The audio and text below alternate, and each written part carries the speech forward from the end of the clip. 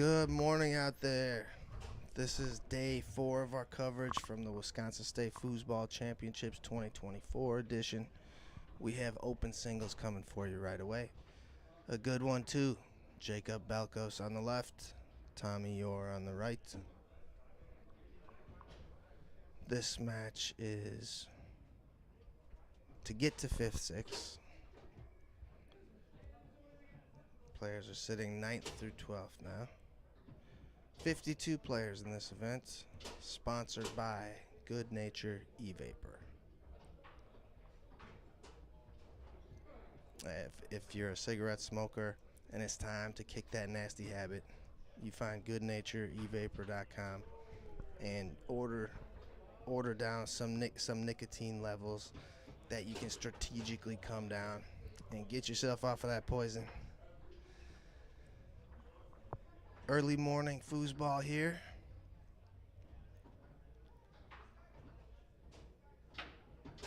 I know Jacob didn't get a chance to warm up yet. He just woke up and showered and came down. So we'll see how he functions without a real warm-up. A warm-up is serious for me. Like, I do that all by myself every morning at a foosball tournament, and like I'm not gonna warm up with people because you can't get everything practiced that you want to practice that way. But I've never just woke up and played foosball. I don't think I've ever had to do that. I've always planned well enough to get up in the morning and get warmed up. But yeah, Jacob will be fine, I'm sure. He's got a tough one here though, against one of the best singles players in the world, Tommy Yore. First time we've had Tommy Yore at Wisconsin State. Awesome to have him. Tommy won the DYP last night.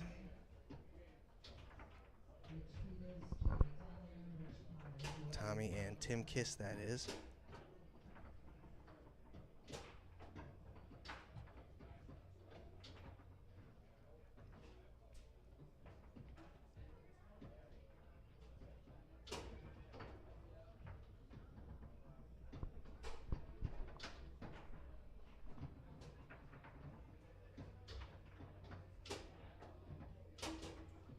And players just getting warmed up. We had 52 players in this singles event.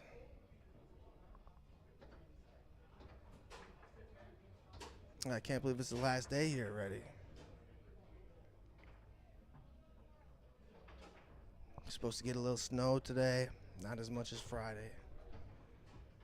Picked up a couple inches on Friday. It should just be more pretty to look at today.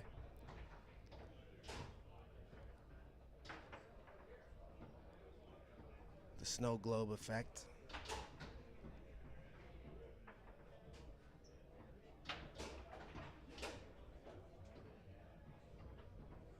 Tournament going well. Everything smooth so far. It's been without a hitch.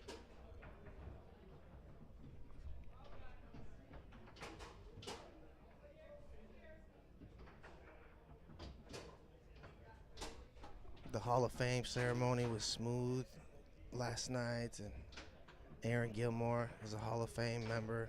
Dan Dubler's a Hall of Fame member now.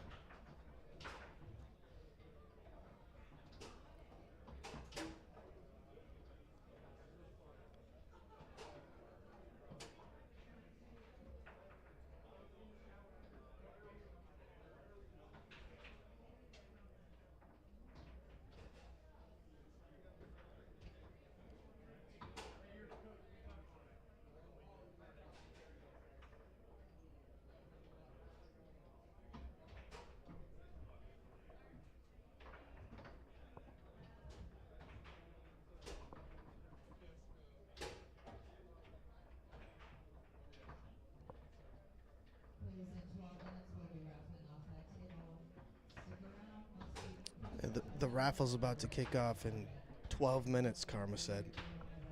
So if you bought a foosball raffle ticket for the table, I can't remember how many tickets there were, but it's just enough to pay for the foosball table. So you get a ticket for $50 and you can win a table. McDermott took it home last year. The year before was Tony Waters. So I didn't buy a ticket this year, though. You could buy, I think, up to 2 tickets.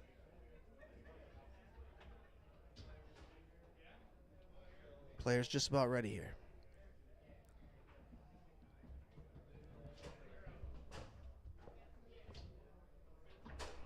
All right, folks, we are underway. Here's Tommy Yore. Second place finisher at the tour kickoff in open singles this year to Ryan Moore. But Tommy's one of the best singles players in the world. And he's just getting better. Every time I see him, he gets better. Tries to go out and back down the middle there. Jacob Belos blocks it off the table.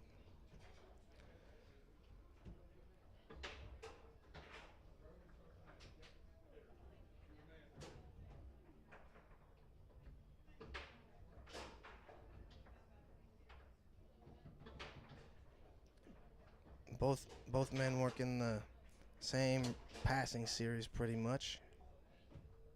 From the 2 to 5, that is.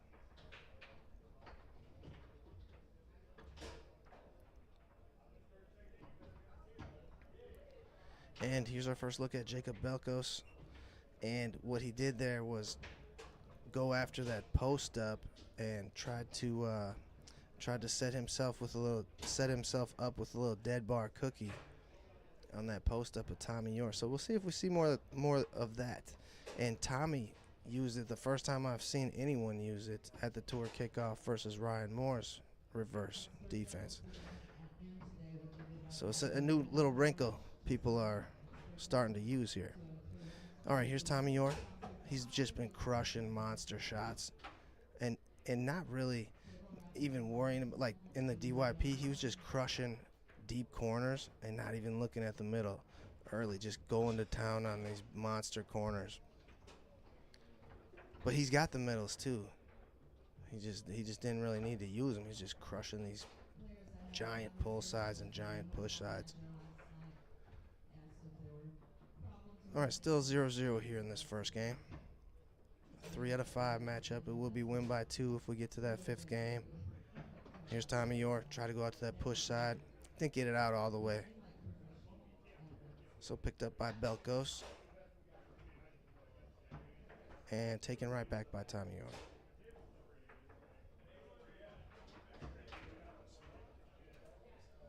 And goes push side there to get on the board first.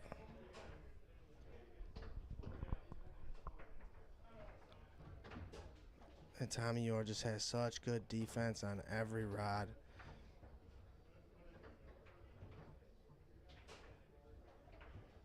Jacob hard along the wall there.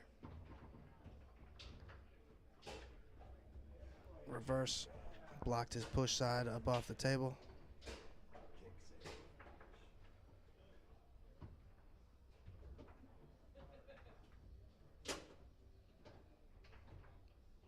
All right, Jacob with that brush down. Tommy reversed. And try to go out to that push side again, blocked up off the table.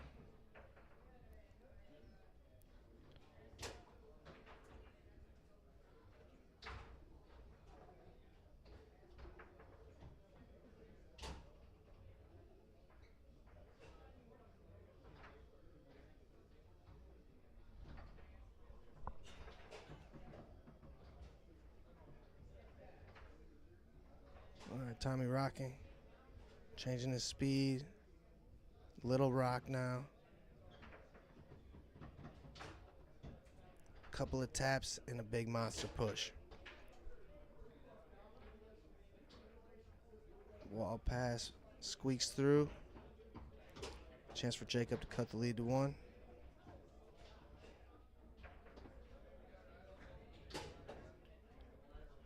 And Jacob does so, push side there.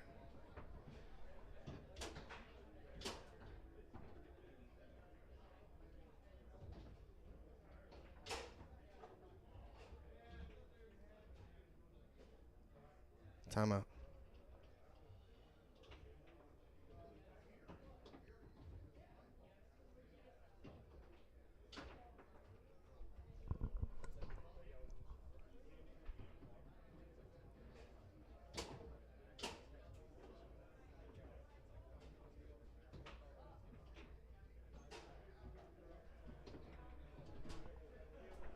Yeah, anything can happen in the first match of the day, I feel like. Beautiful bounce pass.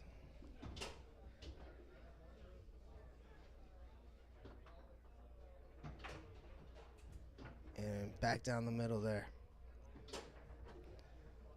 3-1 here in game one.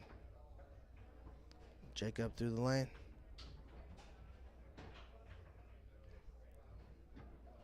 Blocked up off the table there.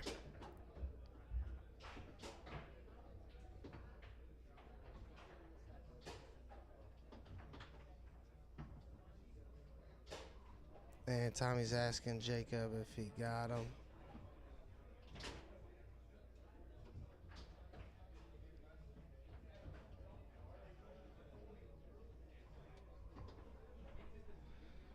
Tommy's going to take it back on the 5.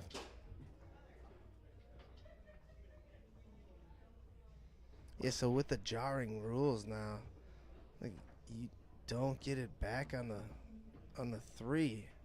It goes back to your 5 anyways. It's a bad rule and everyone knows it, right? Like, you're not fixing the problem then. But that's the new rule.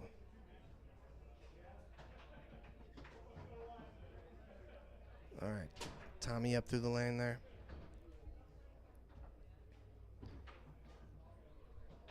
And brushes this one up off that back down option. Chance to go up 4-1 in this opening game.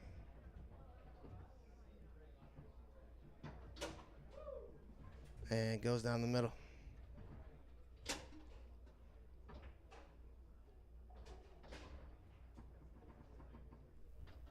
Possession for Jacob here.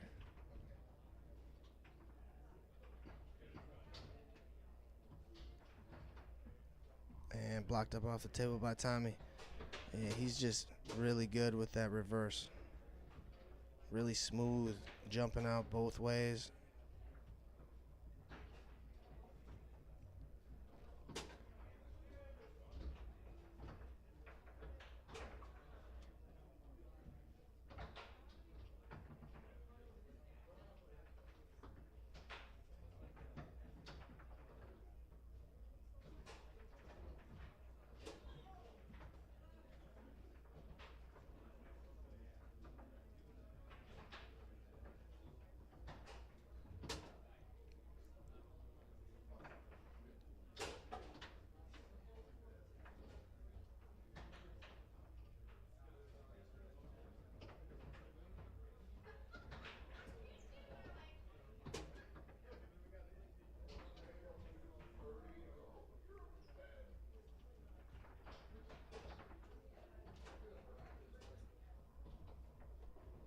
All right, quick dish to the 3 for Tommy.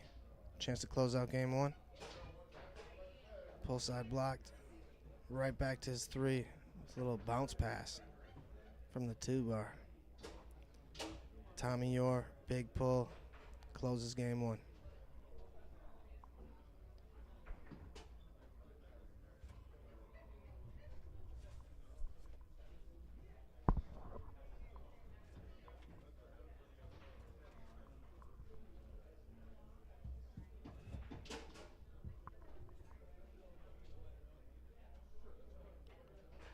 All right, Jacob Belos puts the ball into play. Tries to go through the lane, couldn't hold on.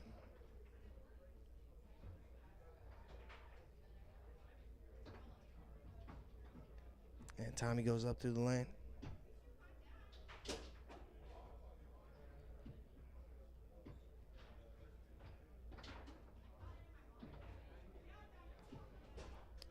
And Tommy picks this one up on the 3.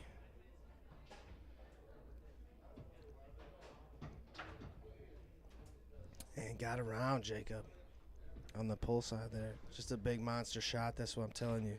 He's been doing all weekend.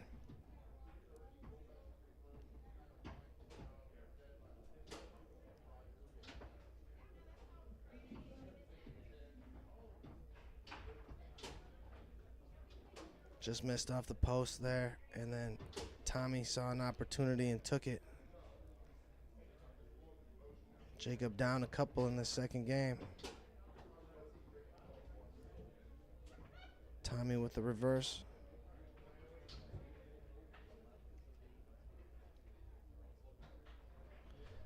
way he uses that with such little movement looks awesome. Like, I gotta get that. I'm working too hard back there. But you still have to be fast just at the last moment.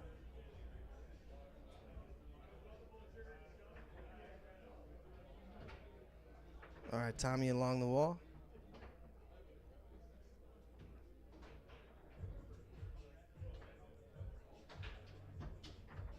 Try to go down the middle that time. Blocked by Jacob. And put in the back of the goal by Tommy's 5. And Jacob down 3 now in the second game. And just can't get anything going. The reverse of Tommy Yore has just been perfect. Jacob's got 1 push side snake shot so far.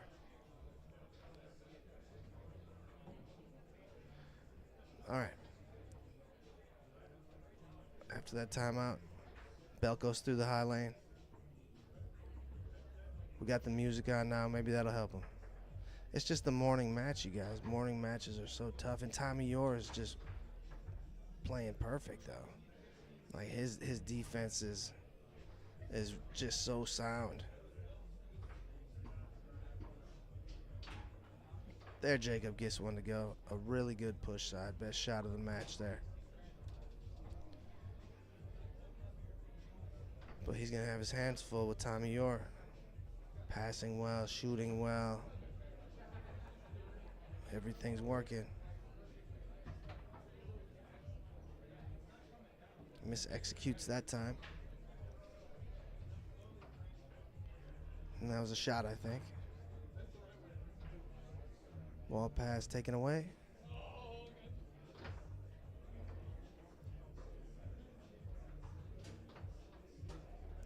And Tommy Yore comes right back with a shot of his own.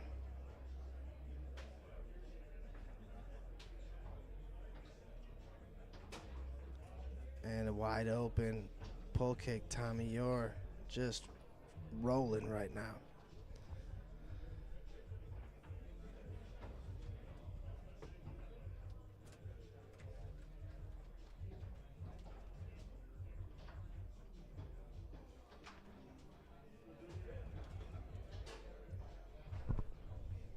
Yeah, once again, special thanks to Ben Groth, owner of Good Nature E-Vapor, for hosting our open singles event.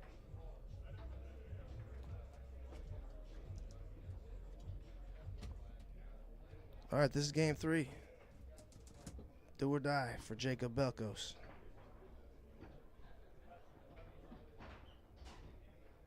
You have to train yourself to watch defense, people.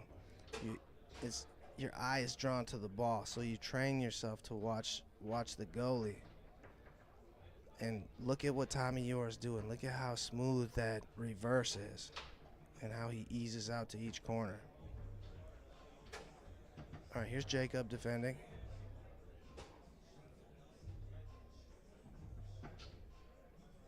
And gets a block here.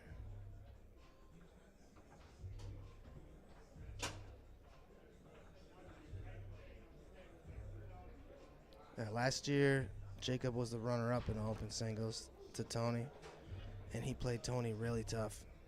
Took the first 2 games in the King Seat match for sure. And I think it went 5 games in the final 2. But the King Seat match, I know Jacob took those first 2 games, and then Tony, the GOAT, does his thing and grinds it out and comes back there. And down the middle there for Tommy Yore, evening it up at 1.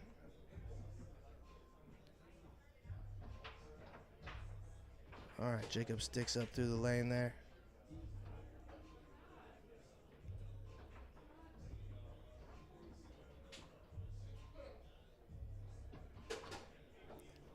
Beautiful job of being patient by Jacob and then just burying that dead bar pull side. That's what he's got to do. You can't take quick opportunities on Tommy Yore. You're not going to get a quick one. If Munoz can't get a quick one on him, you're not going to either. You're not going to get enough to live off of anyway. And look at that deep pull side from the top of the goal. So you get to read that defense like a pull shooter, basically. It's a different game. All right, here's Jacob. Patient Jacob Belos is killing it now. 3-2 here in game 3. A lot of work left to do for Jacob Belos. And off a man and in.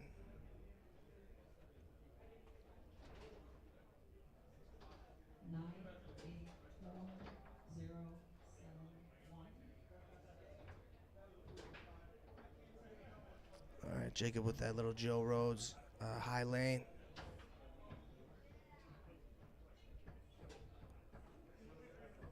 And see, he went back to the quick one, and guess what happened? It got blocked.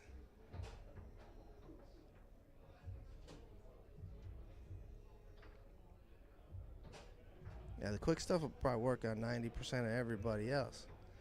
But you got to do some serious reading against Tommy Yore. Because his game is so polished that it's not going to be possible for you to keep up if you're just hoping for an easy, quick one. All right, timeout, Jacob Belos. Jacob has game point here. He's really warming up now. Neither player's really had warm-up time. Tommy had maybe 5 minutes on Jacob Belos to warm up before the match, but neither one warmed up, anything significant.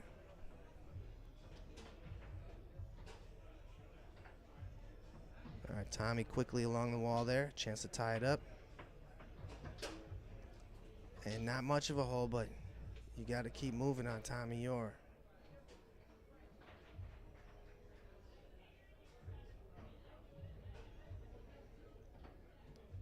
Oh, nice pass. The Joe Rhodes special once again. All right, chance to close out game 3. Jacob Belos. Dead bar, folks. And he's got to be feeling a little better after that performance.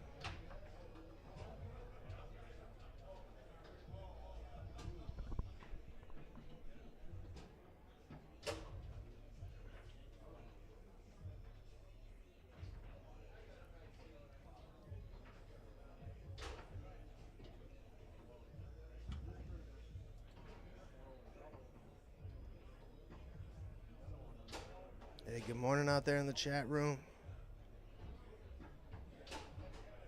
RJ says, turn the mic up.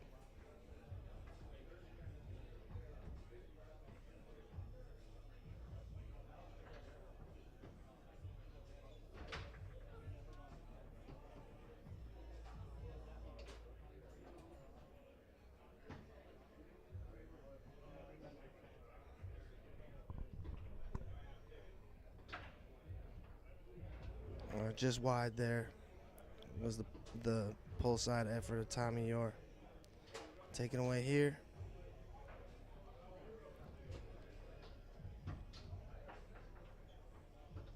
Push side block. And Jacob gets a scoring opportunity now.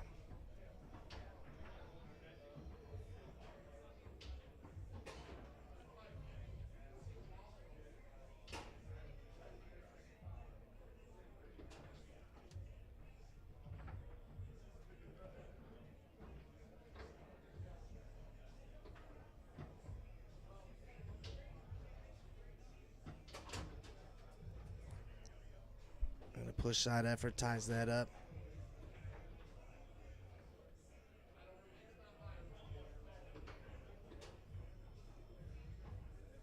Rolls to a stop. Jacob will put it back into play from goal.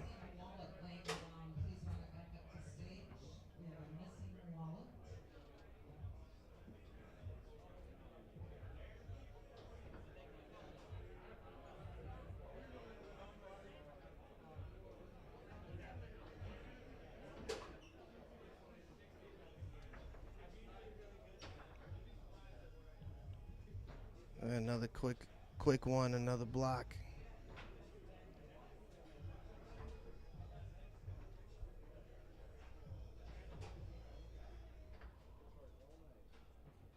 Well, how quiet is it out there, RJ?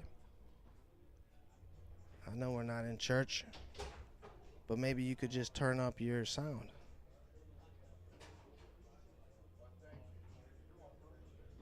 Can anybody else verify that we're too quiet out there?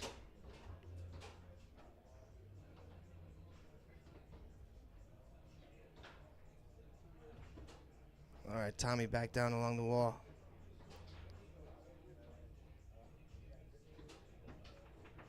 Try to go down the middle. Another chance here.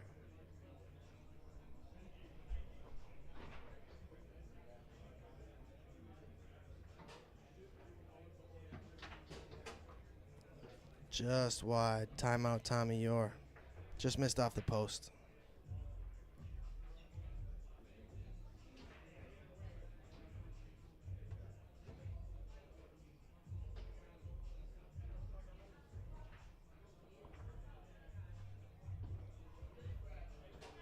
Everyone says the volume's fine, RJ. Turn up your volume, buddy. All right, out to the push and back down the middle. Gives Tommy Yore a 2-1 lead here in this fourth game.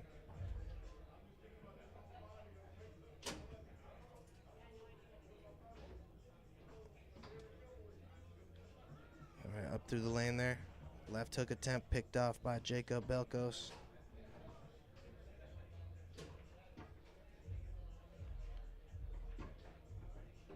And he's been great when he's been patient. Comes back to him this time after the block. So I just wouldn't waste chances on the quick ones. I don't think you're gonna fool Tommy Yore that way.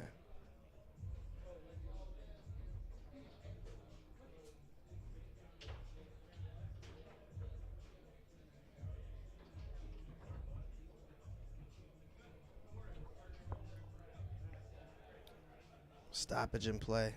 Oh, they're looking for someone's ball here.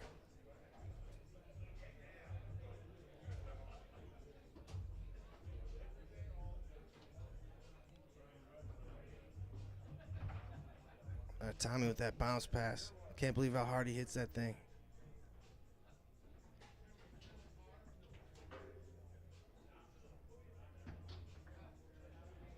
Push side sprayed wide.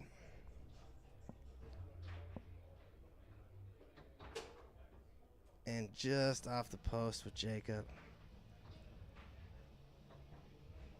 And then Tommy tries the same thing again. He got one of those in the last game. Nice wall pass there, Jacob Belos. Jacob out of St. Louis Park, a suburb of Minnesota. A suburb of Minneapolis, Minnesota.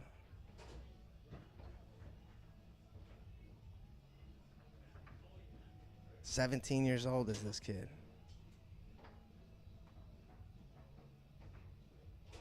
All right, Jacob brushes that one down. Chance to tie it up at 2.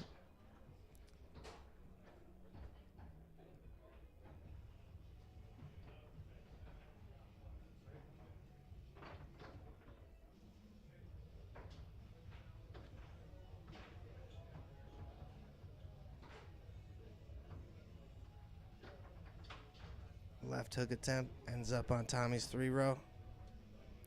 A chance to take a 3-1 lead.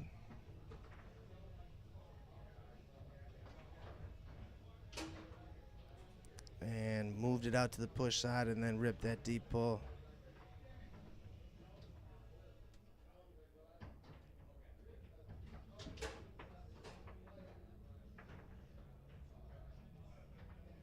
Delay wall.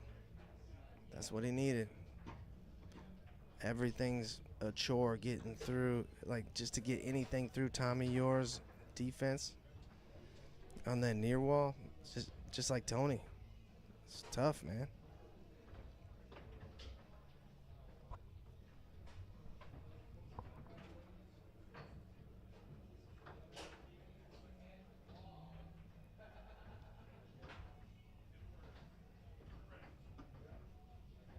Good brush down there.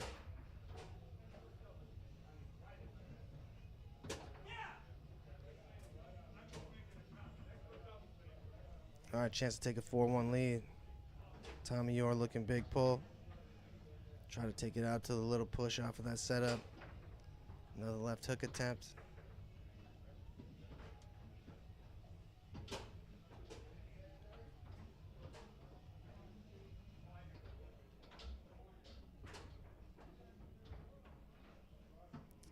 Ooh, and Tommy sticks that one up.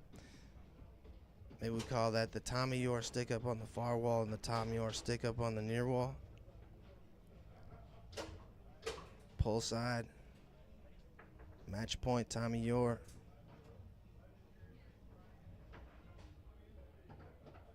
Jacob through the high lane.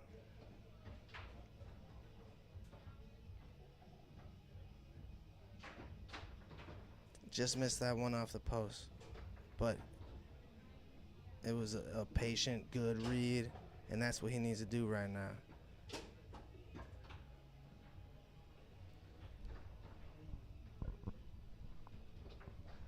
Tommy along the near wall. Another chance to close out the match. Players, we are few payouts from this weekend's earlier events. If you we owe you money, come on and sit over,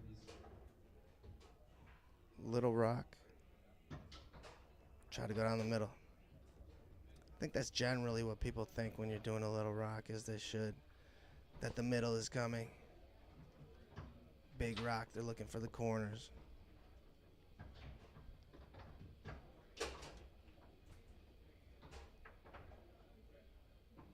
All right, Jacob through the lane.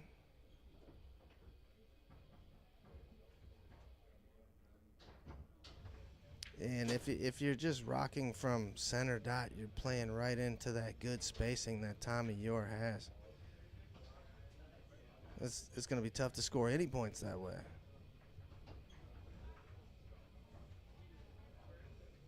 You got to move them around, get them off of those marks.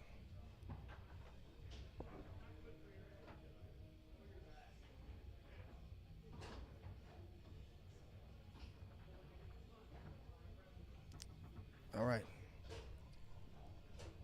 Another chance for Tommy Yore to close out the match. Jacob's got the last two blocks. Goes down the middle, and it jumps back out. Tommy Yore moving on. He will get the winner of Paul Smith. Oh, no, I'm sorry. He's going to play Brandon Munoz. And the winner of that one will play the winner of Paul Smith, Ryan Moore, for the King Seat match. All right, we'll be back with more shortly.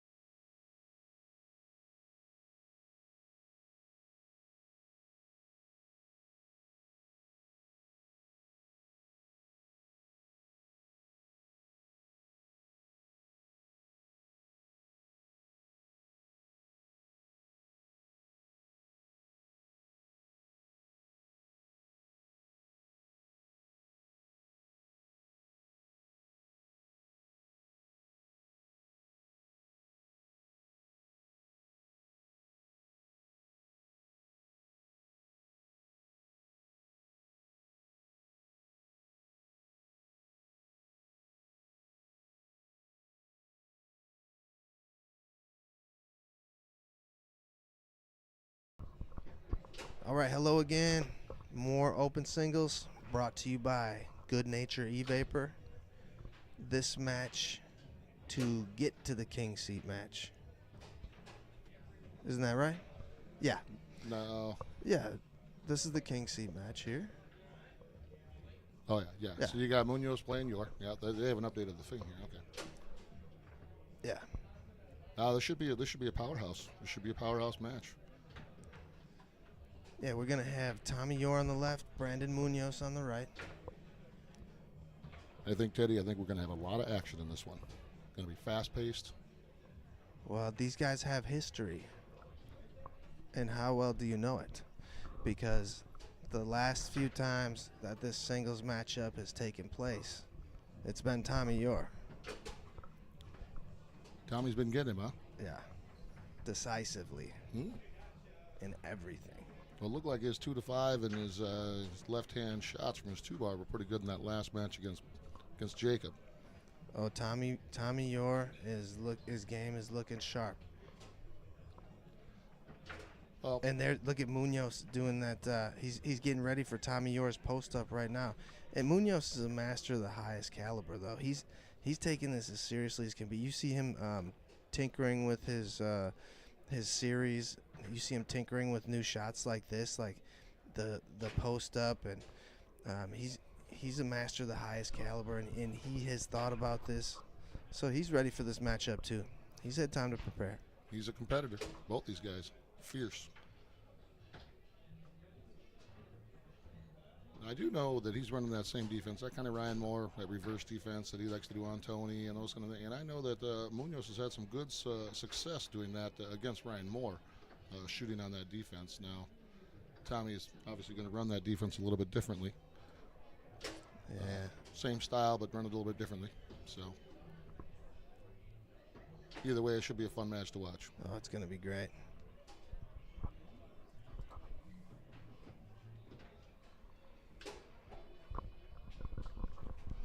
Getting a little bit of a crowd out here. Yeah, as we said before, 52 players in this event.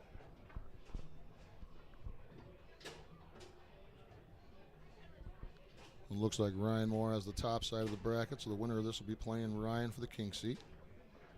That'll be another exciting match to follow this one then. Oh, I love watching Ryan. Must see TV. Oh. Ryan Moore. Just never stops here in Wisconsin. Yeah. The beautiful Mad Apple. Yeah, it's been a great tournament weekend. What you think, Mike? I've had a blast. I always have a blast out here in Wisconsin. It is one of my favorite venues to play in, and I've been coming out to Wisconsin for years. It's just an easy place to go and have a great time. Thanks for coming. See all you guys, man.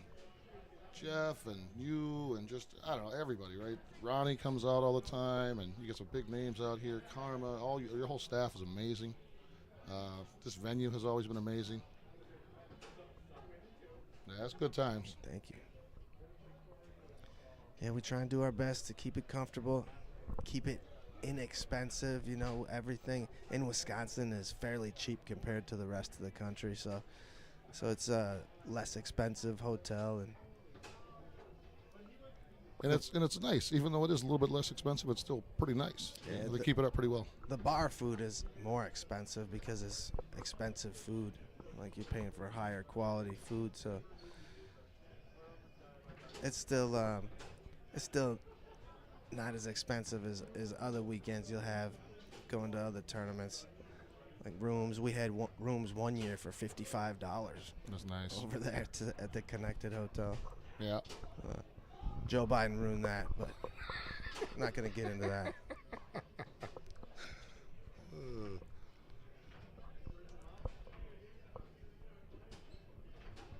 Brandon doing a final wrap up here. Looks like we're probably going to get ready pretty soon, huh? Yep.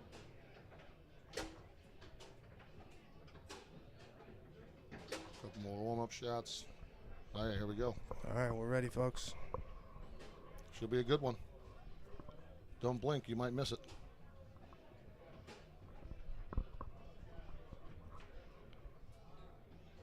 All right, Tommy Yore with the first possession here.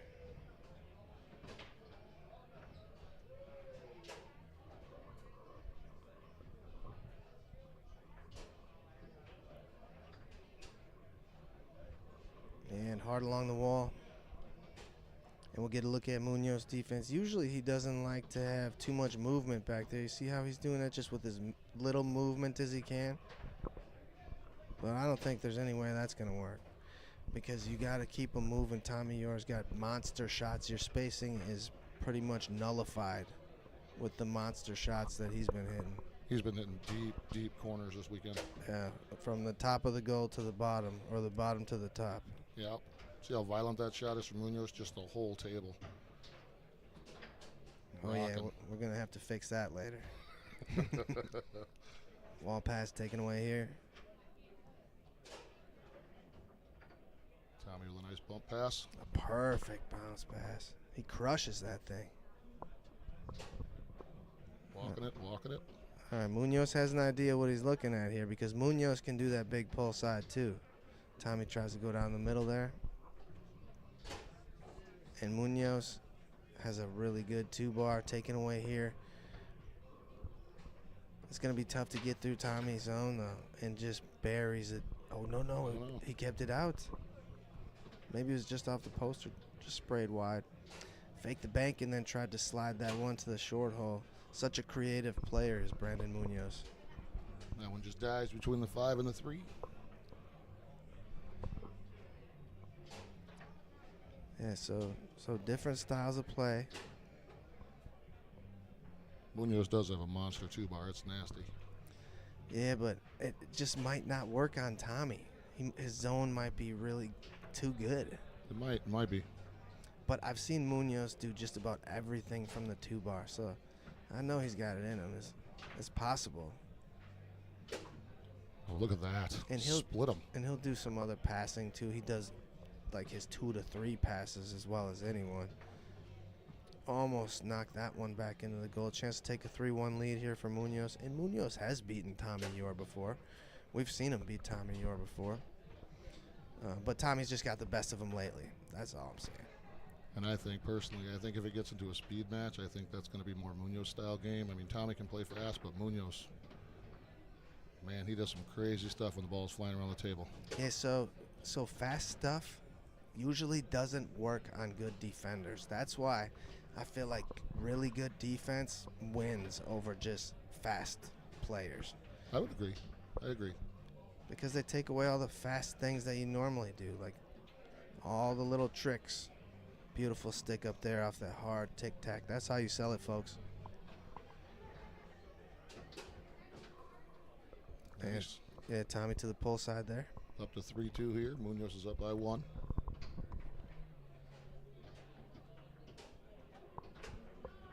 Don't think he missed it down there. He was trying to go down, didn't go down, went straight up.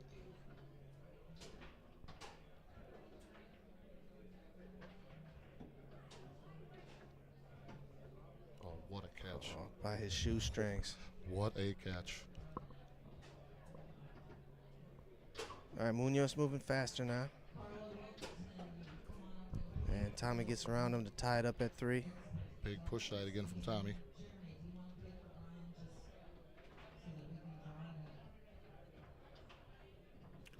Rebound catch. Amazing. Munoz rocking, sprays it wide. That was open too, Teddy. It was open. Timeout, Tommy Yore. I thought he might bring it over and hit one of those left-handed pull kicks like he did in that last match. Yeah, he was really good with his left hand shooting versus Jacob there. I think he hit, what did he hit, 3 or 4 shots from that 2-bar in that match? I think 3. They were nice and crisp too.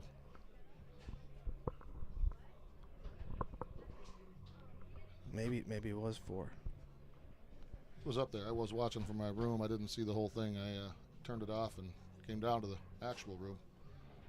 Crowd's growing nicely. Yeah. Final day here. Oh, I can't believe how fast it goes every time.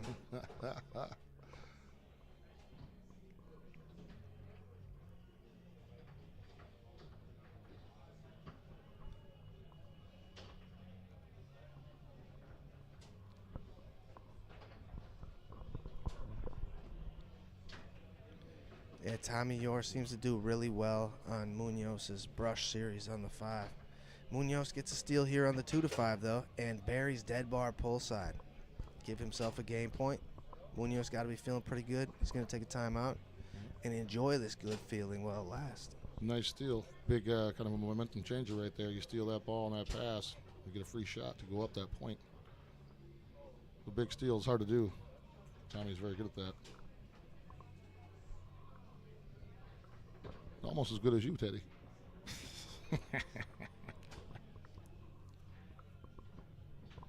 All right, here's Tommy Yore. Trying to even things up here. And does so with a quick one. And Munoz has to appreciate those because he's the king of those. He does those to everybody, those quick pickups. He'll just go Tasmanian devil sometimes. And I've seen him beat Tommy Yore doing that, just like whack-a-mole, Tasmanian devil, just going after you. He's won that way before, but it's not helped him lately. Oh, I thought for sure he was calling a timeout there. He really worked the clock there. First game, Brandon Munoz. Oh, he got Tommy down sleeping. the middle. Tommy was sleeping on that shot. It looks like they're going to switch sides here. And then that gives us some time to talk about Good Nature E-Vapor.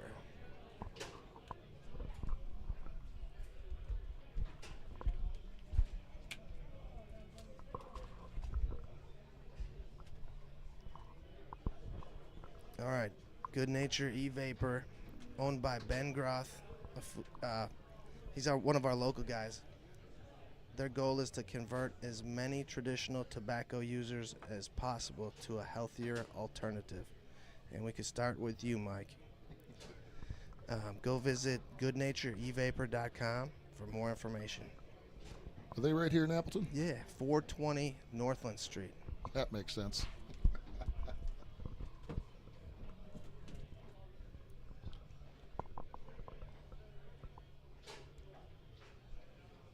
Well, it was a tight first game. Going on to game 2 here. That was pretty exciting. There was a lot of action in that one. Good passing, good shooting. Munoz looking good. Yeah, shots looking real tight. Good highlights from both sides of the table, that last one. I feel like for a short player, Brandon has the best pull shot. You remember back in the day, Tommy Atkinson did that stuff, right? Tommy's not a super tall guy, and he had just a powerful 2-bar, 3-bar pull shot. His big claws with the big old hands. Crush a foosball. Balza was telling me a story about Tommy Atkinson pumping quarters into the table at the World Championships when you had to do that. And he was watching him warm up. And he was just crushing dead bars, and Balza was watching, and then Tommy started looking at Balza and crushing dead bars while he had eye contact with him.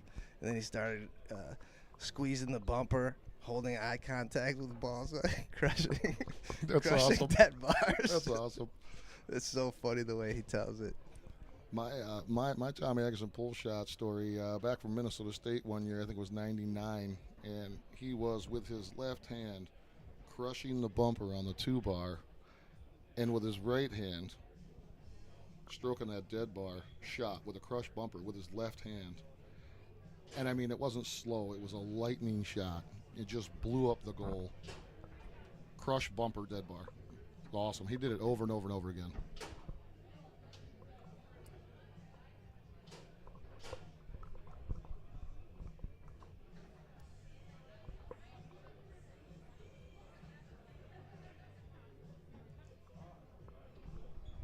Yeah, so events today. What do we have left? I'll tell you. Junior singles at 1. Junior doubles at 2. Rookie doubles at 3. No conflict DYP at 6. And we will probably be done commentating matches at, 10 is what I'm guessing. And that the no conflict DYP will continue on, but we'll be done at a reasonable time is what I'm trying to say, folks. No foosball after dark tonight? No. Some people have to work tomorrow, and some people have to travel tomorrow. So we've always finished at a reasonable time. other than that last no conflict DYP. Yeah, I missed it last night. I was going to jump in here, and then I don't know what happens. I end up, I have a drink or two, and then I just disappear. That's foosball tournaments, right? That it is. I wanted to. I love Aaron, and it was so awesome seeing him get inducted. And I told him yesterday, I said, I want to buy you a drink. I want to take you to the bar. And I love that. We had last year when I was here, he came out and had breakfast with me one morning. He's just the greatest guy. Yeah, I think so too. And so I missed out on that last night because, like I said, I just sort of disappeared. And I saw him here this morning and told him the same thing. Looks like we're getting ready here again, Teddy. All right. Game 2 underway. That's Tommy Yore on the left now. I'm sorry, the right. And Munoz on the left.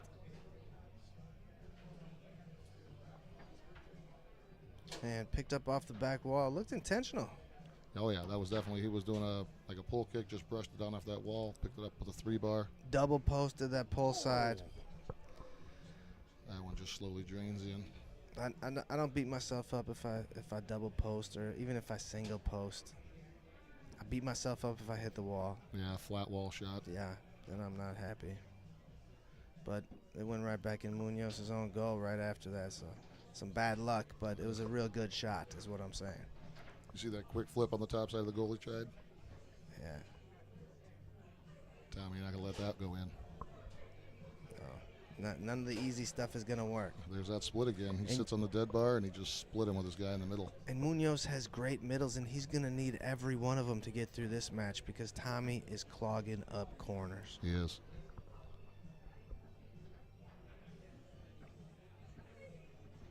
Munoz really going after that defense now, and then he slowed down. As soon as he slowed down, Tommy made him pay. Great shot off of the big pull setup, the baby push side off of it. Back down along the wall.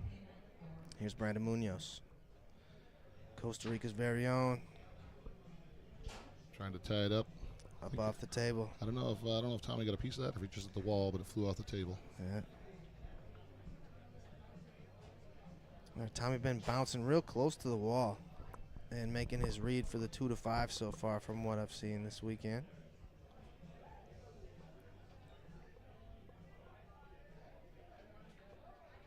He tried the reverse Joe Rhodes. Did you see that? Joe Rhodes on the far wall. Yeah, the top ball Joe Rhodes.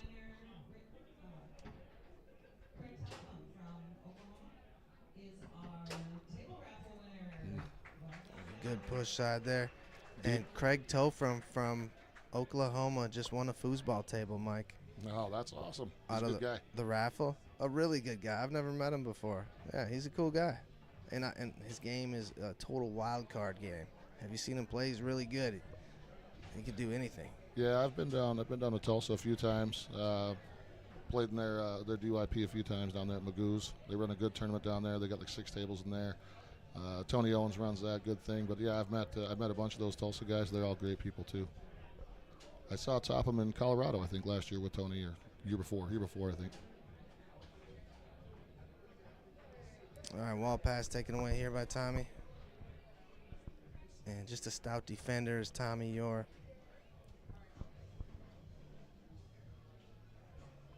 Munoz doing a pretty good job on Tommy's 5-bar too. He's blocked a couple of bounce ups, a couple of bounce downs. He's gotten a wall. I mean, defensively speaking, that's a hard 5-bar to stop, but Munoz been doing a pretty good job getting on it. Very difficult. Tommy Yore even took a time out there, and he's going to compose himself and think about what he can do now. And Tommy, I feel like, is the best at just, reading lane, reading wall, just his even tic-tac going back and forth, his wall and his lane. Like, just a hard wall pass there. Yeah, you move even just a little bit and that thing's gone. Oh, it was a good shot. Munoz held up, though. He did. There wasn't a lot of room for error there, and Munoz got him. Just a big pull.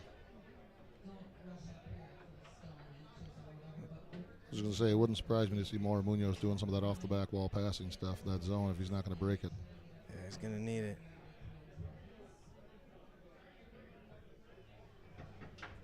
Oh, held up again. Good D. Munoz. Giving him a big push side. He tapped it a couple times, and he stayed there. Yeah, if Munoz can, steal this, It's really going to maybe put some pressure on Tommy Yore when we get a 5-game matchup here. That one looked like it junked in. Yeah, it was. Yep, 3-2 ball. That was a big point. And we get a tie Timeout. game at 3. Yeah, that might have hit a man or two and jumped in, but Tommy got a break. Munoz got a break. It's going to happen. Is that one apiece for timeouts here? Yeah, Tommy took one a bit ago, and then now just Munoz took one. So Munoz has a McDonald's tattoo on his leg. I got to see that yesterday. That's funny. he likes the Dons, huh? Yeah. Oh, he loves McDonald's. Huh. He also wanted to try some Wisconsin cheeses when he came to town. Yeah, see, then he'll start loving cheese. We, like the rest of us Midwesterners, always looking for that Wisconsin cheese. Nice bump ass. Real crisp. Looking for that hole. D looking pretty good for Munoz, Ooh. but big, deep pull side. Big one. It's Huge. It's like a dead bar pull shot, that thing. That was nasty. Oh, just missed that. Oh. That defensive hit there. Almost went in the goal. Munoz tries a bank. Picked up on the 5 of Tommy Yore. 4 of the fastest hands in the world. You don't see a loose ball too often in these kind of matches. These guys are just too fast. All right, chance to close out game 2, Tommy Yore. Blazed a deep pull side last. Sitting still. Timeout. That's the second. If I had to guess, I'd say he's going to jump on that big push side. He might tick-tap it across like he did that last time when Munoz defense held up on that one pull shot. He might do the same thing, go for that deep push. Kind of looked like he was giving the same defensive setup that he was last time.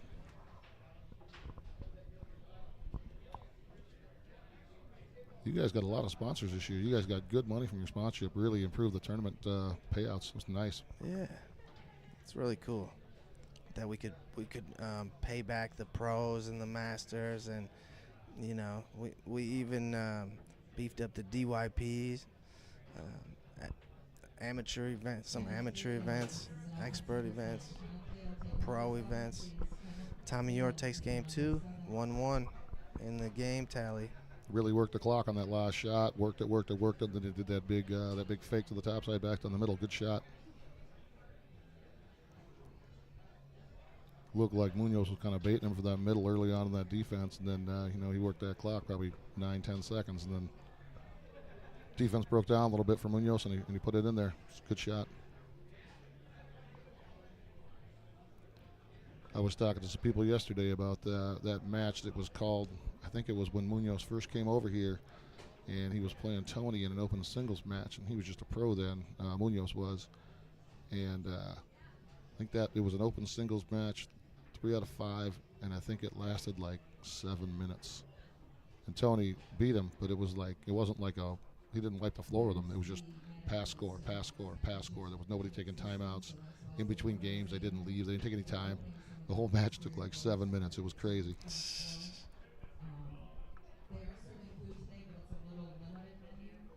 Yeah, Munoz has a little brother that plays foosball too.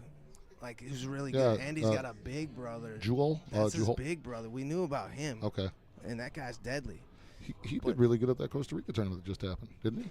I didn't Joel? see I didn't see the results from that. Okay. I thought I saw his name. Like, I thought he was up on the top of like open singles or something. Anything modern foosball, I'm sorry, I can't figure out results on. I don't know anything. I don't know how to find my name. I don't know how to register for anything. So I'm just out of the loop when it comes to modern foosball.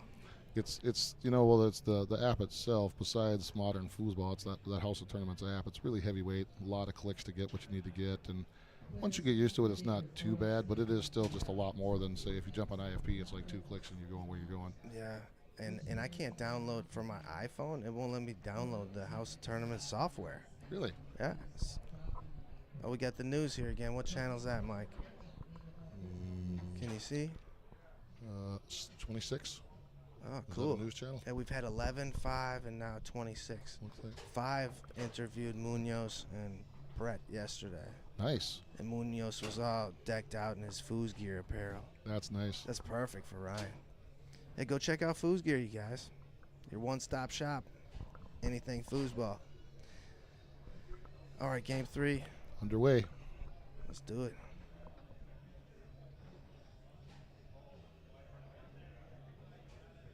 Look at that loose ball catch. Wow. But that's how difficult it is to get a pass through Tommy Yore, I feel like. That's just another day at the office, just trying to get a brush pass through.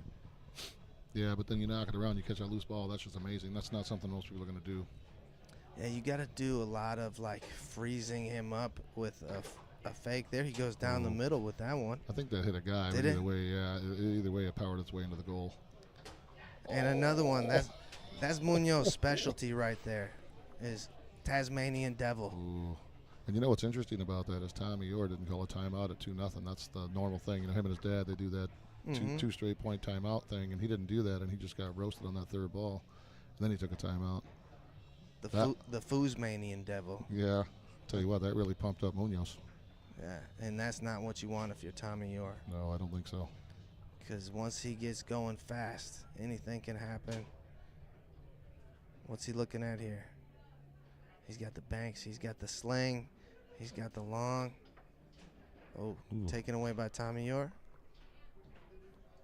Tommy got to try to get some of that momentum back. It is big push side.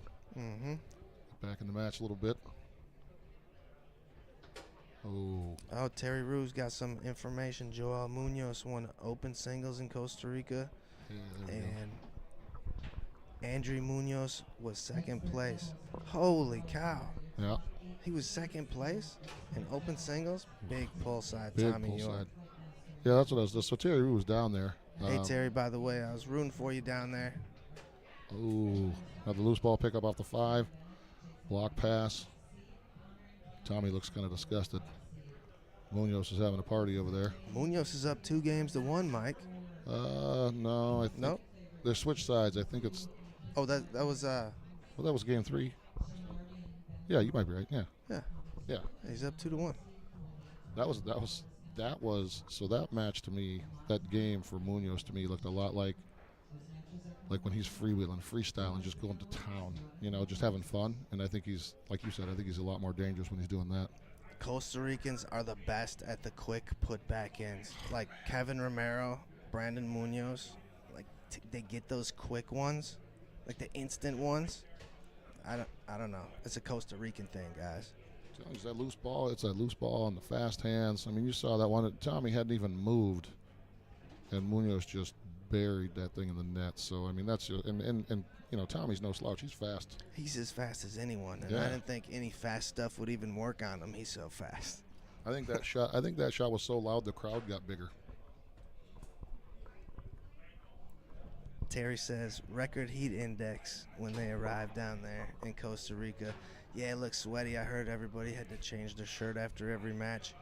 And how crazy is that there's no AC in that place and they just got the doors open? Yeah, it's just a wide open building. I watched a little bit of it on the stream. And yeah, Terry looked kind of wet. Looked like somebody dumped a bucket of water on him. Everybody looked that way, though. Yeah, even Tony got sweaty there last year. I remember watching, and I've never seen Tony sweaty. He can even play foosball with a cup of coffee. Yeah, Tony's the Iceman, man. It's funny. Some people are like that. I think Munoz was like that up here too. You know, I think Tommy's like that. Jacob is like that. Jacob plays the hardest matches in the whole day. You go to shake his hand, and he's just ice cold. And Jacob's wearing a hoodie and cotton shirts. Like I'm wearing dry fit. Yeah. I don't know. It's not fair.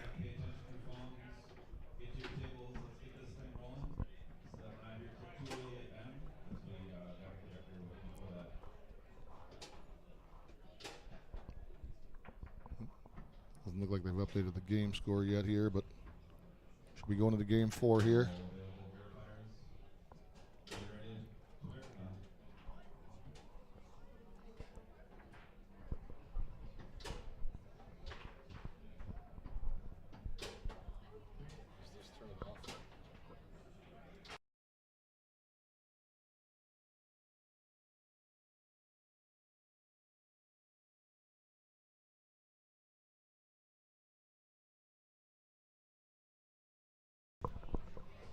All right, game 4 underway. Here we go. All right, a little reverse of his own. Brandon Munoz defending Tommy Yore. Pull side blocked. Brandon got out there. Back to the 5 of Tommy Yore. Hard along the wall. Another nice hard wall pass.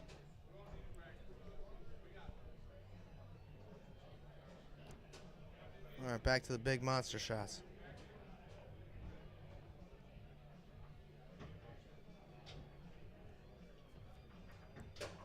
Oh, big push. Down, I think it was down the middle. I'm not sure.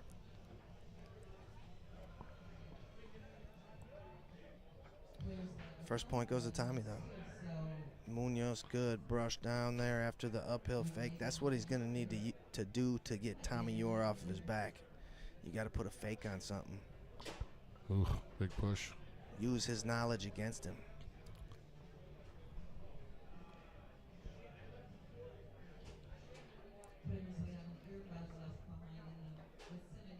Couldn't hold on to it, dropped that off the wall. Still a nice pass. Just dropped a little bit. See what Munoz got in store with his 2-bar shot. And pull push kick. Oh, and it junked in. Yeah, got in on Tommy. Tommy didn't like that. I think he turned his back to the table. Isn't that automatic timeout? I heard it at least used to be. If it isn't, but people, I've seen people do that. I've seen Zach Hoffer turn around and spin in a circle. Nobody charged him with the timeout. Yeah, missed his pass, but came off the ball. He caught that ball in the 3-bar. Ooh, walk off the walk. table, yeah. Nice. And not a bad idea for Tommy Yore because he's been crushing that dead bar pull side to dive out that way and then go back to the push right away. But Munoz gets in front of it. Tried to slide her inside. Tommy was waiting for it. Yeah, it kind of went flat on him. Maybe didn't go where he wanted it. Munoz posting up. Dead bar. There's the dead bar. We haven't seen the dead bar shot that everyone's been working on lately, though. That little tapper. Yeah, that's what I've been waiting to see. Oh, he went with that quick one again. Yeah. Tommy was ready that time. Yeah. You only get that once on me. Ooh. All right, chance for Brandon Munoz to take the lead. Ooh, big one there again. That went in between them. Yeah, he split him again. He split him on the pull side in the first couple games. Now he's splitting him on the top side. Ooh, that misexecuted or did that get blocked? And along the wall. Uh-oh. Munoz has Tommy on his heels a little bit. Yeah, Brandon with a head of steam. That's a hard train to stop. Nice pass. Ooh, Beautiful pass. Quick And it was shot. wide open, and Munoz just dove in front of it with the 5. Ooh. Nice second man pass there. Nice little brush up to that 5. Yeah, European style. Ooh, another really nice wall.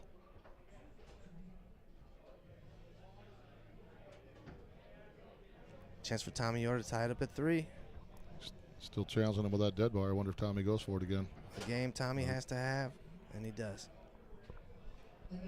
Ties it up at 3. Here we go.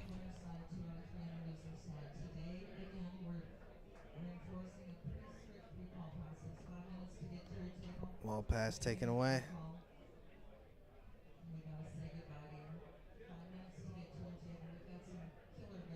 Timeout, Tommy Yore.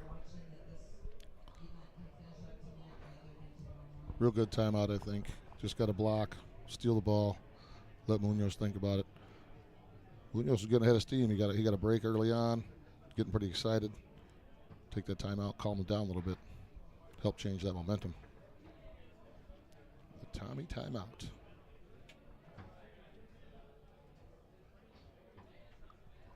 Brandon Moreland has a question for you in the chat. Any mustache rides last night? No mustache this weekend. I just got the Amish beard going, so might have to have an Amish ride. But I like that question, Brandon. Thank you for remembering.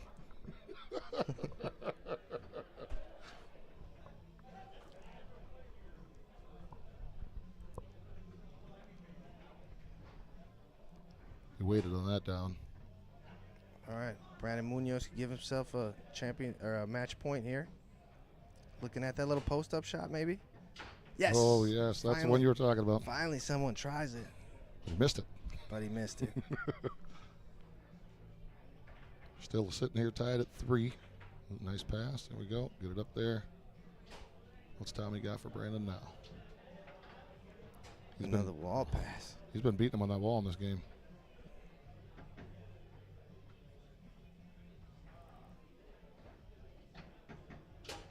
There's that big pull side. Game point, Tommy Yore. We might have 5 games coming here, Mike. I have to imagine we would. Oh. Match point, Brandon Munoz. Game point, Tommy Yore. Bounce pass picked up off of Munoz defense. Chance to close out game 4. Tommy Yore down the middle rocking. Checking it, checking it. Timeout, you thinking? Yeah, I think so. Yeah. You know what we haven't seen from Tommy this game? I didn't see it during Jacob's match either, and I didn't watch that whole match, but Tommy's got a pretty nice left hook. And I haven't seen him try that at all. You know, you've seen a couple of them from Munoz so far, and I haven't seen any from Tommy. Well, you see where Munoz is putting his 2-bar in his defense. He keeps one hand in the back on the 3-bar like Ryan Moore, and then he's got his 2-bar really far out there, and it's really pushing the limits if you can get a left hook around that, I think. So maybe that's why you haven't seen it. Yeah. Good defense to prevent it. Ooh, big push. Oh, and Tommy's right back in the match. We have 5 games coming at you here. Now Tommy's fired up. Yeah. That's what we wanted here, folks.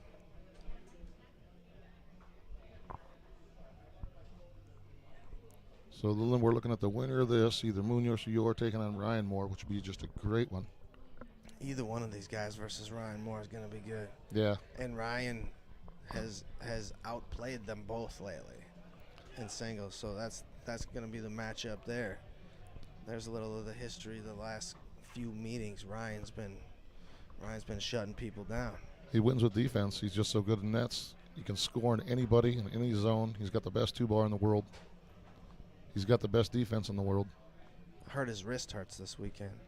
He was actually, he said something to Weber yesterday about that. He said, "Hey, I heard you can fix my wrist." And it was just before the ceremony. He was walking by and I heard him asking Weber about fixing his wrist. I think he just plays that game. He just talks that stuff to get into people's head. Maybe. There's Aaron right there. Look at that champ. Yep, Mr. Hall of Fame. Love that dude. I did too. A real life ninja, Aaron Gilmore. It's pretty funny, you know. Like I knew he was into some of that stuff, but they were talking last night when was Balza talking all that stuff, and when Balza said that he was a model, I didn't know that about him. I didn't know that either. Like if somebody said I was a model, that might be, that would surprise some people because Aaron, he's a good-looking dude. But yeah, I just didn't know that about him. And Balza said that he was like the Rich Cotter of the 70s. That was so great. He said he used to have these extravagant outfits and stuff. The Rich Cotter of the 70s. You know, when he was talking that stuff, I don't know if you remember back in the day, Don Swan used to always wear some flashy outfits, right? And they'd wear like him and Dave Gummison, like at Nationals, wearing like matching tiger outfits and shoes. Donnie Swan was pretty good at being flashy too. Johnny Horton, real flashy. Mm-hmm.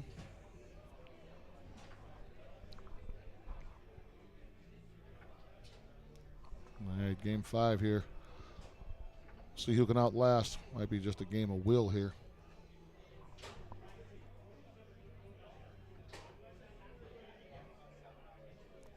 Got Bud front and center on this one. Always love seeing Bud. Another one of my favorite people.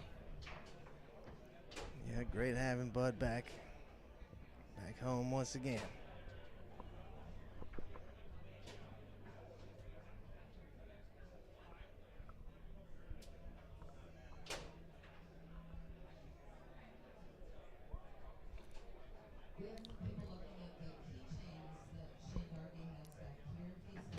And I should have a question for Brandon Moreland. Like, why aren't you here this weekend? You were here last year.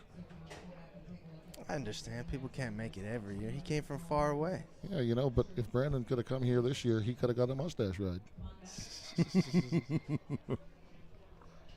Maybe he'll be enticed and want to come next year for it. Maybe. I know he's thinking about it now.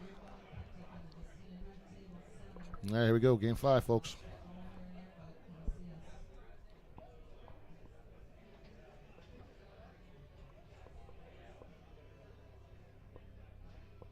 All right, here's Brandon Munoz. What a Wall flip over pass grab. taken away.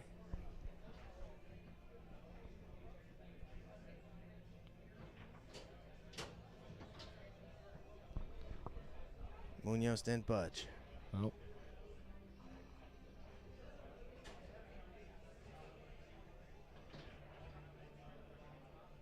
Shot down the middle. Zone picked it up. Tommy Yore tries a 2-3, picked up by Munoz.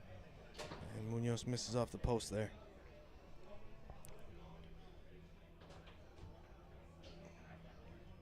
Might see Brandon try to change the pace of this game, see if he can't get under Tommy's skin a little bit.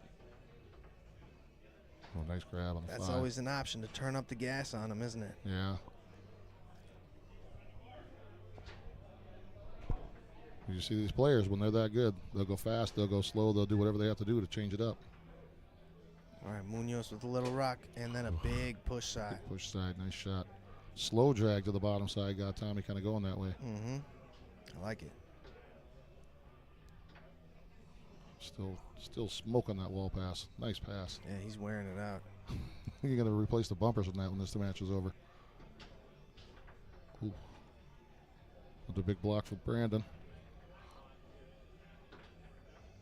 Ooh, good shot, good bank shot, but Tommy got a man on it with his zone there. Oh, big steal. That is a big steal. That could be a backbreaker, honestly. Yeah, we're seeing some defense here in this opening ball of the 5th game, aren't we? Yeah. Oh, we might try a shot again. Nope. Ooh. Ooh. Oh, he was ready for the 5 bar that time. Yeah, what a first ball this has been, right? This is 2. Oh, this is 2. I'm sorry. Yeah. But it's still a fun one. Been going back and forth. A lot of defense, like you said. He tried it there, was Teddy? Oh, it went in, off man and in. A 2-0 lead for Costa Rica's Brandon Munoz. Timeout. Timeout. I'll tell you what, when you get players this caliber, a 2-0 lead, or a 2-point lead at any point in the match, it's almost insurmountable. Yeah. And I wouldn't like this timeout if Munoz was like super hot, red hot, but because I don't want him to cool himself off, But it's a good timeout just to bask in the lead for a little while. I think that's what the point of it is.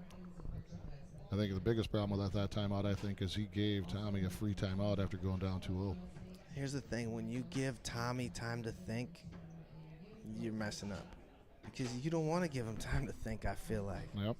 Well, that's what I'm saying. Like he normally Tommy would have taken a timeout because he just went down 2-0, right? 2 points. Yeah, he would have taken it himself. You're right. All right, here we go. And then it Nice could go to push up. overtime, and you don't have any timeouts left. Yep. Blocked up off the table by Tommy Yore.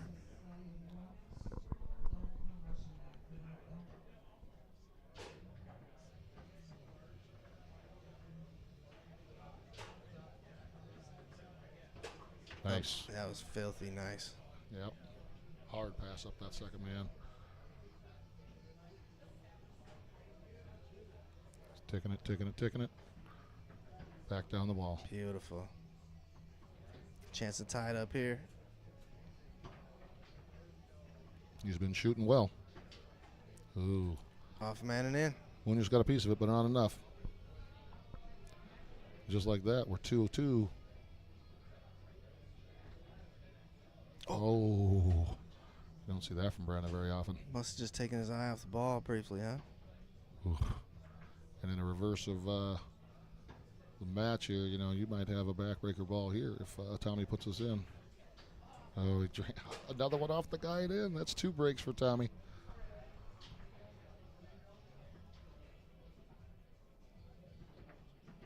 The cool thing is, even after that happens, Munoz still got a smile on his face. Nah, he's a good sport. Yeah, he's still he's a total competitor, but he's a great guy. Mm-hmm.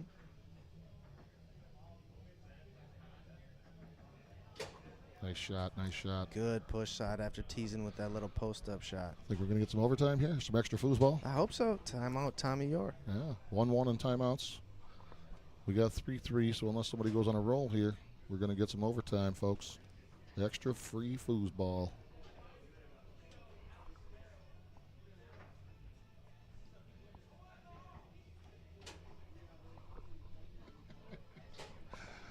Brandon, you're a man after my own heart, Brandon Moreland.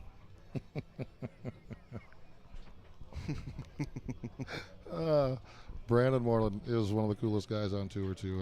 That dude is so fun to be around. No doubt.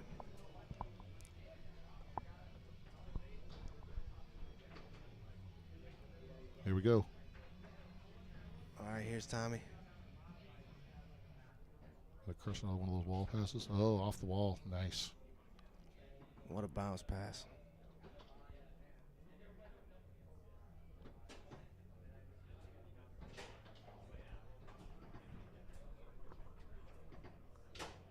There it is, big push.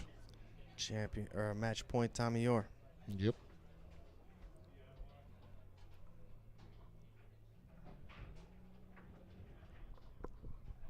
All right, chance to tie it up. Brandon Munoz to go to overtime. Does so. Big pull side. Now we got more foosball coming, folks. There we go, free foosball. You are welcome. Oh, we gave it back to him. Finally blocked a wall pass. They gave it right back to him. Oh, we dropped it. Well, good job keeping that one out for Munoz. Munoz stretches over the backside of the table, looks for that goal, looks for that in the zone, and Gets himself a possession out there of you go.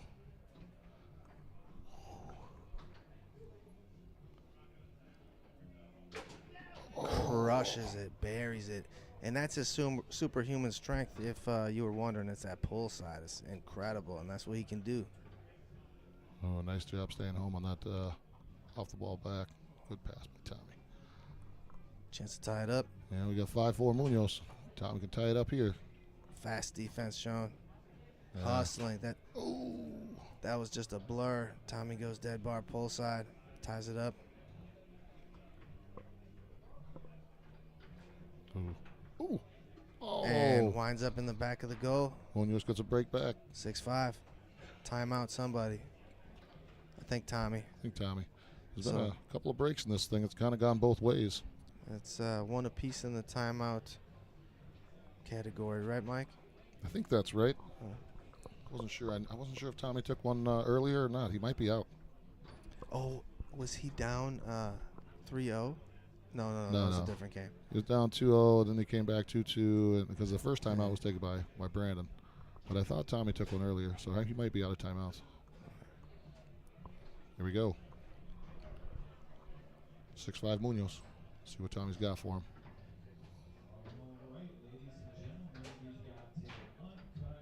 Oh, lucky to keep that out too.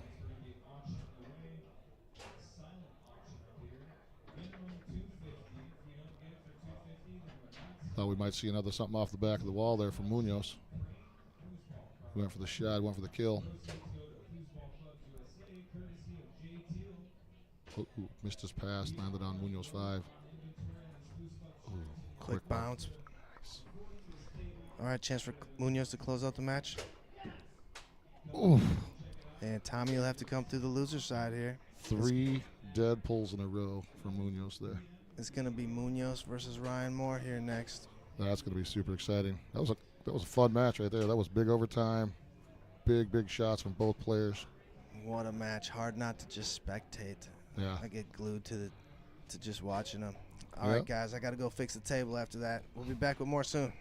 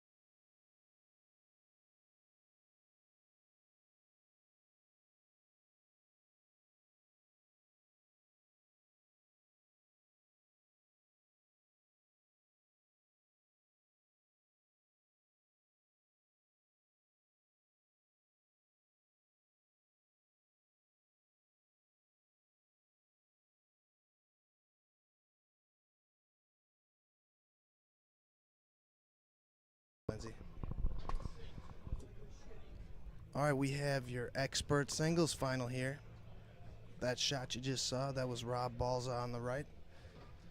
And on the left, we have Tim Kiss.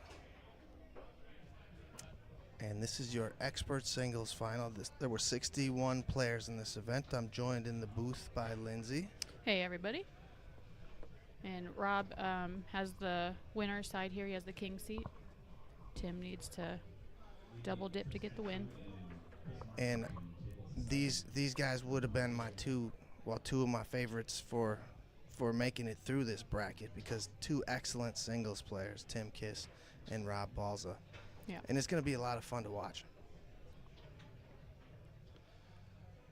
They've got a good crowd down here, a lot of people watching. Yeah, Illinois versus Wisconsin, another border battle. And Tim Kiss with that giant pull side, doing some damage. 2-1 here in this opening game.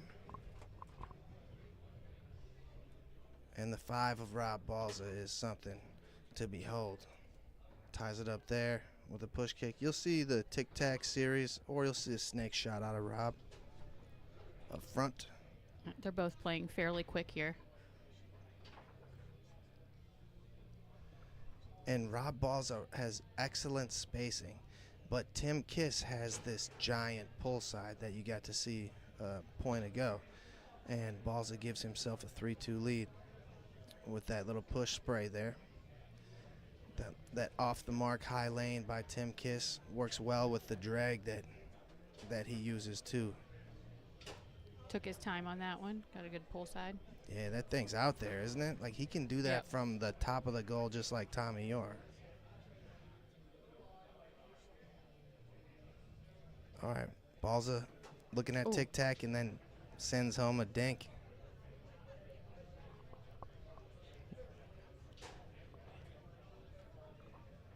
Little bounce pass there.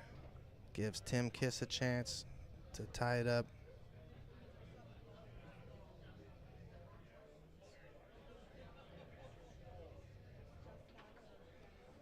And good professor defense there. He's always thinking, you know, he's that's his MO back there. 2 to the 5 series. That's good. He's taking his time. And he'll use a chip off it. Not just any chip, Lindsay. The filthiest chip you've ever seen in your life. And I've never beaten Tim Kiss in singles. I've lost to him the 2 times I've played him because of that crazy thing. Yeah.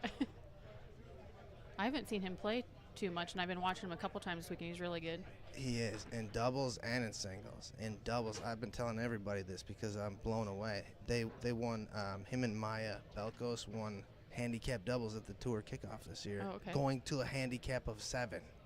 That's a high handicap. It is. That's great. Yeah. Balza has it in the back.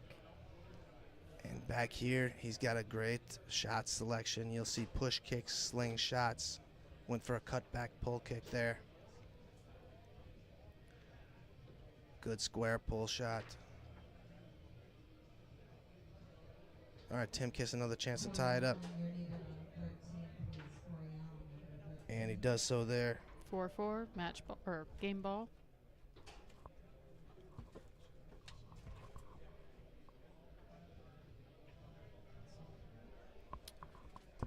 And Yeah. Rob quickly gets it up on his 3. Chance to close out game 1. And Neat. Balza goes down the middle. That's a scary one for 4-4. You know, it's a risky shot. If I'm thinking that push kick series, that's the one I don't want to use on 4-4. Is like a finesse soft one. But he used it there and locks in that first game. Our finals area, our pit tables, brought to you by Ladacrete and Holmes Automotive Recycling.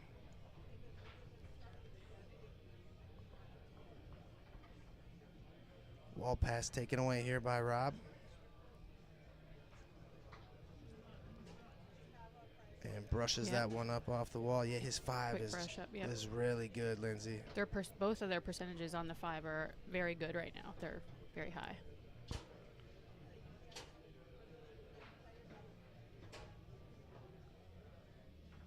No, but Balza has like the easiest grip.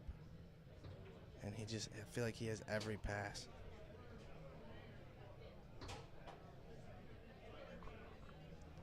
All right, there's the chip I was telling you about. It seems just a little bit higher than other people's. And I, for one, am annoyed. It's just enough to get on your nerves.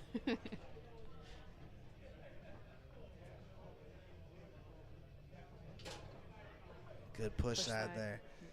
Yeah, he's always had that dynamic pull side that he can do from a mile away, but his push side's looking good now, too. Tim Kiss, I'm talking about. Quick middle again.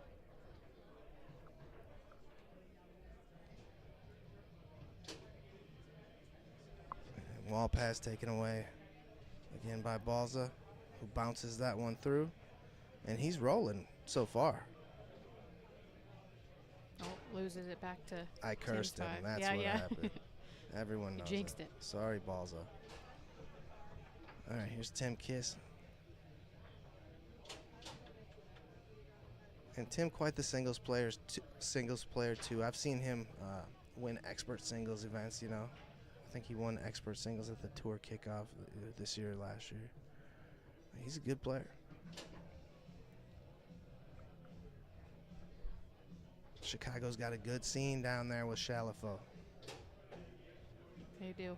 That was one of my favorite scenes when I was living here. We'd go there every other weekend or so, go play with the Chicago guys. It was a good time. Heck yeah. Can he reel that one in? Looks like he can. Is he going to shoot a snake shot because it's set up there? Might as well. I think this is the first from him in this game. Oh, Nope, gonna push reset kick. it. Yep. Back to the push kick. Nope, timeout. The push kick is working. Why not go for it?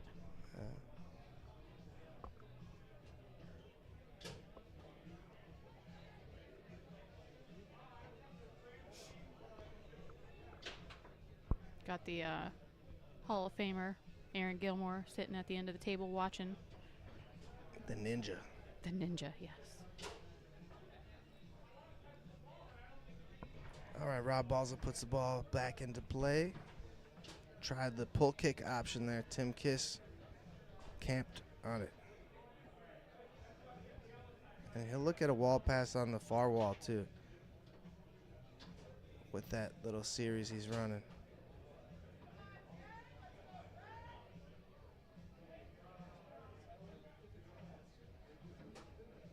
Wow, he's really abusing that hole there. I wouldn't think that he'd be able to use it so much, but he's crushing it. Yeah.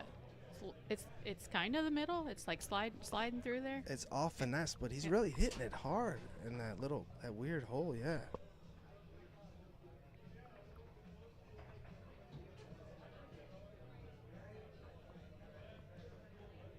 Tried to pass to himself from the 2 to the 3, it looked like. And The good missed it. old dump and chase. Yep. And there's that chip again.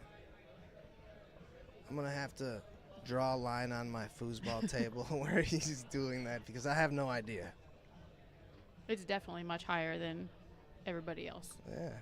I've never had a problem with it before this guy, I'm telling you. Uphill brush there by Balza. Shows the touch on his 5-row. Looking big push kick. Oh, and then a dink. He's in one of those moods, you guys. He wants to torture people today, I think, with the finesse. He's been sitting practicing for a while this morning, so he's ready.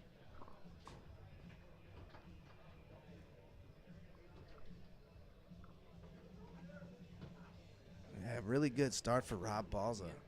Like, not letting Tim Kiss really get comfortable. Another smooth up, silky smooth.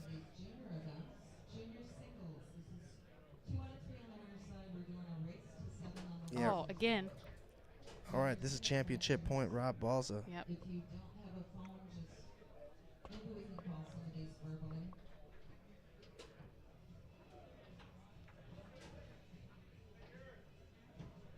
And picked up on the 5 of Rob.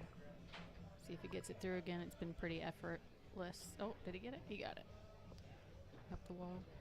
Gives himself a table tap. Clay Toomey hates the table tap. I do it because I'm knocking on wood for more good luck. Yeah. So I do it sometimes just for that good luck reason. It's not necessary to like say sorry. It's good luck for yourself.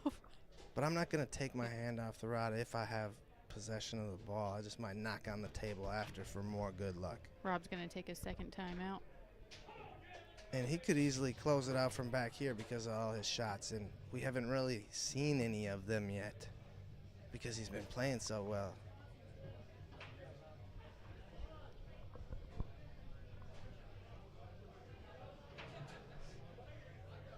Yeah, Rob Balza, chance to close out this championship in 2, and he goes with Are You Ready Slinger, one of my favorites.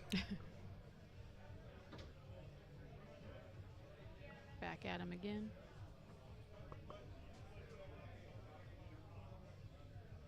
Looking push kick, looking pull shot. Oh, taken away by Tim. All right, small window for Tim Kiss to get himself back in this match.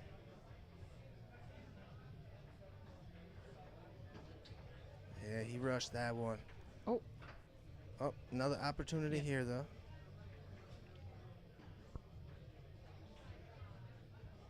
Big rock shown. Looking at the big pull side setup. And the post up worked for the professor here. Oh, wow, that was one of the first ones of those I saw from Tim. And push side drops in. 3-4 here in game 2. Good after the wall check, brush down, Oh, Rob back in. Balza. Rob Balza gets the win. And that's going to do it. Your 2024 expert singles champion, Rob Balza. Won't be long and he'll be a pro. He's probably a pro after this now. Yeah, he's pretty close, I think, already. So he should. And runner-up, Tim Kiss. All right, guys. We'll be back with more shortly. Thank you. Bye.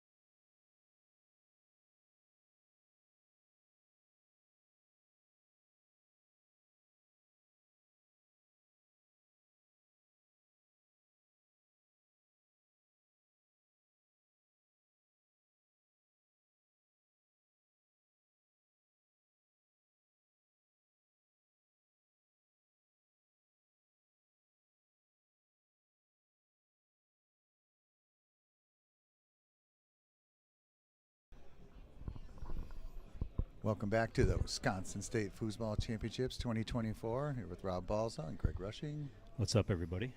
Rob is the new expert singles champion, state champion. Good job, buddy. I'm happy to represent all of you as your champion this year. Great match against Tim Kiss. Tim Kiss has a great game. Gosh, he wears you down. That chip is really hard to stop. So we have the losers bracket final for open singles here, and it's the front man, Brandon Munoz, for the guy who owns the company, Foos Gear, and now they're going to go to battle. Ryan Moore beat Matt Weber, and then beat Paul Smith to get here. And Brandon Munoz beat Kenny Dale, the Peruvian Punisher, and then just came off a good win against Tommy Yore. So this is the cream of the crop this weekend so far. A lot of pro masters at our state tournament this year. That's great to have a big showing there. Mm-hmm. There's the only 2 players left that haven't lost. This will be a 3 out of 5 win by 2 in the 5th. Ryan looks chipper. I'm sure there'll be lots of jokes told over the top of the table in the midst of the battle. This should be a really fun because that's what he match. does. 2 of the best players in the world, and they're both playing loose and having fun this weekend. We're gonna see a show here.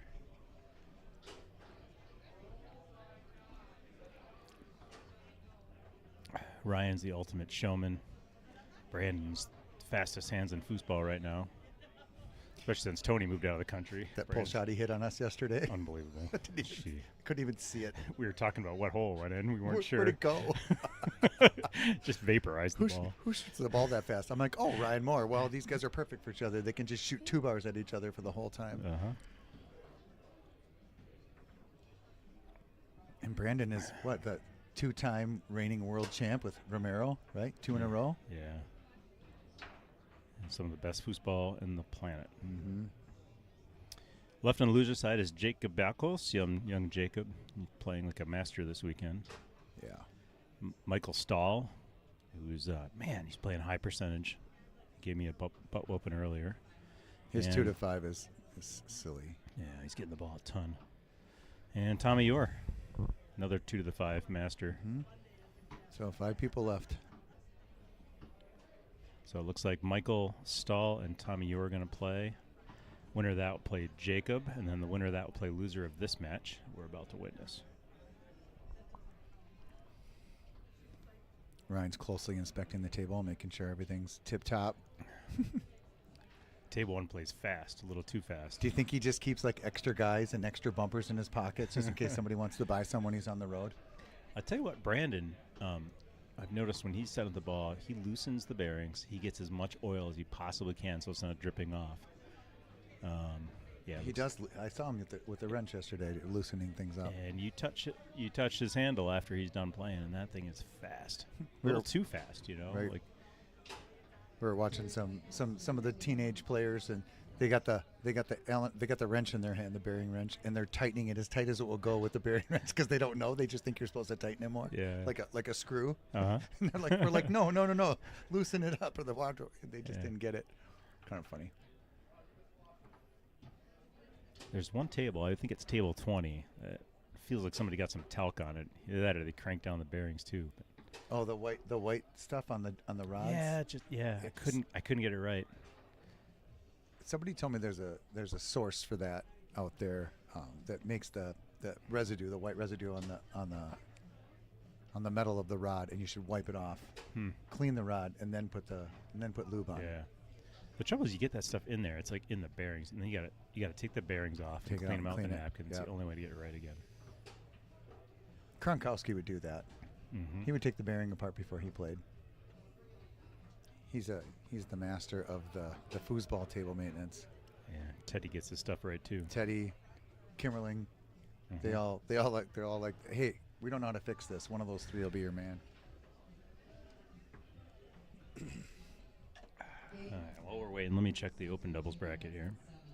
I purchased my Foos Clubs USA, support the junior foosball. I purchased myself a shirt. Everybody get out there and purchase a shirt. All right, so I'm looking at the open doubles bracket. In Group A, we have Brandon Munoz and Jacob Belos, who beat us up. And then they beat, let's see, is that Ryan Moore and Mike Warowski? Mm-hmm. So they're sitting to play for the king's seat on their side. Of bracket A. Still coming. It looks like Michael Stahl and Ron Olson are playing Krieger and Weber on table 2. That's about to get started. Matt's warming up over there. Winner of that plays Paul Smith and Mike Bilarakis, who just came off a good win over Tony Owens and Kenny Dale. And then in Group B, oh no, that was the whole thing. I was looking at the final group. Yep, that's the final group. Yeah. So Brandon and Jacob Balkos are going to be playing for the king seat against either Paul Smith and Mike Bilarakis, Teddy Krieger and Matt Weber, or Michael Stahl and Ron Olson. Yeah, good recap. Left in the event is Russell Ochana and Arthur Mitchell, Joe Rhodes and Don Shalafo, Jeffrey Schneider and Mason Graham. Mason Graham, big weekend. He won pro singles, Pro right? singles, yep. Yeah. Bill Winchester, Nathan Olson, Akdu Lar. Oh, no, Mason Graham did not win that pro singles. He was in the finals, but I think he lost. Let me pull up that bracket now. Now we got to say for sure. Apologies to whoever won that event. Here it is. Pro singles. Oh, Jacob Balkos. Jacob won that one. He must have double dipped. He double dipped him. Yep. Yeah, Mason had the king seat in yeah, there. oh, Because yeah. I asked him personally. I said, "Did you win that?" Mason said, "No, I didn't get it." Oh, yeah. Mason beat Jacob to take the king seat, but then Jacob came back, beat Matt Weber in the losers bracket final, and then double dipped Mason Graham. Wow. There, just like you said, there's Mr. Munoz loosening up all the bearings and putting his oil on. Yep. Make sure every time he plays, probably, because that gives him his speed on those rods. Mm-hmm. That's the way I kind of like it too. Maybe I'll follow suit. Well, congratulations to Jacob Balkos. Man, he's playing amazing. Mm-hmm. Tournament after tournament after tournament. Yeah. That showdown overtime up to 8. He got the 8th point on Atkinson. Scary win in South the scary Dakota? thing is he's like 5 or 6 years away from his prime still, right? Yeah. So Yeah, because he's 17. look out, world. Yeah, he's a junior in high school. So he's a year away from graduating high school. Well, he plays foosball like some people go out for the basketball team who are really good, you know. Yeah. So he picked his sport. All right. Yeah, there's no money in basketball. Yeah, and Maya, I played her in singles, his sister. She's getting good She's too. a handful. My God. Can you imagine the battles they have after dinner in their basement? Yep. I got a scrapper, and I'm like, I deserve a scrapper. And she goes, no, you don't. There's a lot of confidence in that family. No, you don't. If you guys want to know anything, send us a message in the chat. Dread 1100. Ryan is the 2-bar god.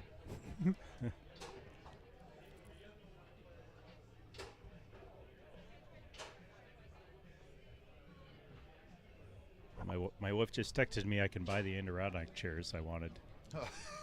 Well, glad we all know that now, Ralph. Well, she said I could get them as long as I won the money at state. Right. And I said money in the bank, and she didn't believe me. And now she just texted me that I can get them. So, All right. Foosbucks, guys. you I'll can be do- over for some bourbon. That's the best part. If you're sit in those married, chairs. you can do whatever you want with the foosball winnings. That's the rule. Nice. And enjoy those Adirondack chairs in the backyard this summer.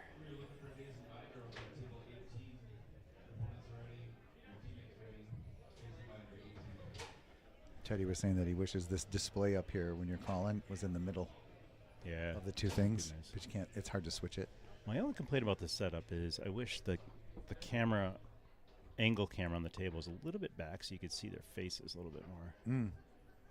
I think it'd be nice. They've just- probably doctored with it enough, and that's probably the angle it can get for how close it is. yeah. You know? Yeah.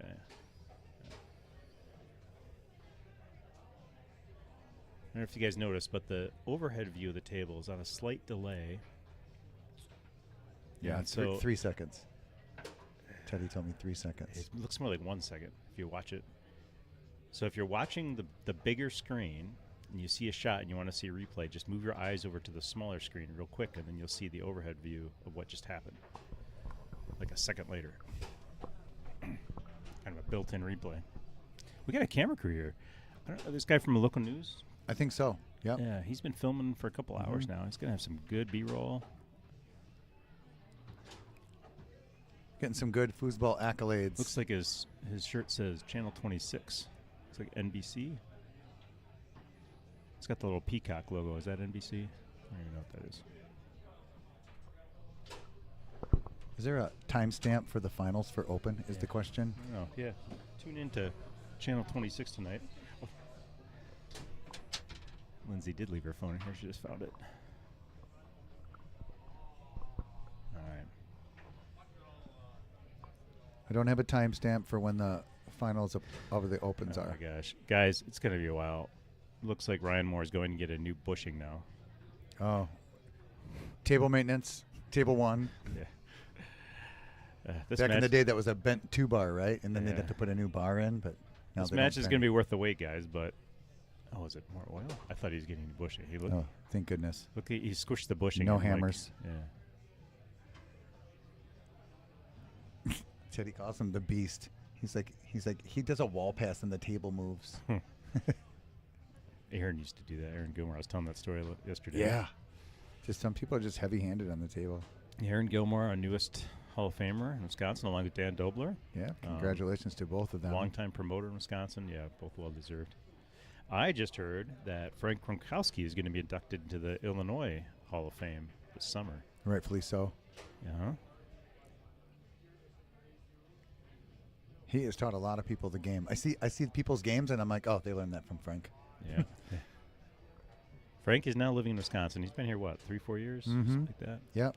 So he was a Chicago police officer for many years. And when he retired, he wanted to live in the middle of nowhere in Wisconsin, so that's what he does. Looks like we're just about to get going here. Moore and Munoz.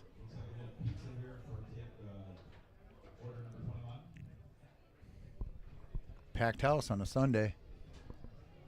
All the tables are playing. Mm-hmm. Expert doubles in full swing right now. They're kind of in the middle of that event right now.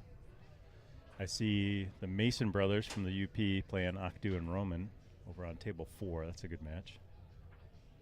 I'm sure that's going to be a battle. Yeah. All right, looks like we're going here. Ryan tic-tacking around.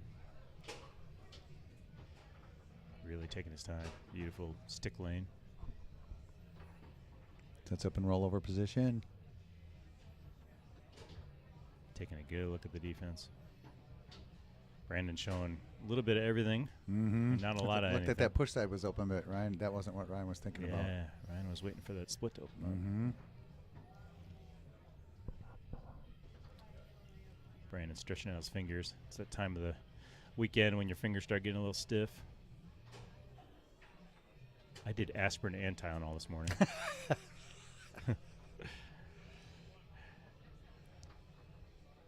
I'm waiting to see that pull shot that Brandon likes to do. That little hesitation, deep pull shot.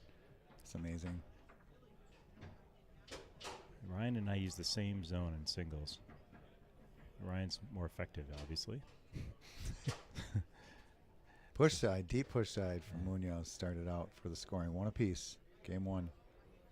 Brandon has a unique single zone.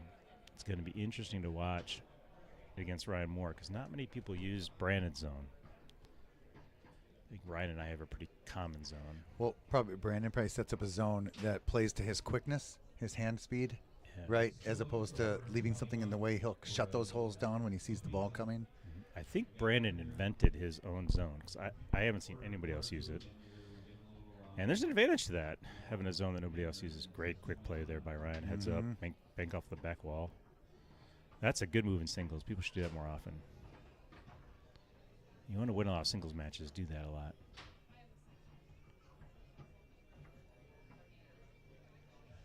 Brandon on the 3-bar. Ryan playing a post D on that pull side. And he just sits there. That's like his trademark I've noticed lately. He just sits there. He doesn't barely ever move the post D on the pull side for a See, rollover. check out this zone he's doing. He's got both guys. Oh yeah, he's covering the short with his goalie. Yeah. And then the big dot.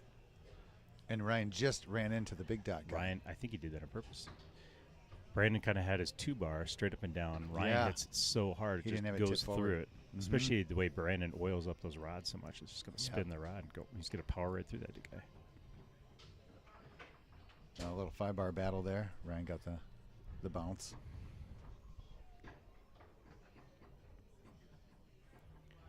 Brandon kind of stays in in the middle a lot. And doesn't move too much on his defense when Ryan's shooting that rollover. He's trying when he feels Ryan about kind of winding up. He splits his guys a lot though. Prody. I played Brandon Munoz in singles. I was very fortunate to get one game off of him, but it wasn't close. Afterwards, I was asking him, "Man, that zone is tough to score on. What's the secret?" And I don't want to give the whole world away because he kind of told me what the weakness was, but he said there's two guys that can score on his zone, and one of them was Paul Smith. Can't remember who the other one was.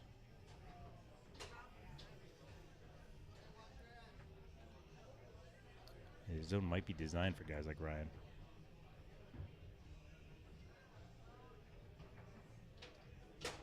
Man, it's so good.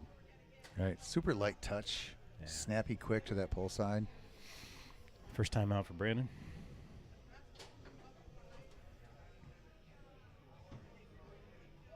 Brett Brewer. Ryan about to get Munozed. Oh, Iveta was on there. Let's go, Rai. Veta, that's That's Ryan's. cute. That's Ryan's wife, right? Yeah. Let's go, Rai. Ryan's got a couple little kids, right? Andrew Cruz. What's up, Andrew? Yes, Frank does deserve it.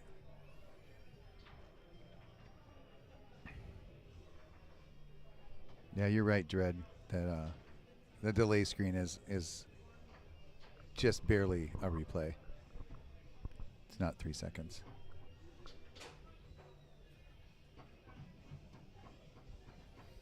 Ryan dancing around. Wow, that Brandon, ball Brandon almost with a went big back block. his own goal there. Yeah, Ryan was quick to get back there. almost like an aerial, which could happen in this match.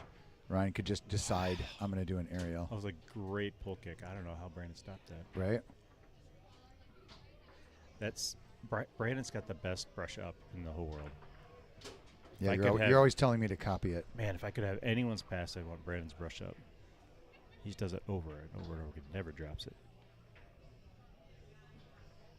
Yeah, to your credit though, when we're playing and you say, "Hey, hit that brush up, hit it like Brandon," and I do, and it works.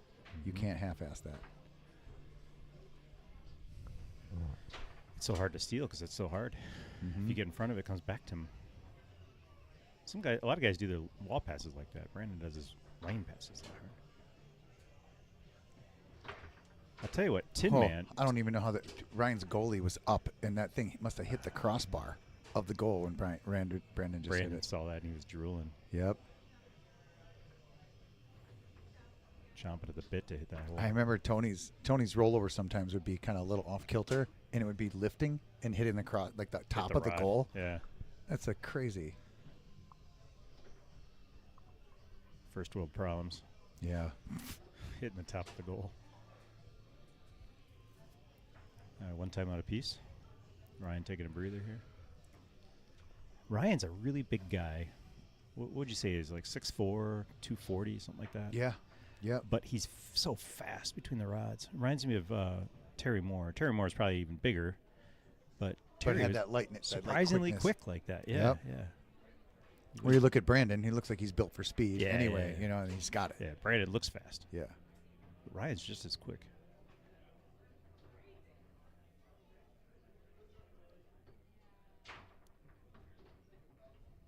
See, okay, so I see what you mean about his zone. He left that short guy there, and Ryan is the king of just the lazy short, Yeah. right? He was trying to split between those two guys, which is a tiny hole. Maybe. Brandon just keeps you guessing all the time.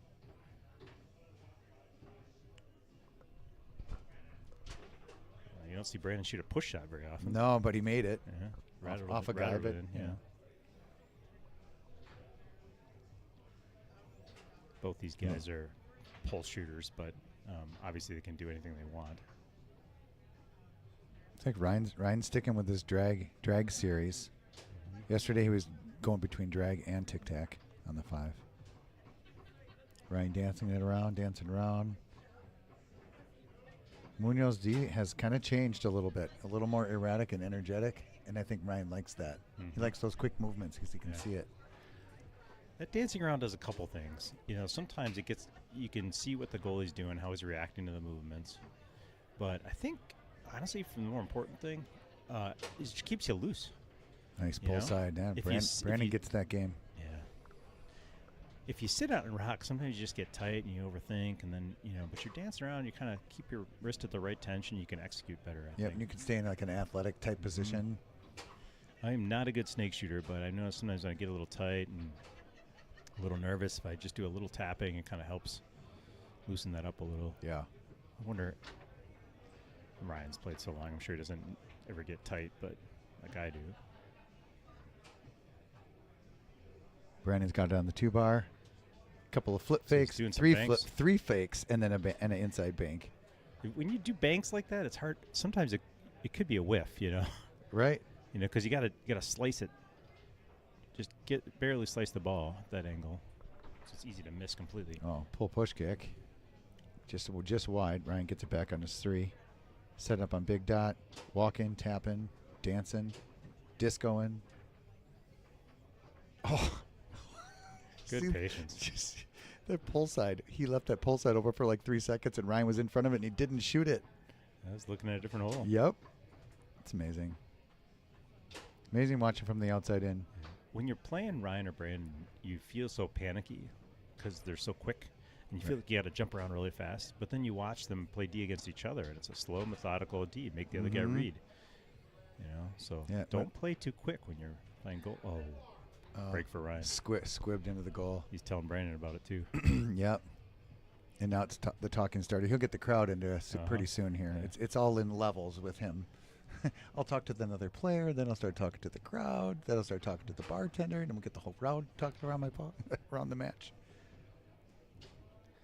I don't know how Ryan stopped that left hook Brandon just took. I've been on the receiving end of that, and I don't even react. It's so quick. Right.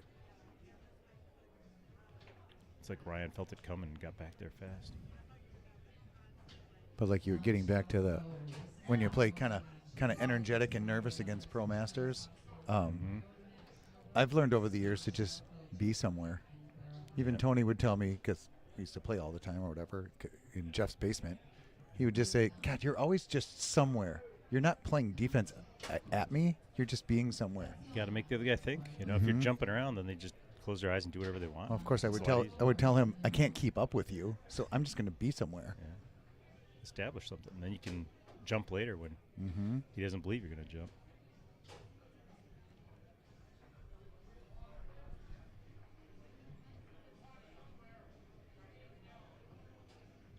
Another timeout.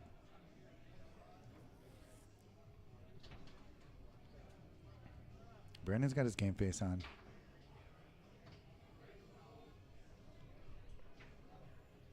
Brandon's up 1-0 in this 3 out of 5. All right, so when Ryan's dragging the ball like that, obviously he can rip a wall. He can also do the high lane. Yep, and a standard lane. So 3 holes. The stick standard lane, okay. Those are the 3 things you're thinking about. Yep. Great shot by Brandon. That was awesome. Hit that short hole, perfect. Little fist pump there. Yeah. He's fired up. I have the same zone as Ryan. That's the job of the 3-bar usually is to get that. Oh my gosh, it's so quick.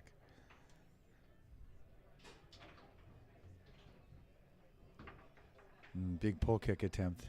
Yeah. And Brandon knows that one. Right. Again, Brandon blocks that pull kick with the 3-bar. So Ryan's got to go a little deeper to get around that.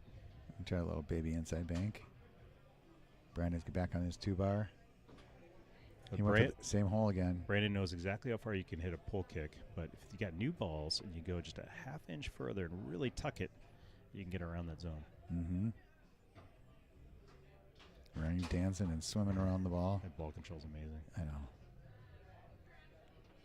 Yeah, if you're going to practice anything at home, if you're kind of newer to the game, ball control. Ball control and 5-bar.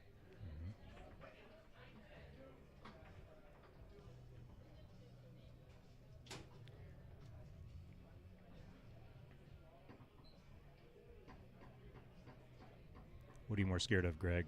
Ryan's pull or his snake? Snake. I don't know. There's just he just moves all over the place. At least the ball's sitting there, and you can at least keep your eye on the ball. Yeah. You know, to a certain extent. I think I'm more scared of the pull, mainly because of that John Wayne. It's so hard to stay home when he does that. True. But I see one guy from our area, Weishar, does that. John Wayne, him, and not many other people use it. Yeah. So once you face it, it's always kind of new because you're not seeing it all the time. Yeah. Ryan just sells it though.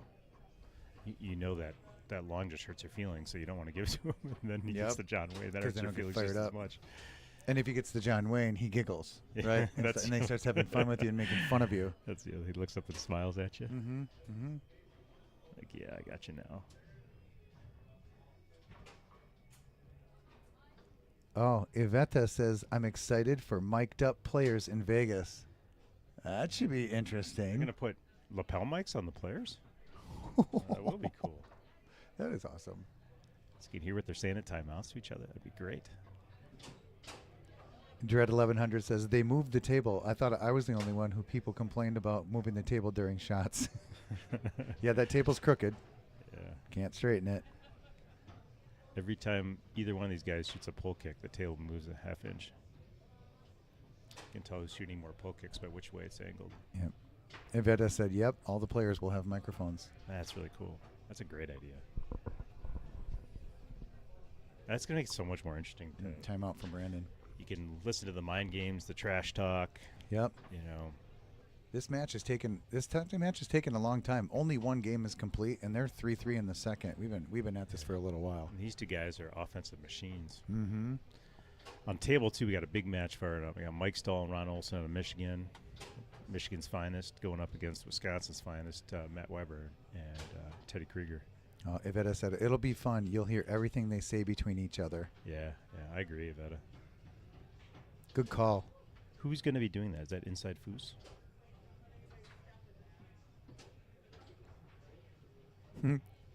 Foos by Brandon says, what if they don't agree with the players? Oh, they don't want to be recorded. Oh, yeah, I suppose. I thought he meant like forward and goalie. Let's switch. No, I'm not going up there. So what you got to do is get an earpiece, right? Mm-hmm. Like Tin Man always has. Yeah. Pretend you're listening to music.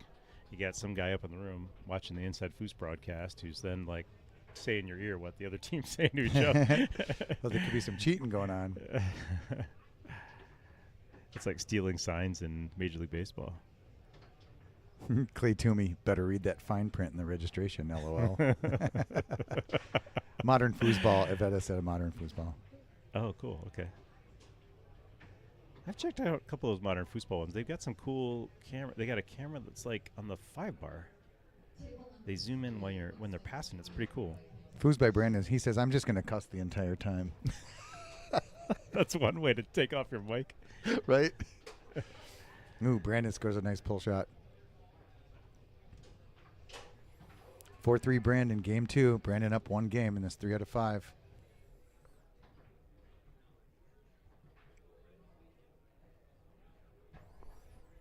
I think we had a drink spill. Oh, man. Who is that down there? Let's shame him. Right?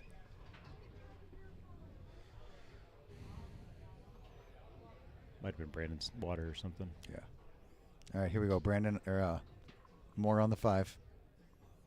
Drag, drag, drag, drag. Right, Brandon was there to stop the wall and amazing slipped play over by to the Brandon. middle guy and put it straight in the goal. He waited just long enough for Ryan to be convinced the wall's open, jumped there at the perfect time, and then immediately went into a 5-bar shot right down the middle. Yep. Amazing. That's how you close out game 2. Yeah. Ryan's got some pressure on now, but just wait for this 2-bar. Guess what he's warming up? You know what? Most people, like when I'm in Ryan's situation, this is where I start pressing, like trying a little too hard. Ryan gets loose. You know, like it comes at you even harder, and like nothing to lose. I'm just going to give you everything I got. That's great advice, though. Yeah, it's what you should do. That's what makes him so great. He's a great comeback player. Mm-hmm. I've seen on YouTube some historic comebacks.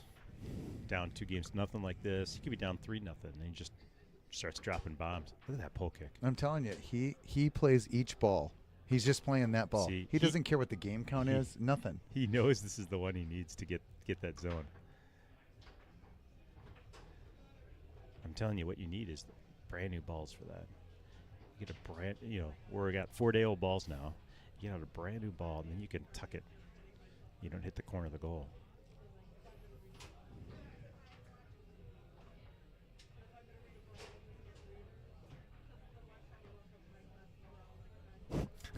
EH, it must be Eric Holtner. I'll have no friends left if they put a mic on me. Holtner, that was funny.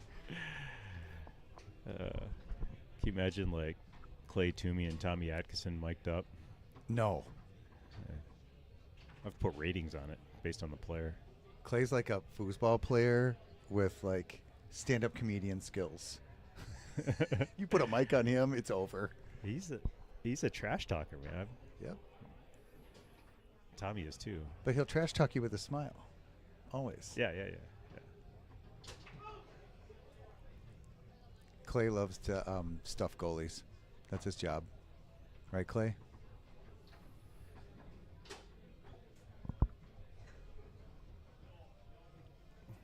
All right, Ryan's heating up here. Yep, 2-1 Ryan in here. Brandon did a real like off-speed brush up there. That's very rare. Real patient on the 5-bar. He knows how important those are. Yep. Ryan's just posted on that pull side, not moving. He doesn't He move. posted and didn't move the entire time. He played defense with his goalie, and that's it. When I watched him win open singles at TKO, that was the defense he was playing. I came back home and I'm like, Ryan doesn't move the post guy. He just leaves it there. Just takes away one. Just of plays his, one-man D. Yeah, Ryan stopped that real quick. Brandon's 2-bar. Who else plays defense like that? What Ryan's doing? You, but you don't just sit there. No, yeah. You're moving. You move off and go back just to talk people in things. I can't think of anybody that just posts like that. And Just sits there. You know who did that? Diaz. yeah, Diaz. That's where he learned it. Diaz would just sit there. Yeah. And they played together for years. The So thing that's is- where that comes The from. thing is, if you want to shoot a pull side, then you're sitting there waiting for him to come out. You're thinking, he can't see there. He's got to jump off any second, and he just doesn't. And, you get to the 9th second. I mean, I don't, but some people do. And you go on 9. You shoot at that dead guy, thinking they're going to move, and they don't. Greg, you got to 10 seconds one time this weekend. I'm proud I of know. you. Proud of Yep. you, bro. Yep. 10-second There's Greg. a lot of 7s and 8s in there. I don't know about a lot. You've taken 1,000 shots. You got to 10 seconds once and 7 or 8 3 times. Okay. It's pretty good. Nice. So I'm an average of 2.5. It's better than most weekends.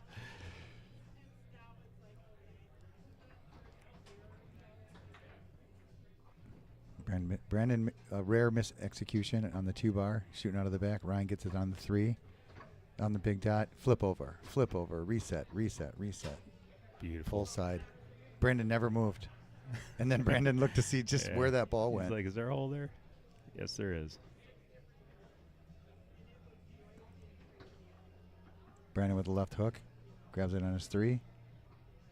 Ryan sitting. Once again, never moved off the Never post. moved off but Brandon smartly just went down the middle. It's like Octu and Roman just took down the Mason brothers. Yes. Judging by their faces. Yeah, and there's hugs on the Octu and Roman Hugs side. everywhere. Go Milwaukee. Octu's our Milwaukee boy. We all love him. He's a newer player. Really interesting story. He's a Rohingyan refugee. Doesn't speak a lot of English. Doesn't know when his birthday is. Has no idea how old he is. We think he's like, what, 30. 25, 30? 30. But, man, he's addicted to foosball. And he's going to be a good one, guys. Watch out for Yep. Octu Lar. Yep. Some of us call him AK. There's a famous pass that Brandon Moreland did where you tic-tac over to the other side of the table and do the wall pass. Octu did that in the middle of a match like a pro master would. It's amazing. It was ridiculous. We all just looked at each other with wide eyes like, did he just do that pass? He's amazing. Yeah. He's one Always of got a smile for you. He's one of the most underrated players in foosball right now. They finished higher than any other rookie team already, and then he just won another match. Yeah, so they got $300 for being the highest placing rookie doubles, or rookie players in open dubs. Yeah. Octu didn't understand why he got money. He's like, we didn't win anything yet, so we're gonna have to explain it to him later. We're like, just put the money in your pocket and go.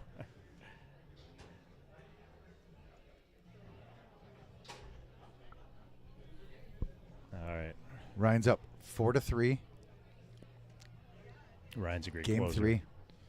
Ryan's got on his 5. Oh, now he's into a tic-tac and not the drag. Crispy lane pass. Gathers the ball in. Tapping around. Brandon's got some kind of movement D. Ryan's just flipping. He's just flipping the guy beside the ball over and over and over, and then grabs the ball and just takes off and goes. That was ridiculous. Right. What an amazing shot.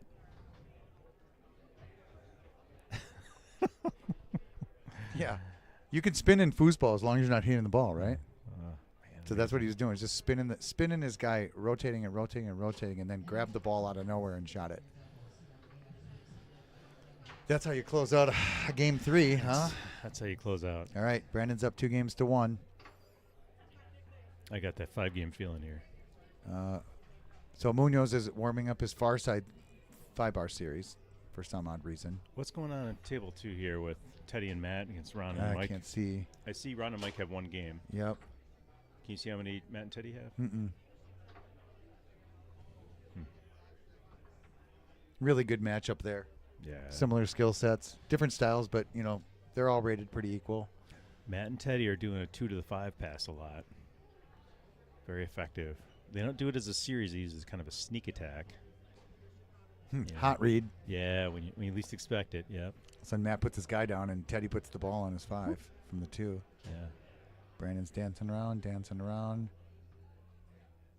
Ryan's changing his D up a little bit, but still kind of keeping that steady pull side guy on the post. I think Brandon's going to figure out real quick, like, he better just hit a bunch of middles, pull side middles.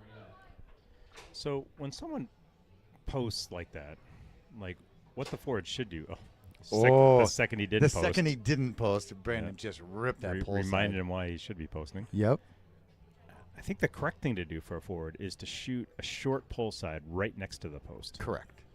Yep. Because there's no way the goalie can be there. Or set up a couple dots towards the pull side and go towards the middle and just go around that post guy. Yeah. Well, yeah. On the inside. Yeah. Ryan's just dancing with the ball. Tried a 2 to 5 bar pass. Brandon stole it. Ryan's smiling. Yep. Like, Having I should fun. have known not to do that against him, but I'm okay. Brandon takes a quick 1-second read. I wouldn't know anything about that. What are you saying? Brandon should have taken his time? Yes. Wow, Jeez. Greg. I'll have to talk to him later.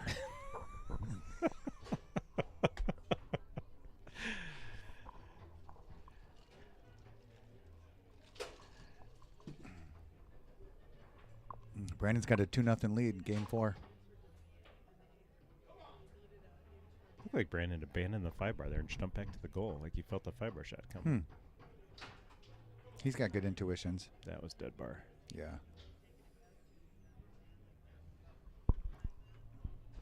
Brandon on the 5-bar, thinking about it. Try that crispy brush up. Ryan was all over it. Back on Brandon's too.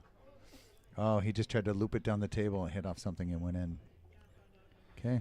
Now the pressure's for sure on Ryan. 3-1. Great high lane pass. This is a big point here. Oh, yeah, beautiful. Oh, push side middle. Yeah, he tucked it in a little bit, too. Mm-hmm. Okay, 3-2. Good match going on here.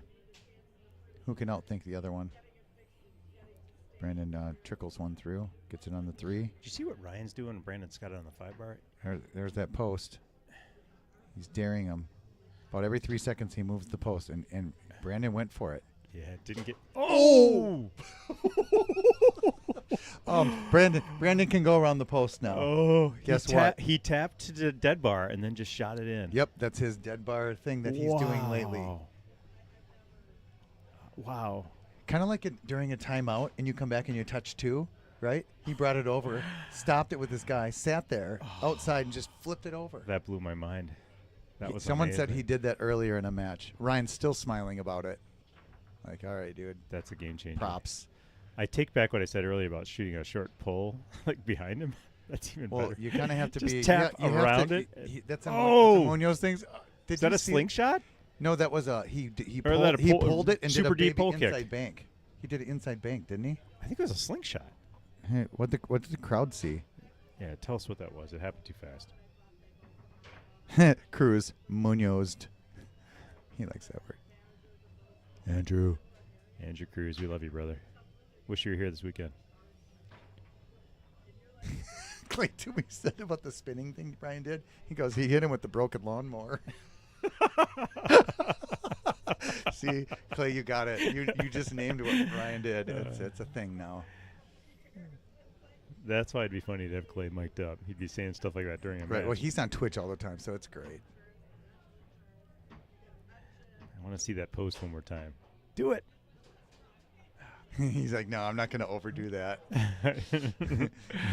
Brandon had the wry smile there. We gotta name that one the Munoz. That's an amazing shot. It's a post killer, right? Matt and Teddy are making runs. Oh, looks the match is over. Who looks happier? Matt and Teddy. Ron's wiping a lot of sweat off himself. He's got 2 towels, not 1, 2 towels. 2 towels. Yeah. What are you talking about? We don't know timeouts. Do you know how many timeouts? No. Sorry, Brandon. Brandon's asking us how many timeouts he had left. I think I have Brandon no took idea. 1. I think I saw Brandon take 1. I was not paying attention. Open the doors. Tell him Brandon took 1. This the one right here is his first one? I think so. I'll just let him play. I don't think I can get his attention. We're in a little booth here. So Brandon came over and wanted us to adjudicate the timeout situation. Now I think they're negotiating the sale of an extra timeout. Right. There was lots of money spent on timeouts in South Dakota. I heard about that. That's all I'll say about that. Yeah. Was that Jacob Balkos and Tommy Exon? Yeah. I heard Jacob makes some extra money that match. Yeah, I think he did too.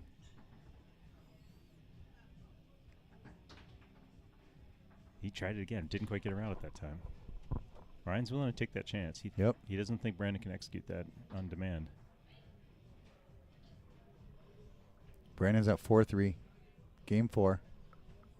He scores here. He's on to the next opponent. Tried that short again. I want to see that long pole. Come on, Ryan.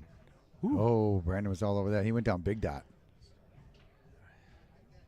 Nobody can do this better than Ryan, and that's. Oh. Went into that slingshot again. Mm-hmm. When I'm shooting slingshots, I always think like smooth. When I overcook it, the ball kind of bounces up and then it flies off the table.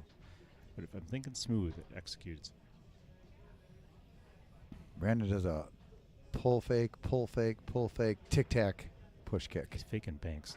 There's a bank. Oh, Ryan picked Good that up. hustle. 4-4, yeah, baby. 4-4.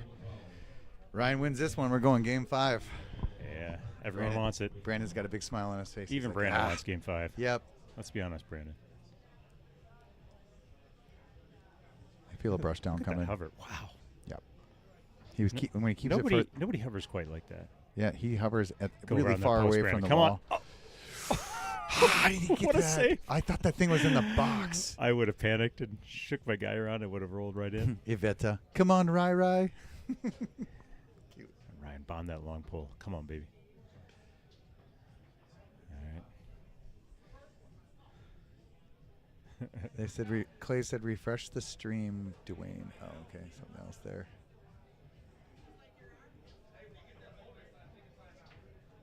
Hey, what's up, Dwayne from Canada? Still mad at you. World champion.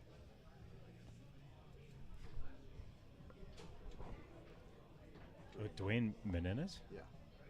Is he on? He posted something on there. Dwayne, we're still bitter about that world champion final a couple years ago. But I do have to address you as world champion, so. Yeah. That's Good well afternoon, deserved. world champion Dwayne. Yes. And let's not forget Sean Lee. They were a great team. Actually, that was all Sean. Dwayne didn't do much. Oh, you'll have Dwayne laughing in front of his foos guy light that I bought from him. Not only did I lose to him in the World Championships, You put money in his pocket? I put money in his Little pocket and bought his extra- light. You're welcome. Those Canadians are such good guys. You can't even be mad when they beat you in the finals. Too nice.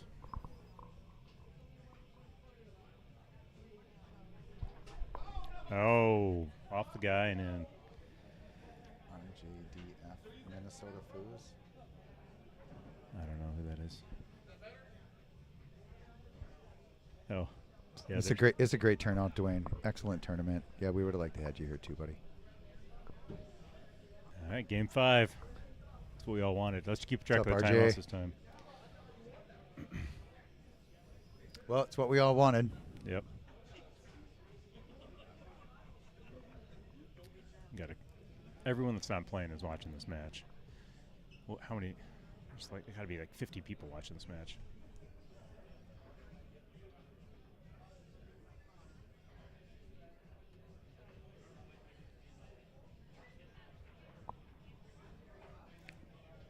All right. Yeah, I counted 45. There's 45 people plus us two, so almost 50. And more people gathering as it goes. There's 3 people behind Ron Olson you can't see, so it's actually over 50. Right, and the 2 towels, they're kind of blocking the way too. Yeah.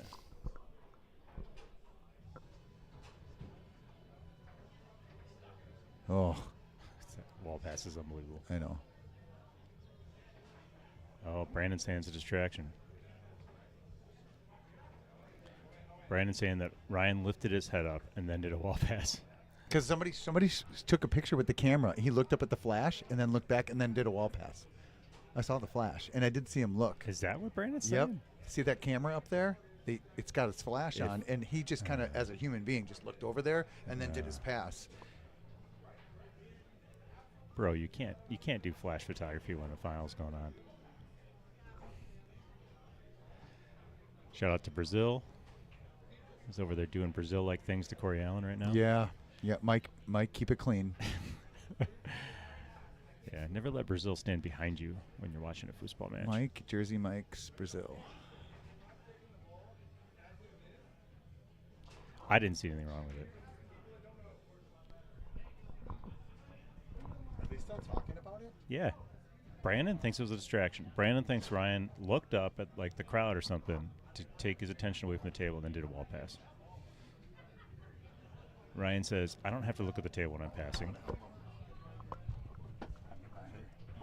You got an opinion? Yeah, I do have an opinion. All right, Greg's going to go over there and stick his...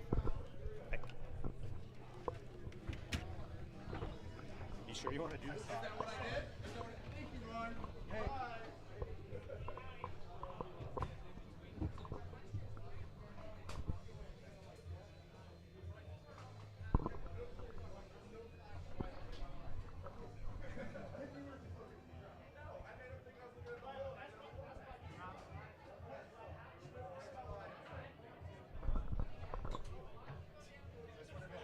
Talk about it.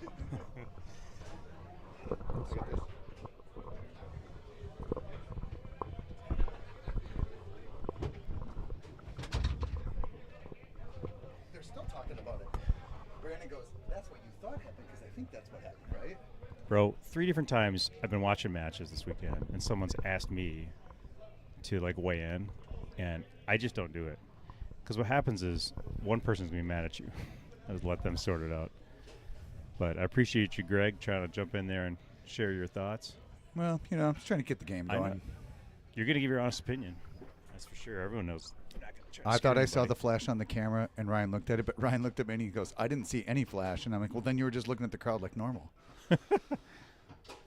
Wow, great chat. And he walks that ball around a lot. Yeah. There's no way Ryan was giving that ball up. That's the thing about wearing hats is you kind of see out of your peripheral vision where people are looking at the hat, the bill of the hat. Like, if someone's not wearing a hat, it's harder to see them look up like when they think you jarred you or something like that. Right. But if they have a hat on, you can see that easier. Yeah, because a typical Foozer reaction, if you think something was amiss, you look up real fast, Yeah. right? And you see that bill that happened. Yeah, both Ryan and Brandon both wearing hats, so Mhm. that. Oh my gosh! Now, if I were reffing, like I think Brandon may have jarred that one in. That hit off the corner of the goal. Brandon recoiled both bumpers, and then the ball went in Mhm. the goal. Ryan didn't even say anything though. No. Maybe he thought that equalized it. Maybe. Great shot. What a There, match. Clay said that, and Clay's a pro ref. He said that there's no requirement to keep your head forward as a distraction.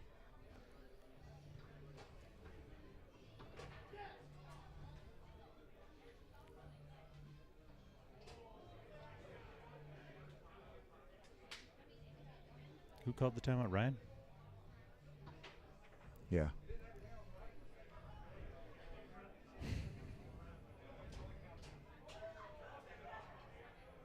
I think Ryan's talking about the recall now, isn't he? Maybe. Can't quite hear through the glass. Yeah. Maybe the players should be mic'd up. They should. Ryan in a drag series. Look at him looking around. Oh, so now Ryan's looking towards the booth. just to be Ryan. Ryan had on the 5 bar and he started looking around. With a smile on his face. But Just- Brandon didn't even just look up. teasing Probably Brandon. didn't even see it. Oh man, that's I don't hilarious. think Brandon even saw that. He had that wry smile on his Yeah. face. See, that's why pressure situations don't bother Ryan. They don't The bother him. slingshot again. I know. Unbelievable. That's the zone breaker, man. If you can't tuck that pull kick in far enough, that's slingshot.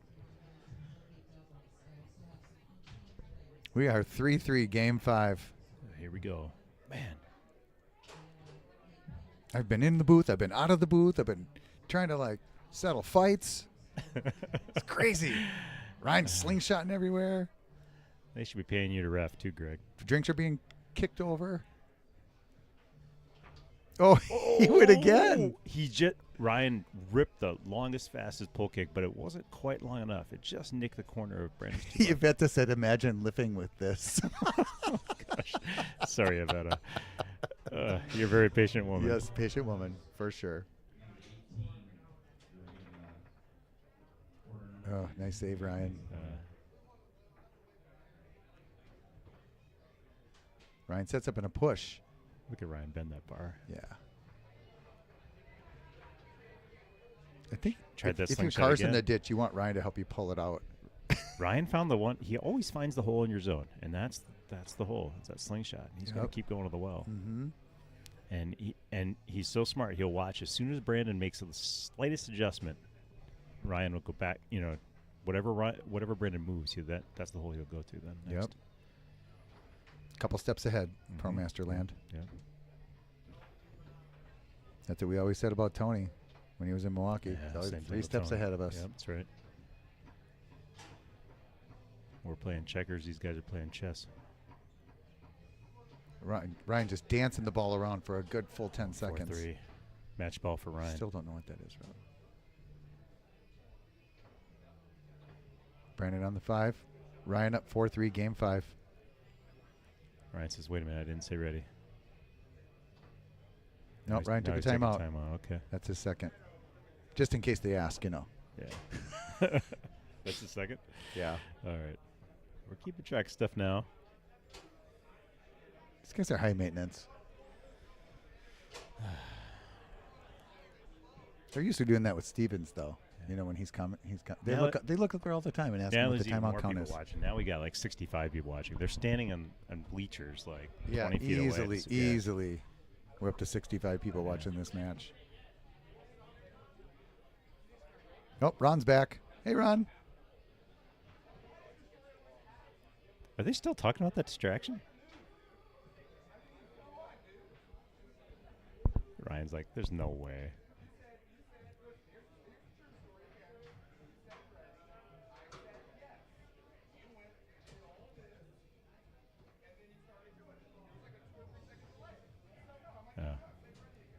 I just heard Ryan say, you asked ready. I said yes. Then you adjusted 5 more things.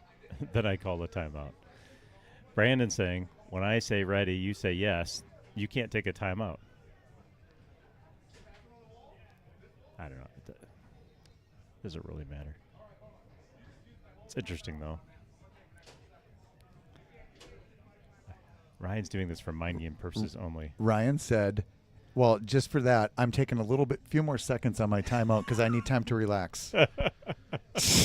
I'm taking some extra time on my extra 30 seconds, so I'm going to take 42 seconds. This is why they call them mind games. Mm-hmm.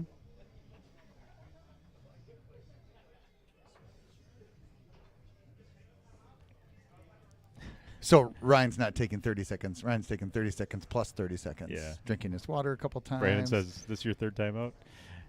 And Ryan says, "Nope, still my second." That was his second time out. Yeah. Second. I make little sweat marks on the table to keep track of timeouts. Neither of these guys believe in that.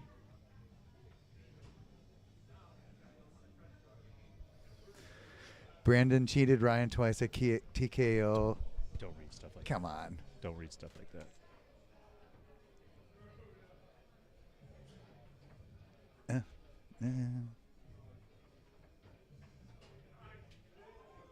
RJ said, I'm sweating and they're playing.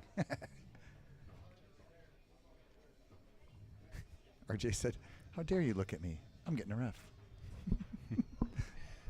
I think he's saying like, hey, the ready argument isn't not necessary. All right. Slingshot's coming, baby. Calling it. Brandon knows it's coming. Brandon is again taking 15 seconds before saying ready. Ryan's asked him twice if he's ready now. Still waiting. He's Still waiting. fine-tuning his own. Yeah. Ready. All right. Here comes that slingshot. Gotta see. It's going to be the hardest slingshot you've ever seen, folks. Oh, my gosh. It was a tic-tac Ryan picked it up. slingshot. Yeah. That's the one he's been using. Nice. Got it on his 3 somehow. Brandon's getting a little heavy on the rods. Ryan scores this. He wins. Nope. Big What a block by Brandon. Wow. Tried to get on the middle. Yep. I thought he went push side. Oh, it trickles in. Good Trickles match. in. Great match. Wow. Good match. Lots of conversations, but a really good match. Great match, guys. Boy, that was a treat to watch. Glad I got to call that with you. We got psychological warfare. We got timeout controversies, distraction controversies. Andrew Cruz, boy, that Monday morning sales meeting is going to be awkward for these two. Brandon is the spokesperson for Ryan's company, Foos Gear. Yeah.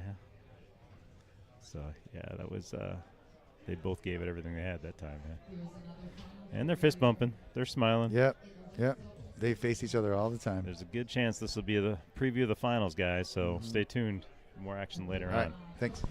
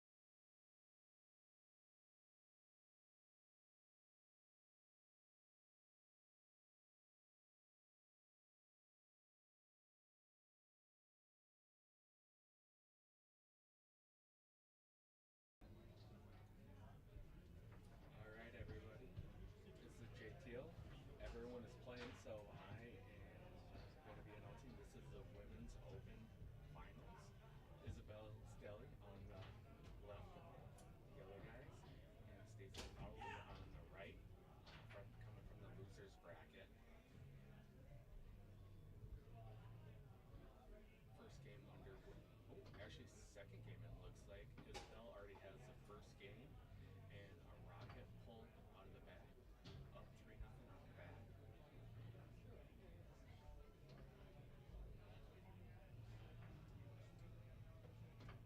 Okay, we're gonna close rookie doubles to a 2 sterling payment from Josie Olson. Josie, the way I know, somebody want to front Josie's money on that one? Terry Phillips, I assume you have not found a partner for rookie doubles. If you have, come running up here and let me know. Terry Phillips, are you playing this snake? Oh, Stacy set up the snake and hits the push side. Sorry if it's a little bit quiet. I'll try and speak up a little bit. Stacy turned the battle back. Isabel up 3-1.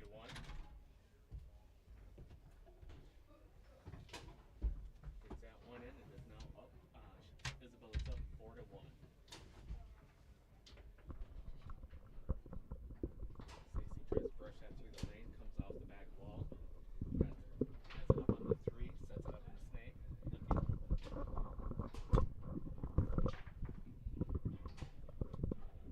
Pull side. Isabel's there for the block. It might come off the wall a little bit.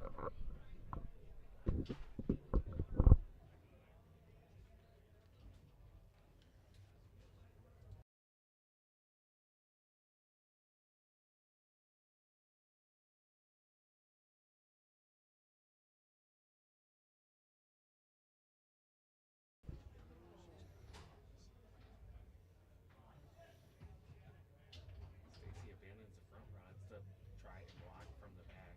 Isabel's been shooting rockets out of the back.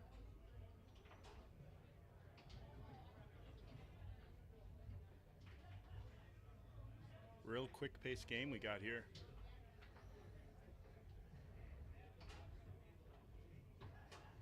Terry Phillips, Stacy last chance. Your answers final out of the stand. back.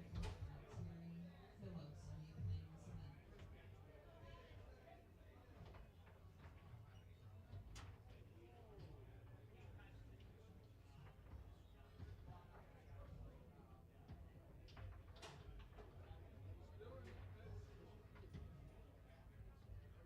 RJ, now we have Will Drowning. Connor, I think, is playing. Connor's had a fantastic weekend. He's been watching him play match after match. Yeah, I watched him play Ryan Moore and Mike. That was a great match, him and his brother playing.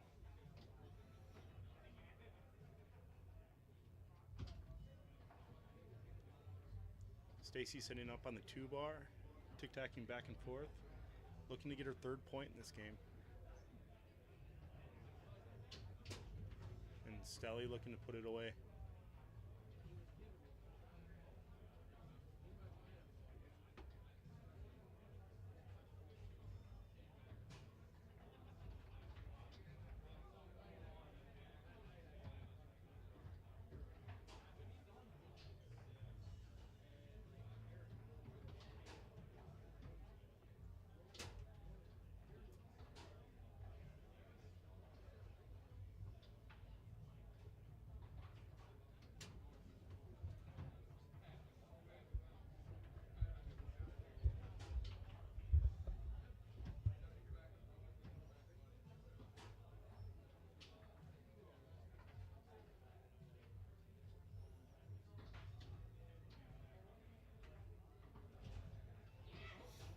Stacy trying to shoot out of the bag. Isabel takes it away and push side snake for the win. Isabel Stelly, women's 2024 Women's Open Singles Champ. Congratulations, Stelly. And Stacy Fowler for 2nd out of Iowa. Congrats to you too.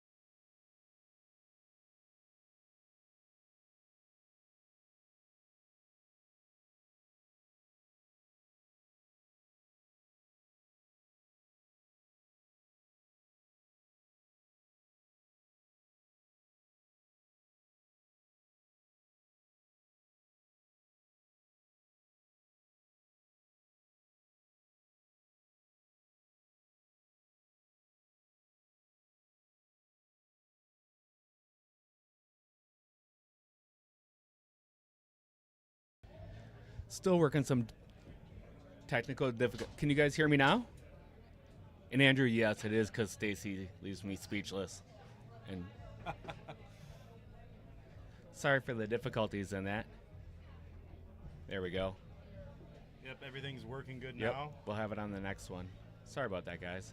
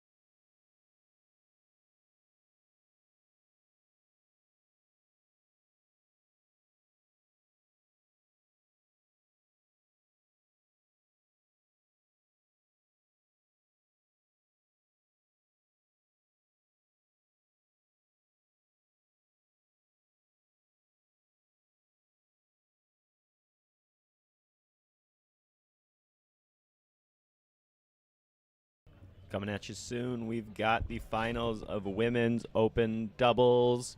Holding the king seat is Stacy Fowler and Lindsay Albert. And coming from the loser's side is Maya Balkos and Isabel Stelly. We'll have that for you coming up on table number 1 shortly.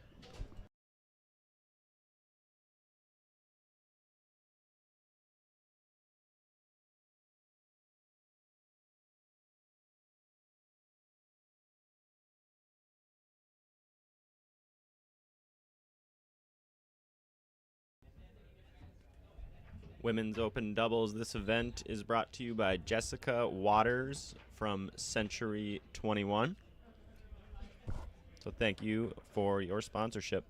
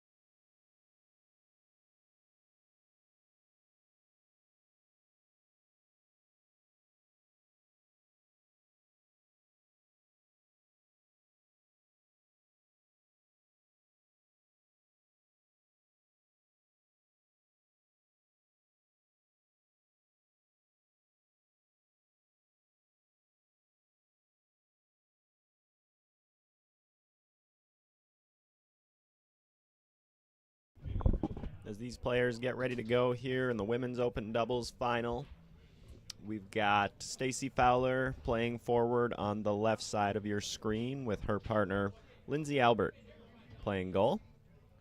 And on the right, we have Isabel Stelly playing forward and Maya Balkos in the back. They're going to have to double dip the strong team on the left if they want to come out with the title this year. But they're off to a good start. They've got the drop, and we'll be getting to go soon here.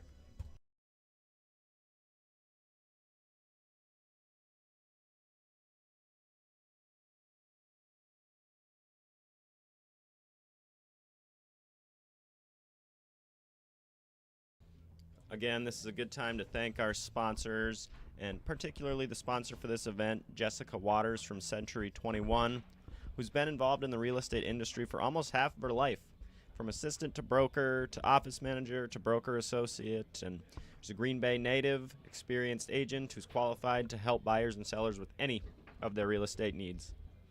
In her personal life and her business, she likes to live her life by the old adage, treat others as you would like to be treated.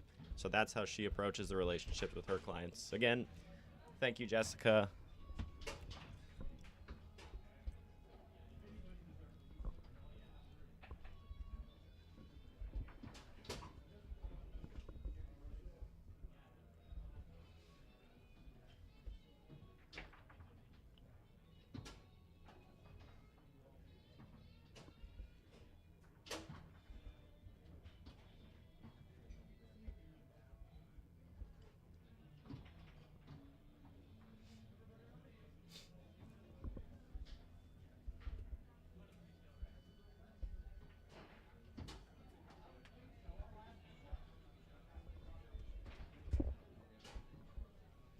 These players are from all across the country.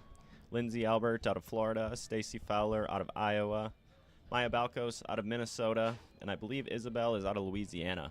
So we've got quite the collection of foosers from across the country sharing the table. About to get started as Isabel follows ready protocol and puts the ball into play. Quickly advances the ball to her 3, looking to get off to a hot start in this women's open doubles final. Lindsay makes the block, and the ball makes its way to Stacy Fowler's 3-bar. She'll look to shoot against Maya Balkos' stout snake defense. Turns it over to Maya.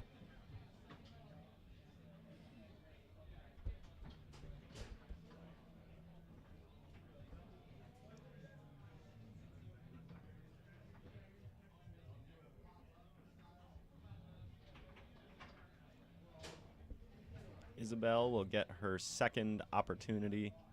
Maybe it's only her first opportunity. I don't remember. It's been a long weekend.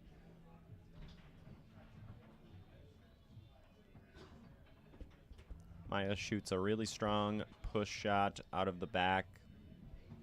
Recently had the opportunity to team up with her at TKO in the expert mixed event. She played awesome. Her forward let her down.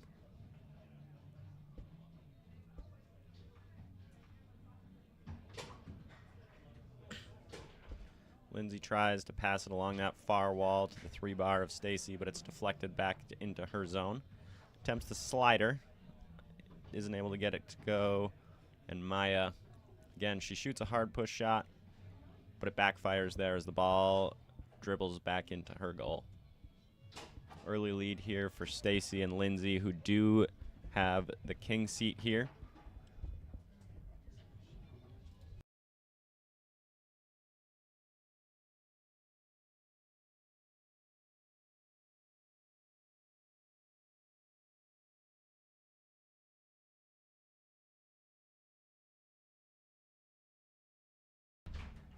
This match is 2 out of 3. I believe that overtime rules would apply, but I can't say with too much certainty if a third and final game decides either set. Lindsay out there on the push side to get the block on Isabel's snake and clears the ball into the zone of Maya Balkos.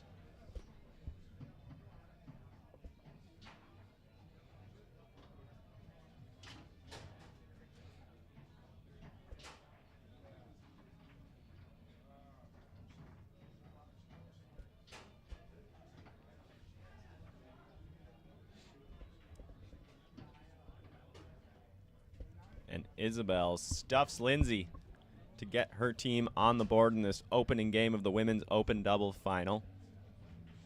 Here we go. Stacy looking to brush it to her 3-bar, and she does so nicely with the brush up. Wipes her hands on her shirt to clear the sweat and executes the beautiful push side snake shot. Isabel tic-tacs on the near side and advances it to her 3-bar. Will look to cut the deficit to just 1 goal, and she does so. Nice little split pull side. Stacy puts the ball back in play. Isabel with the steal. She's coming out firing. And that was a really strong push side effort by Isabel, but Lindsay out there. And Stacy trying to take a commanding 4-2 lead in this first game. But Maya there to make the block. I hear she's got some decent players at home to practice her snake defense on.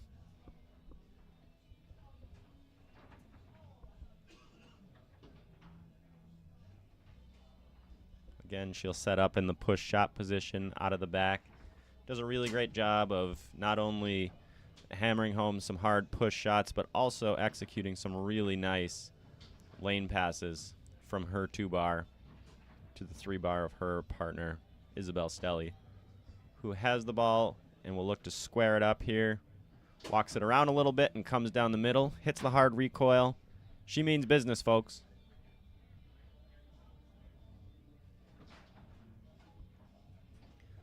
But Stacy makes a pass, not to her 3-bar, but to the back of the goal.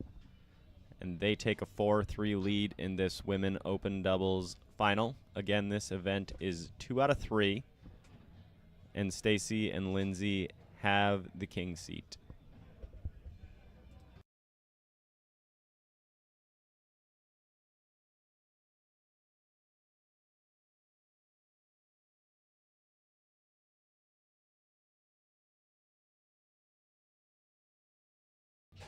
Here we go. Isabel puts the ball back into play.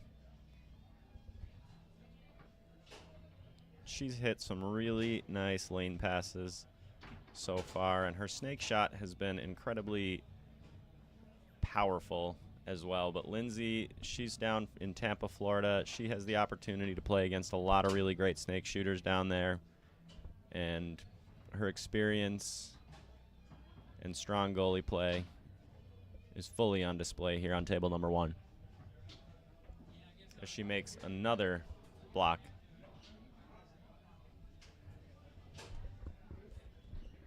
I'm going to guess, based off of the wrap and based off of the shirt that Lindsay's wearing, that her favorite color is pink. Tries to go down the middle. Isabel there with the 5-bar to block it up to her 3, and she'll look to hit the push side and square up this first game. It's 4-4. Next point wins.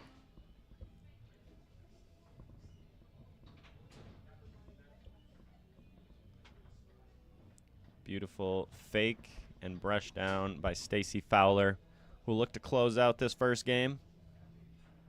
Wouldn't be shocked to see a timeout here. But Maya stays focused and makes the block. Iveta, William, I know you guys are mentioning removing the camera on the right, but that's for higher powers than me. I have no idea how to do that. Maya putting the ball back into play after Stacy's snake shot went off the table. Clears the ball into the zone of Lindsay Albert, who sets it up in pull shot position, tries the sliding pull into that near corner, the far corner, and the ball lands on the 3-bar of Stacy Fowler, who resets her position, walks it around a little bit, and calls timeout. Both teams coming out firing here. Both teams also blocking pretty well. Both goalies are getting a piece of the snake shot. Really high quality play here.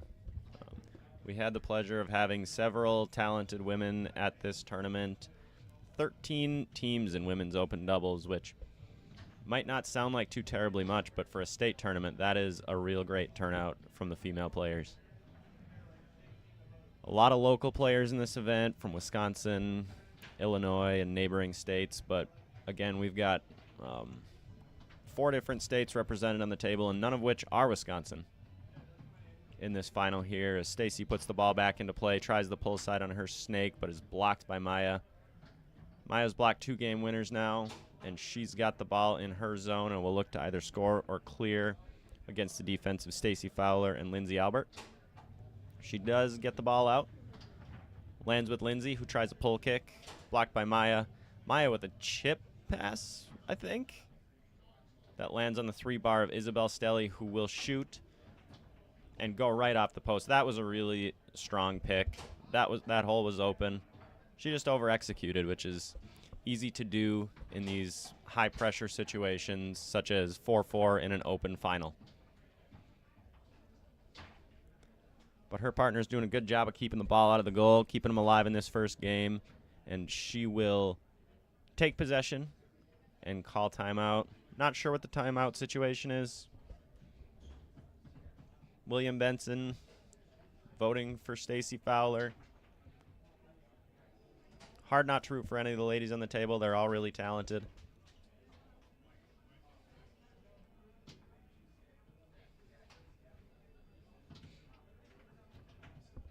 Maya will put the ball back into play.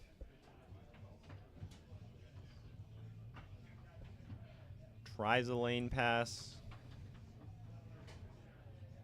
Isabel can't hold on. Ball in Lindsay's zone, who tries a similar pass. A little bit of goalie wars action here by the looks of it. and that's not stopping.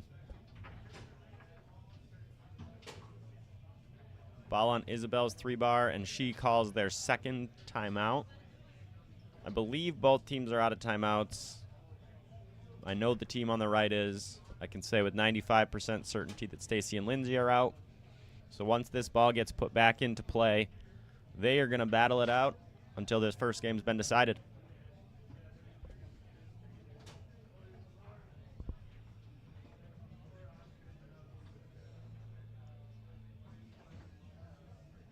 All right. They go through ready protocol. Isabel puts the ball back into play by bouncing it out off her outside man on the 3-bar. She hits a tap on the outside, tries a push side, and is blocked by Lindsay.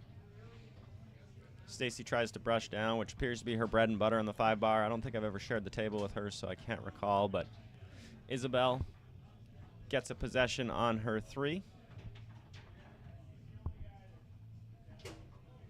And scores a snake shot. They take game number 1. Again, Stacy and Lindsay do have the king seat, so Isabel and Maya are going to need to build on that strong first game performance to get this first set and eventually hope to take down the king seat team of Stacy Fowler and Lindsay Albert.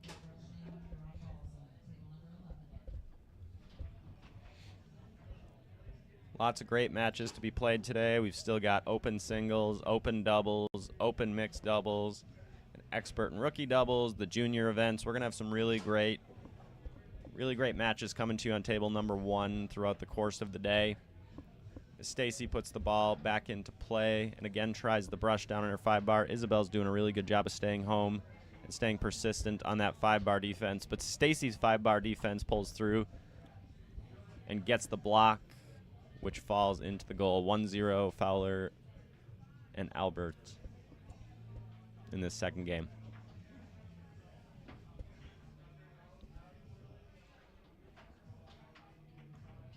I think the difference in the last game was Isabel got a lot more chances on her 3-bar on that 4-4 final point before she finally put it away with a snake shot.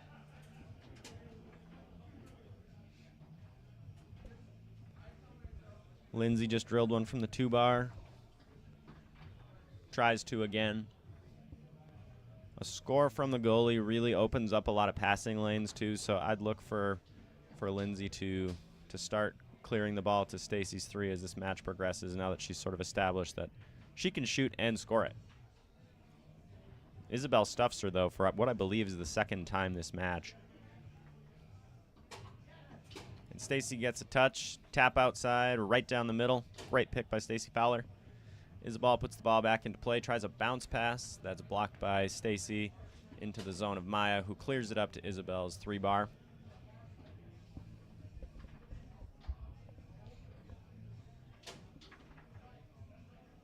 Another snake shot blocked by Lindsay.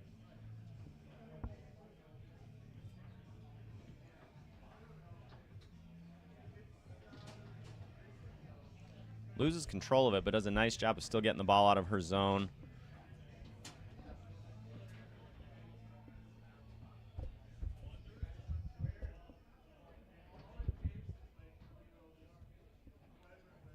Stacy here with a chance to take a commanding 4-1 lead in the second game of this Women Open Doubles final.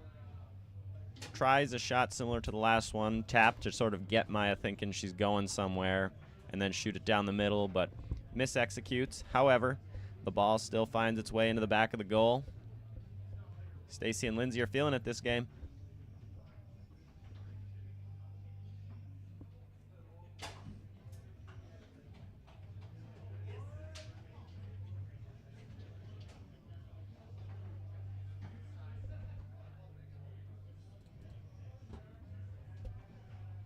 Looking at the other matches around the room, we just had open doubles on table number 2. Jacob Balkos and Brandon Munoz just took down Matt Weber and Teddy Kruger in 4 games, again playing for the king seat in open doubles. So now Teddy and Matt will have to wait for the losers bracket to play out. Still a lot of really strong teams out there. Moving on with the women's open doubles final.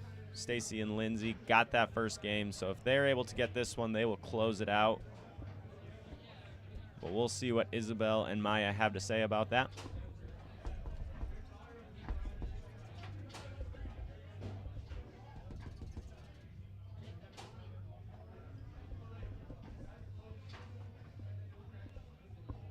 Lindsay with the ball, clears it to the zone of Maya Balkos, who will set it up in push shot position.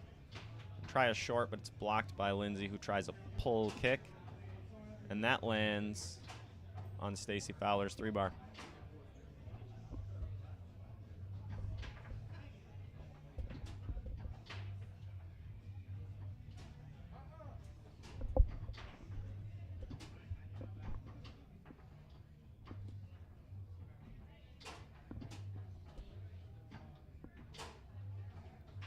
Maya tries to pass it to the outside man on Isabel's 3-bar.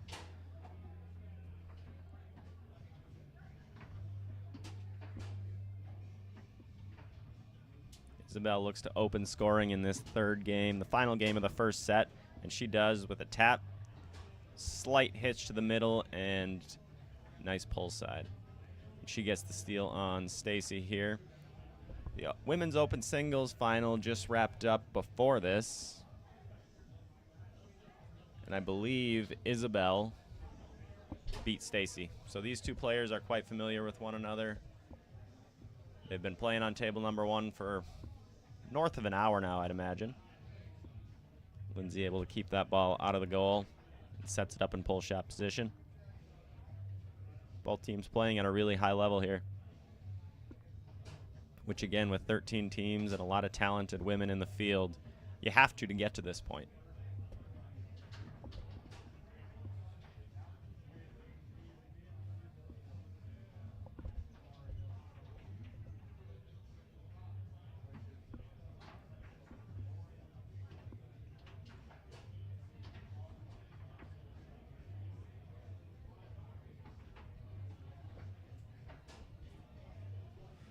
Lindsay able to somehow get that one to go as the ball falls into the goal of Maya Balkos. Stacy and Lindsay really want this game. They do not want to have to go to a second set. Team on the right has a lot of youth as well, an abundance of energy.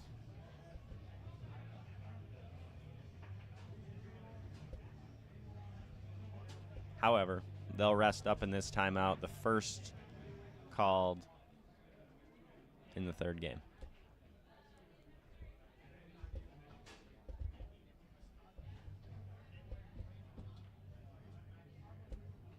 Stacy and Lindsay are staying ready. They didn't leave the table.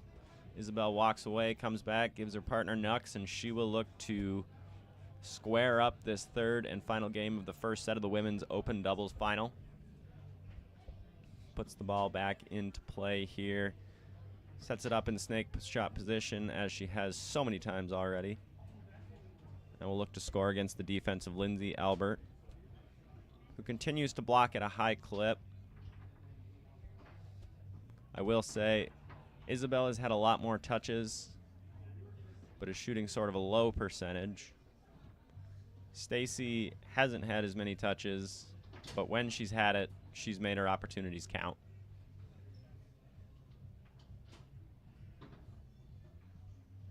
Maya tries the pull kick here. I bet Lindsay will do the same. And she does. The ball lands on the 5-bar of Stacy Fowler, who looks to advance it but has the ball stolen by Isabel, who hits a hard recoil. Looks like the game counter might have even shifted a little bit for Stacy and Lindsay, but this is 1-1, the final game of the first set of the women's open doubles final.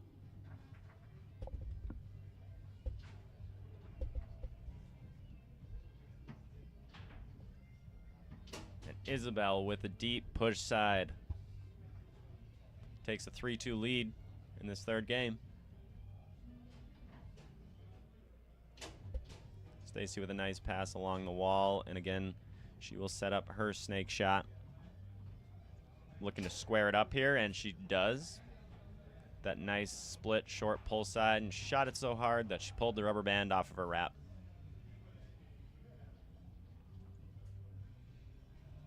Puts the ball back on the table, puts the rubber band back on the wrap, and here we go, 3-3. Nice pass there by Isabel, who will again shoot her snake shot. And that's 2 in a row now. Her last 2 possessions that she had it on the 3 bar.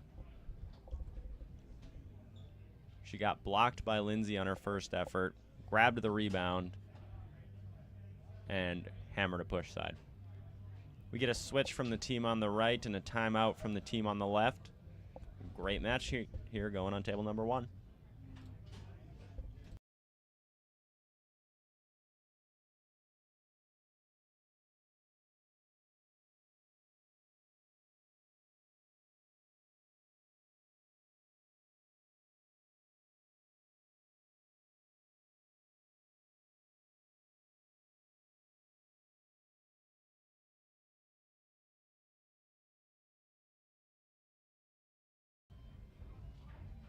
Stacy puts the ball back into play. It's my understanding that since this is an open event, there are overtime rules, but I've been wrong before.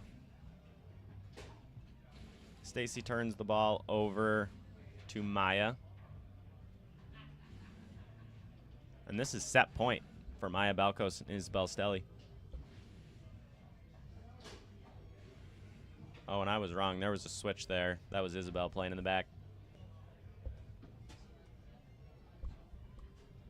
But she calls timeout. They make the switch back. I believe they're out of timeouts now. Lindsay and Stacy have 1.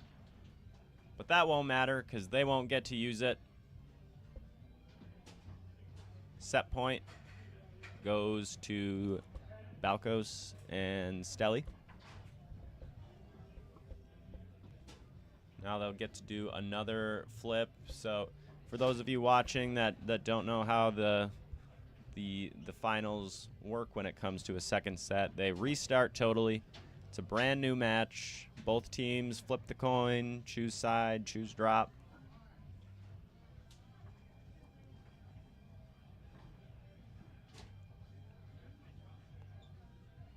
Stacy's staying dialed in though. She's staying on the table, continuing to put in work as the second set of this Women Open Doubles final approaches. We'll be back soon.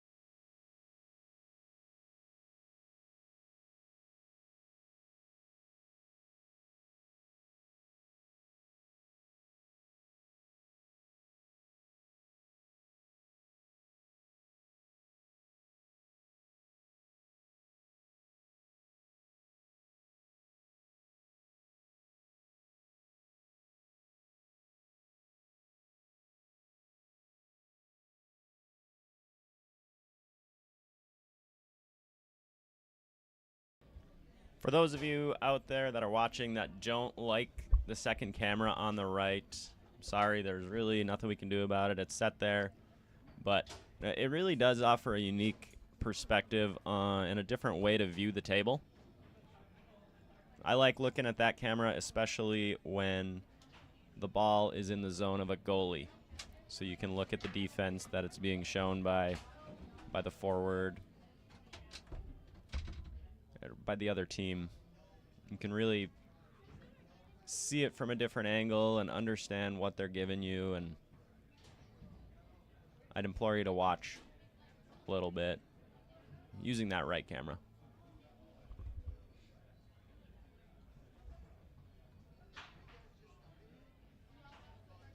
And the reason there's no table 2 this year, I asked about it. I had the same question. We had a lot of split matches last year where the first 2 games of one match were covered, and then we'd switch over to the other table.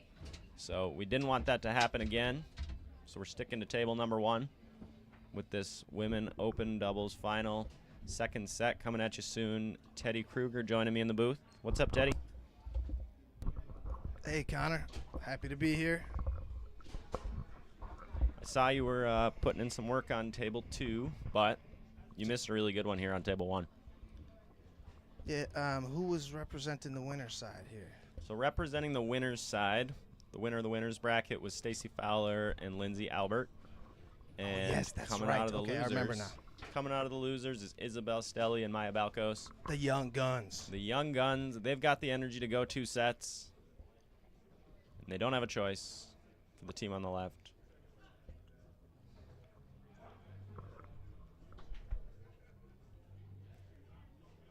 It's snowing a little bit more out there now, Connor. Uh-oh. It's nothing for guys like you and me, but... Hey, get a room, guys. Let's do it one more day. Yeah, we had 17. Oh, I'm sorry. Wrong screen here. 13 teams in women's open doubles. Thank you, Connor. 26 ladies, which, you know, I was mentioning it doesn't sound like too terribly much, but No, that's 26 a good turnout. women players. That's a good women's turnout. It's absolutely awesome to see that many come out for a state tournament. You see that sort of a turnout in Worlds in some of the women's events. To get that in your backyard, Teddy, that's awesome. Last year we had a big sponsorship. Jessica Waters Real Estate, I think, was the sponsor for that last year. Not so just last year. They're the Is it sponsor this year as well. It's this year too? Mhm. Oh, man. Did you talk about him? I did. I Nice did work, talk nice about work. them. Good work, Connor. When you do such a good job of getting sponsors for your event like Wisconsin Foosball has, you got to thank them. Can't have this good of payouts, this good of turnouts without the generosity of the sponsors of all the events here this weekend. My only gripe, Teddy, is the 2 events that I placed in the money for didn't have a sponsor. Yeah, that's how it goes sometimes.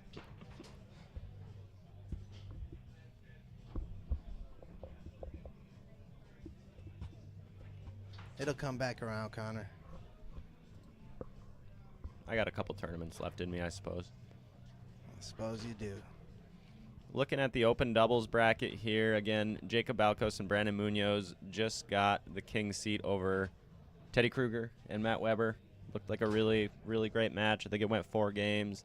But there are so many good teams left in open doubles. You've got Ron Olson and Michael Stahl, Mike Brazil and pro doubles world champ Frank Kronkowski, Tommy Yore's out there, Joe Rhodes, Rushing and Balza, Ryan Moore, Paul Smith. Lots of great players. Yeah, that's true. Just got to wait and see who comes out the scrum now. So my brother and I got the opportunity to play Tommy and Bud earlier. And how did it go? So we played them in 2 out of 3 because we weren't quite to the money yet. But in the first game, Tommy got us pretty good. And then in the second game, we sort of got on Tommy defensively. But Bud made a block on Meatball in the second game. And he made 2 from the back. Totally bailed his partner out. Bud got hot.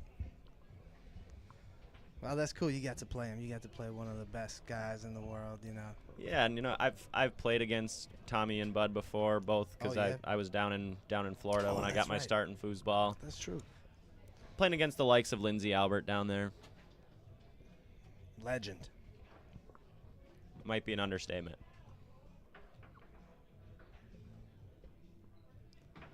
But Isabel Stelly doesn't care. She stuffed Lindsay twice in the first match. Yeah, that's the thing with foosball. You could be a legend, you could be famous. They're still going to want to stuff you just as hard. Maybe even more. I think a little more. Yeah. Tournament winding down now. Tables starting to come apart.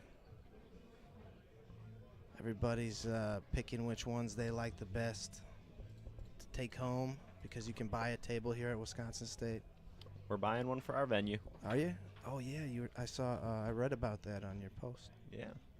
Good stuff, man. We've still got open singles rolling here too. Ryan Moore has the king seat, but he's got a couple, 2-3 guys that are decent at foosball coming after him. He's got Jacob Balkos and Tommy Yore, who will be battling to get a match with Brandon Munoz for the losers bracket final, who will be faced with the tall task of trying to double dip Ryan Moore. Good luck. Here we go with the second set of women's open doubles, sponsored by Jessica Waters of Century 21. Isabel hard along the wall and sets it up in snake shot position, looking to take an opening lead, but Lindsay there to make the block as the ball flies off the table.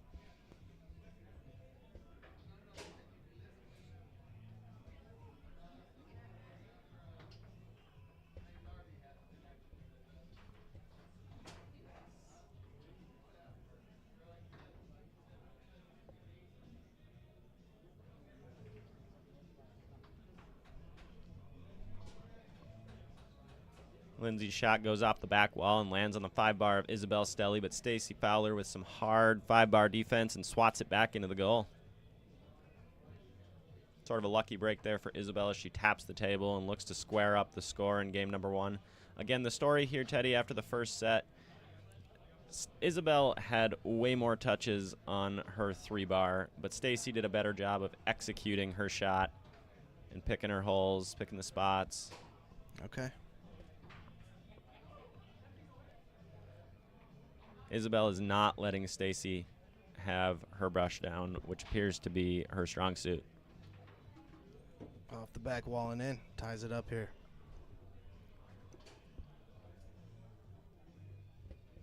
And this match between these two women doubles teams is coming on the heels of the women open singles final, where Isabel held on after taking the king seat and was able to fend off Stacy to win the title.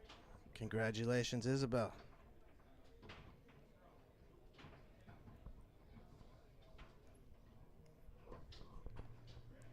Good D there by Maya.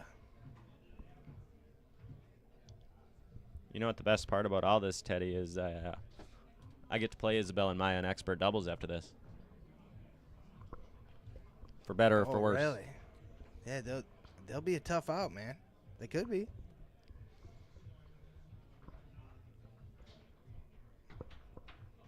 Yeah, anybody can win a foosball match. That's why I love it, you know, like kids, women, a big fat guy, a frail little guy. Anybody can win foosball. Sure is fun. Yeah. Chasing the ball around. Handle-to-handle combat. Isabel through the lane like a boss. Lindsay's done such a good job of staying on Isabel's 3-bar and keeping this team in the match. She's done well with the push side. With the push, with the pull, with the middles, Lindsay's been blocking great. Yeah, she's solid. I lost the expert doubles event to her one time. She's always been a good player. And I lost to her in mixed too. She's good. Isabel takes her time on that attempt and pounds the push side around the defense of Lindsay, though. And Isabel and Maya are off to a hot start in this first game of the second set. Someone's laughing at the commentating. That's Natalia. I believe that's Sada's friend. Oh, yep. From California. Hey, Natalia.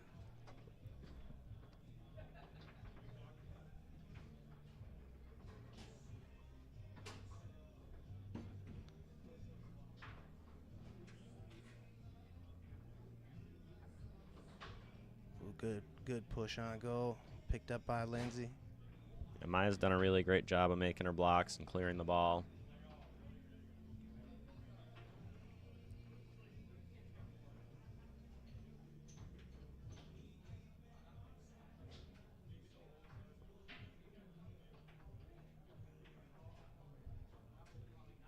We had some folks complaining about the angle of the second camera here on the right.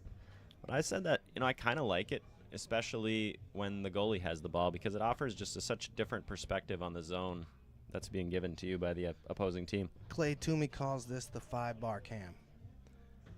But I like it just because you can see things more distinctively. Wow, that was a nice pass and catch. Yeah, it's a rocket. But I wouldn't like to just look at that overhead screen because then you can't see anything else. You know what I liked a few years ago, and I don't think this was the case last year. I believe it was 2022. The camera on the right was delayed by about 3 seconds. Yeah, we've been trying to figure that out all weekend. But that was awesome because you miss something, you blink, and then you can see exactly what happened on the right. It was perfect, but for some reason they just haven't been able to figure that out. I've had Garrett try and fix that a whole bunch of times. I feel like he's got it fixed, and it goes back to the old way. Really? Yeah. You could find a better guy to do that than Garrett, right? I don't think so. He's the best we got, bro. Isabel and Maya in clear control of this first game with a 4-1 lead. But Lindsay and Stacy are an experienced team. They've been through likely many finals before. I don't expect them to just go away. They will not. Dead bar. She's all right at foosball, I guess. Great shot by Stacy. I bet Isabel calls a timeout here. How'd you know that? You do it. That's 4 times now. You're right. 4 for 4, Connor.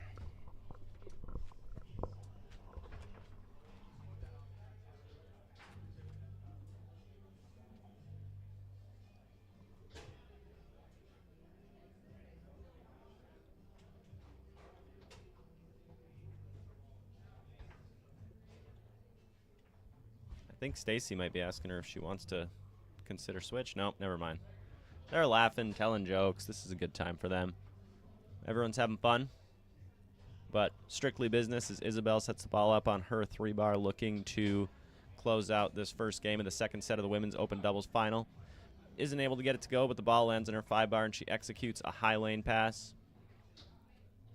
I'll say it again. You cannot give her the high lane.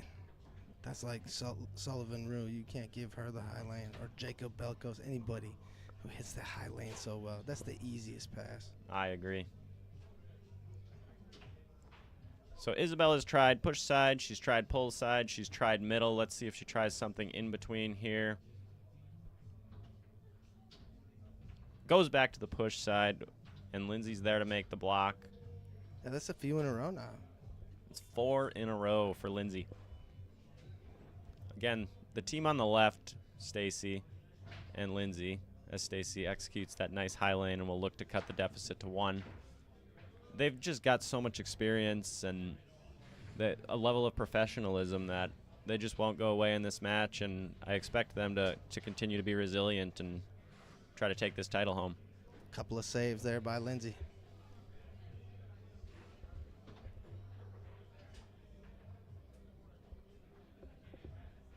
I've mentioned this a couple times before you jumped in, Teddy, but how awesome is it to have representation from 4 different states on the table here? Yeah, very cool.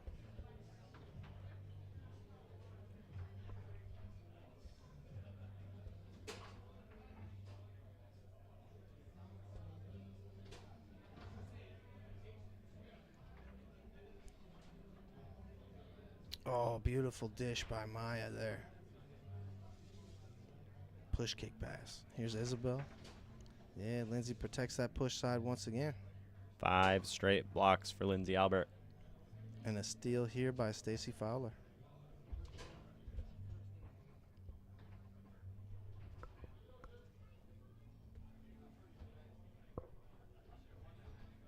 And another push kick pass. Couldn't hold on though. The ball will roll to Lindsay.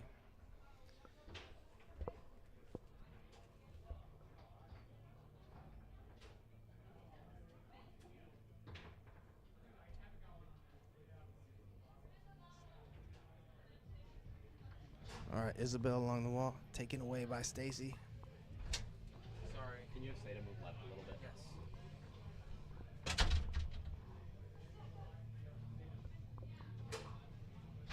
All right, timeout somebody there.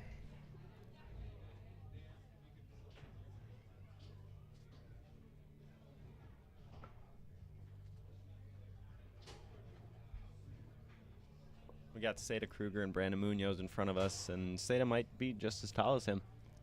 She might be taller, I think.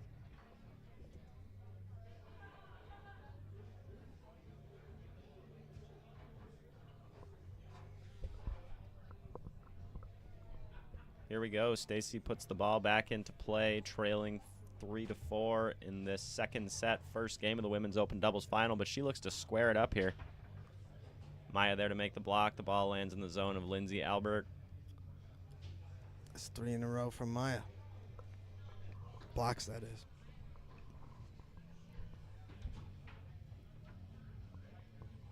And Lindsay's just doing a heck of a job keeping all kinds of crap out again there. It's unbelievable. She's like Randy Van Oss. She's incredible.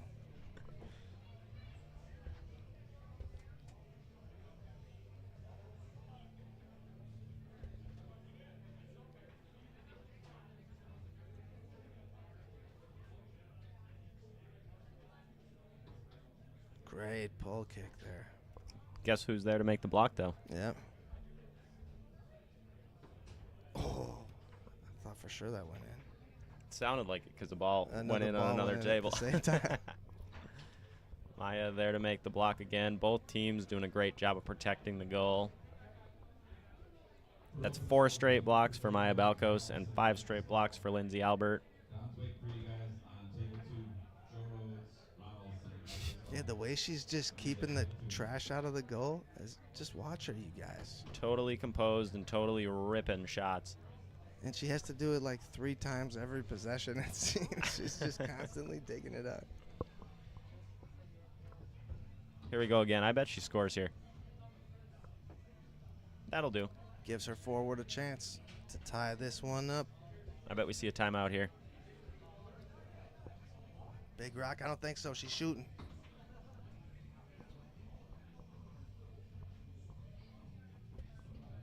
Second effort.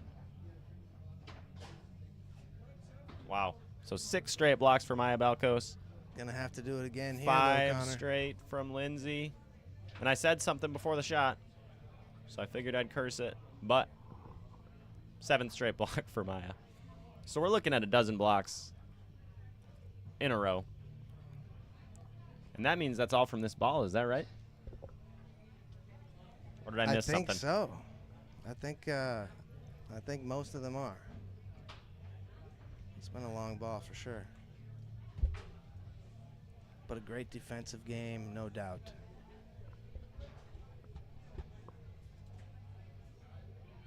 Yeah, you are watching set 2, game 1.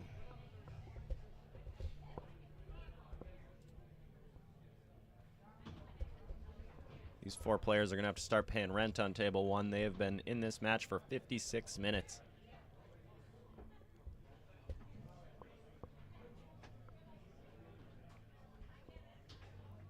Oh, and Lindsay makes the block. However, the ball trickles in as Isabel Stelly and Maya Balkos take a 1-0 game lead in the second set. Their head is above water for the first time since stepping up to the table here. Again, want to take a chance in between these games to thank the sponsor for this event, Jessica Waters from Century 21, and the statement from her that she wanted us to share with you on the stream today is that she's been involved in the real estate industry for almost half of her life, from assistant to the broker, from the office manager to the broker associate. As a native of Green Bay and an experienced agent, she's well qualified to help buyers and sellers with any of their real estate needs. And in her personal life and her business, she likes to live her life by the old adage, treat others as you would like to be treated. Every client is important to her, and it's her goal to make each transaction as smooth and simple as possible. And when she's not helping clients, she enjoys spending time with her husband, children, and family, doing activities such as hunting, skiing, and spending time outdoors. No foosball mentioned, though. She was a league player back in the day. I don't know if she still plays. Her husband is used to be a league player too. Tony Waters, he's here too. Cool.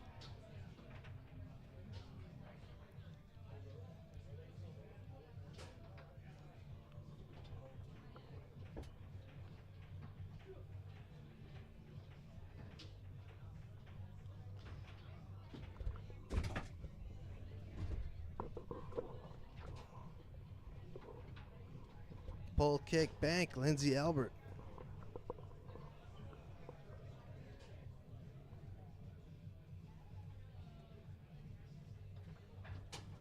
Ooh, another good job keeping one out by Lindsay. And again. All right, taken away here, though, by Isabel. And Finally. was that a flip over? It looked like a flip over split. Blink. Cut back.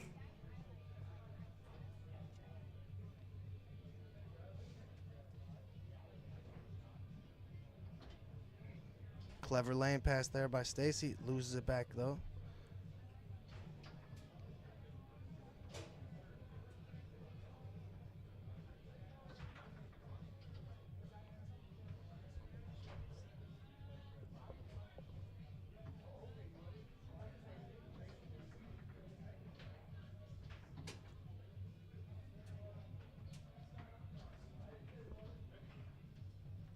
Here we go. Stacy looking to take a 2-1 lead in game number 2. Maya Balkos defending. Showing a reverse here. Using 3-man now. Stacy Fowler in and out of the push side.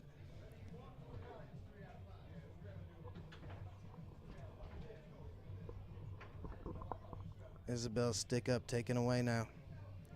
Chance to go up 3-1. Not the first try. She'll get a second, though.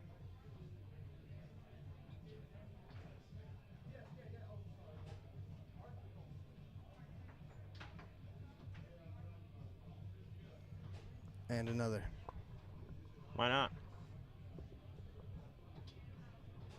She's tried her push side the last 2 attempts, I believe. Well, she got one to go. It was in and out, so she got around her there, too. Beautiful. 3-1 here in game 2. Isabel found a way to hold on to that. As a fan, I'm hoping for a game 3 here. Last year, the women's finals were awesome. The women's doubles and women's singles, such great matches, and we lost. We lost one of them. I forgot which one we lost. Oh, no. Good shot there by Lindsay. Maya keeps it out, though. And we got backups for our backups this year for footage. Great pull kick pass there by Maya. Isabel hopping a little bit.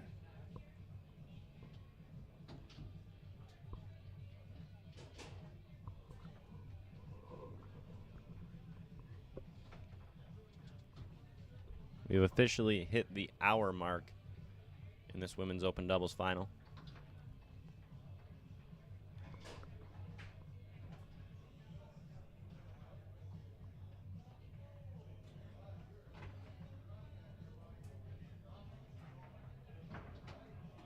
Block back into the goal, 4-1 for the team on the left.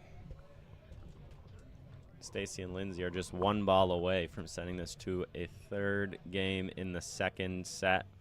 Pull shot, Isabel Stelly. And she goes slinger.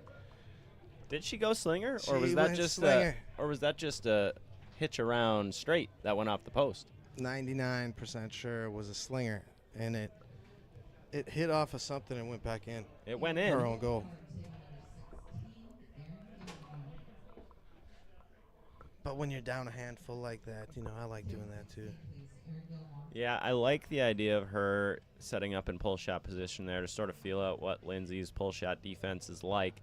But I would have liked to see her try a real pull shot since Lindsay's has such a good handle on her snake the last few games. But the inside slinger's a chess move. If you see a standard formation, you go right around them, and bam, you're right back in business, bro.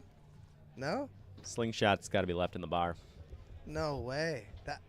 Okay to the near wall slinger, but you let me keep my far wall because I'll use that in tournament play. You can see it real well. It's so easy to see that off the far wall. We can agree to disagree. That's okay. All right. But the near wall one, I feel like they could accidentally move into the way. So I'm not going to use that during tournament play. I'm not going to use either. But I have a near wall that I use. Just not in tournaments.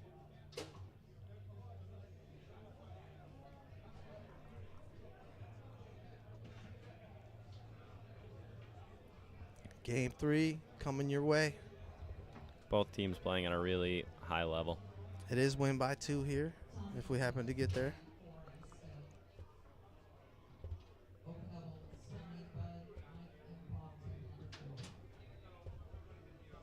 Since Stacy and Lindsay won the last game, Isabel and Maya will get the pleasure of having the ball first here. And Isabel puts the ball back into play, has her pass blocked by Stacy, and the ball lands in the zone of Maya, who tries a short push shot effort.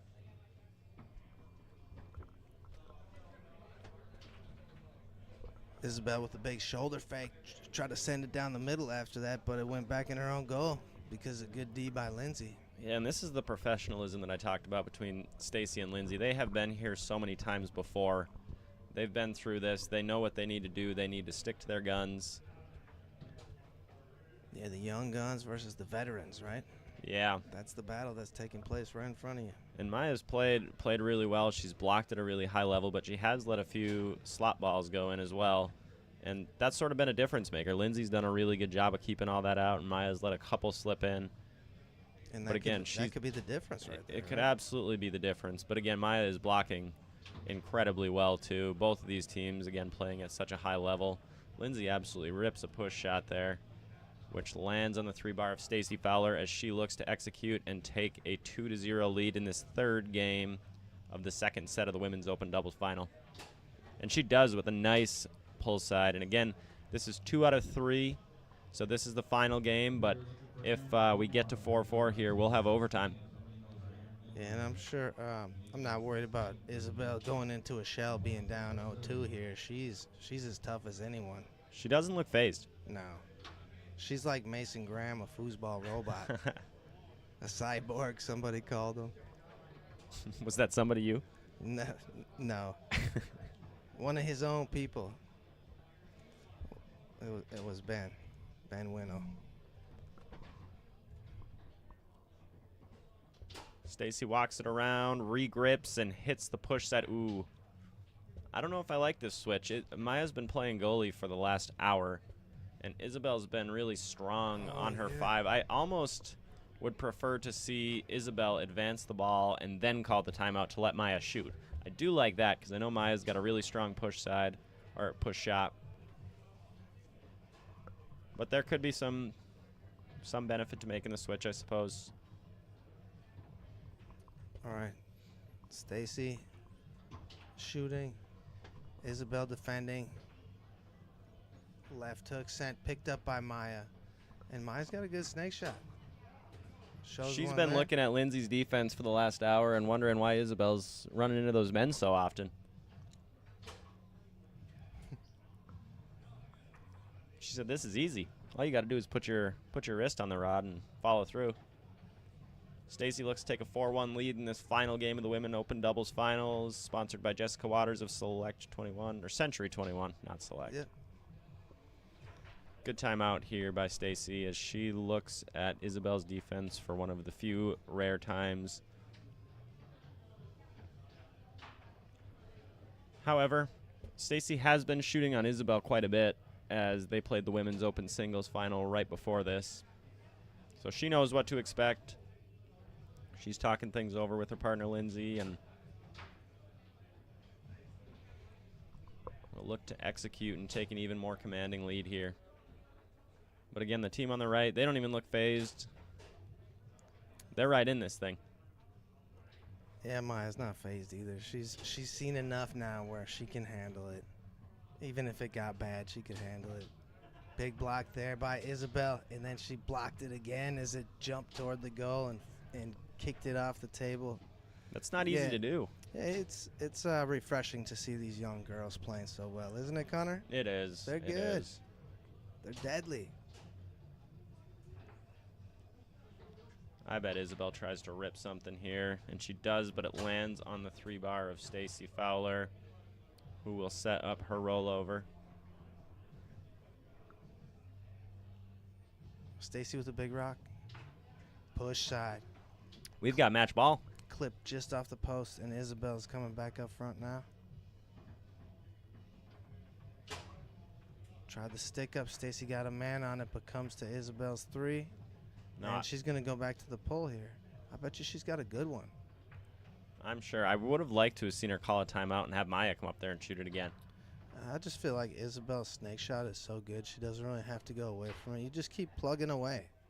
And eventually you figure a rhythm or a fake or a hitch or whatever to move them where you want to move them. Another good save by Lindsay Albert there. And kudos to Maya Balkos for making what could be the set-saving block there. Again, maybe she just won't let the ball in at all, and they'll take this. Pull kick pass there, and Isabel's going to bring Maya back up front after she scored the first point. And I believe that's their second timeout, so now they are stuck like this. Okay.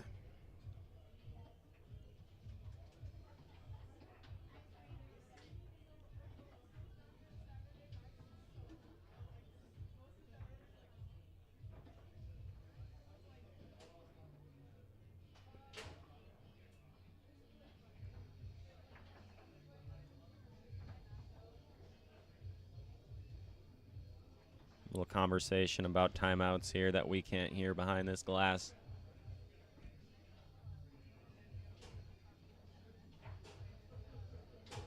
They come to an agreement, and Maya puts the ball back into play, setting up her rollover. Hits a couple of nice hitches and tries to go pull side. She executed that well, but Lindsay was just in the way. That's Maya's first miss on the 3-bar this entire set. Lindsay tries to put the match away with a strong pull kick out of the back.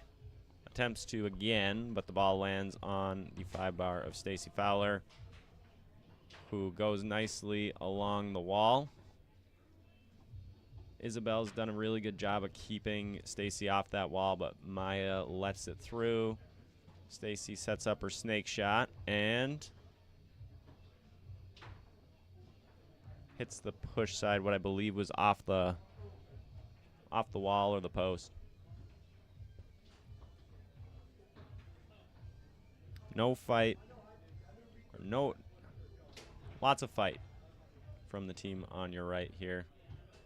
Refusing to give up, refusing to let that last ball go on the goal. Not sure what the conversation is there. Stacy's looking at us like we should know.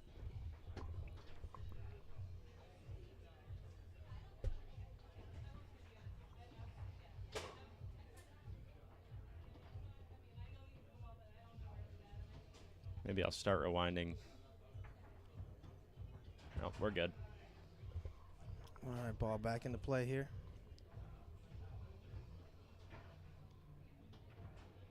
And block back into the goal. Stacy Fowler, Lindsay Albert, your 2024 Women's Open Doubles champions. Runners-up, Maya Belkos and Isabel Stelly. Congratulations to both teams. That was an excellent match to watch. We'll have more foosball coming to you soon.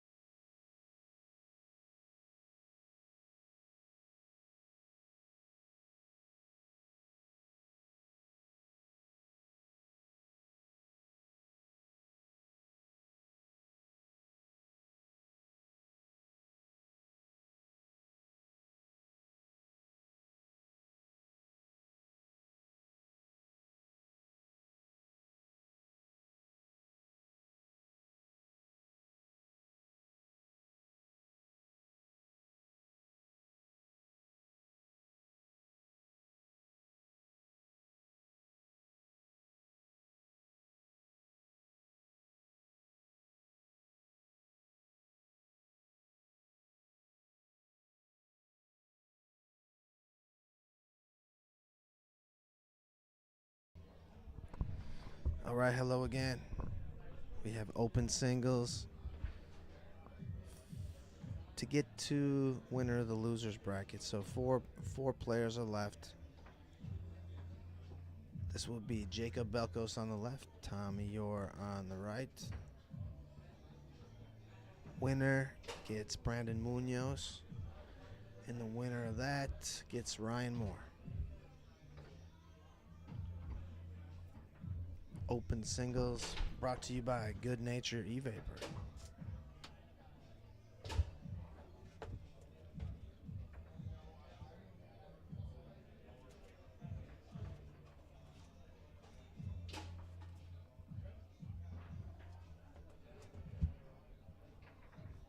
We got to see this matchup earlier. It was first match of the day.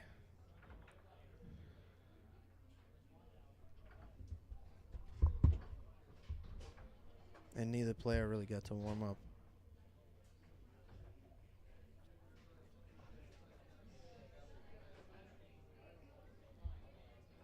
So we'll probably even get a better show this time. It'll be 3 out of 5, win by 2 if we get to the 5th game.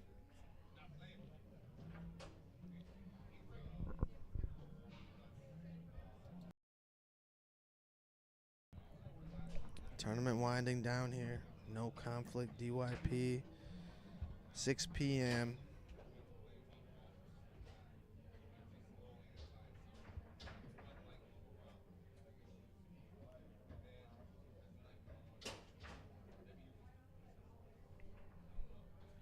Everything okay with the coverage out there?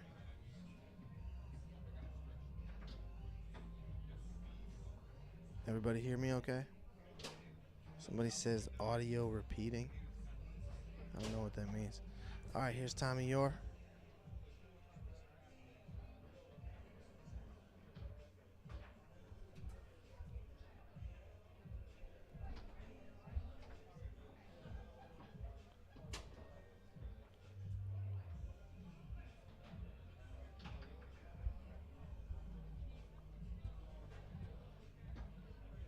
All right, Tommy with the reverse.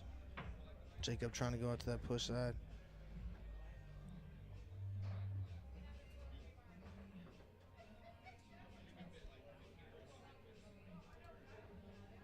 Jacob already won pro singles here this weekend.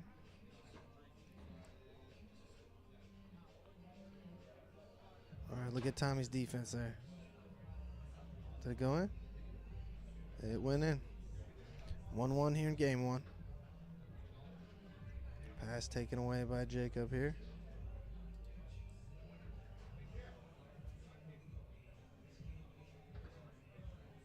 And Jacob goes through the high lane. And watch Tommy Yore's defense. Watch his reverse.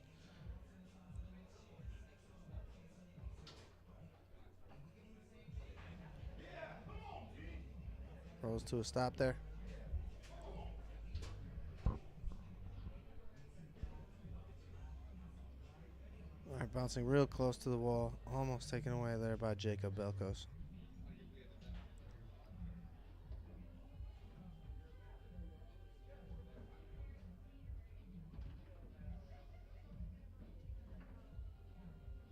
And Tommy along the wall. Maybe a timeout. Took a hard whiff. Maybe didn't want to use his second, and it came off the wall. Maybe he didn't want to use his second wall.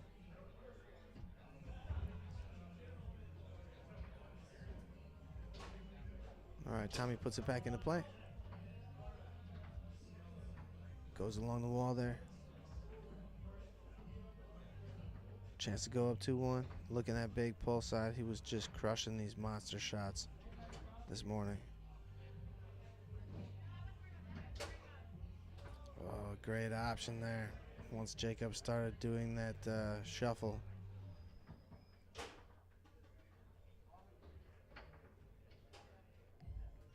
And ties it up at 2 there. Tommy through the high lane.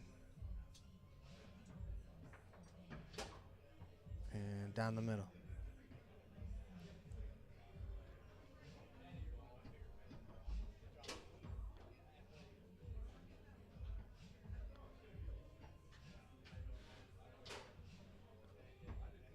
long rock.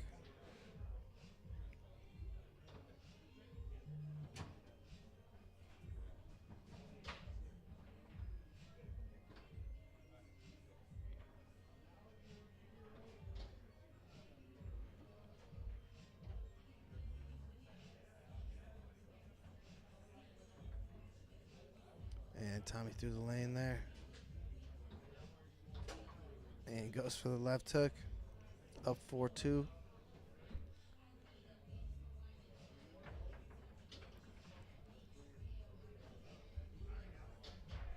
Jacob to the wall. And pass taken away there by the 3-row Tommy.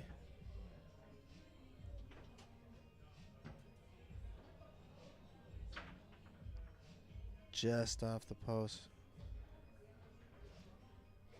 But I feel like that thing was almost dead bar from the top of the goal. So that's where we're at. That's what he's doing. Almost blocked back into the goal there.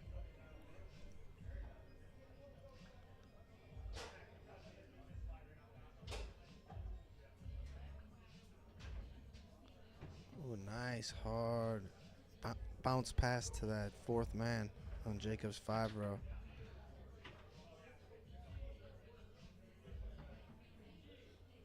Tommy with the chance to close out game 1. And dive to the pull and a deep push.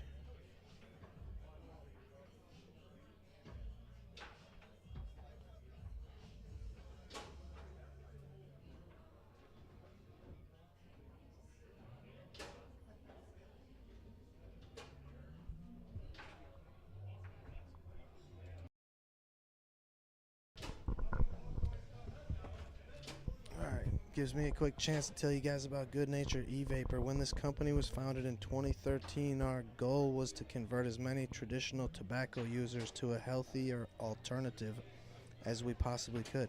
Our team strives to provide not only excellent customer service, but also excellent overall experience.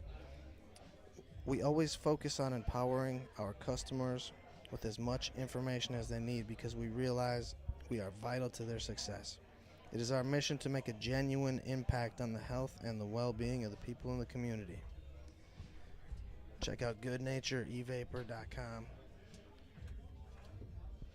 All right, game 2 underway.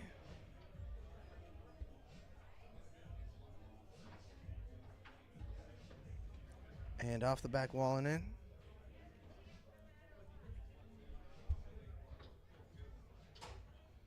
Pass taken away there by Jacob. Couldn't hold on to the down there. Our table's sliding a little bit back. Almost can't see the points anymore. I'll have to fix that after the match.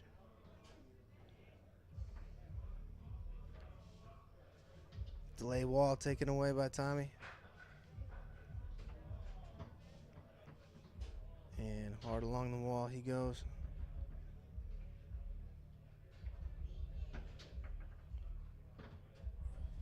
Blocked by Jacob there.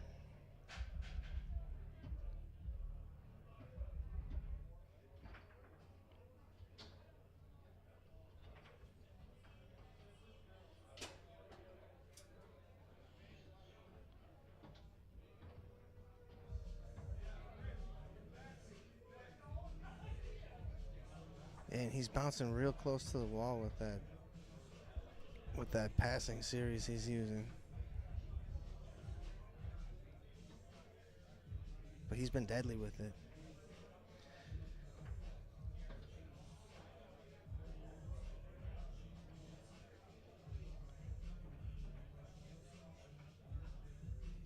Chance to go up 2-0. Jacob Belos waits out a good push side. You have to be patient against Tommy Yore.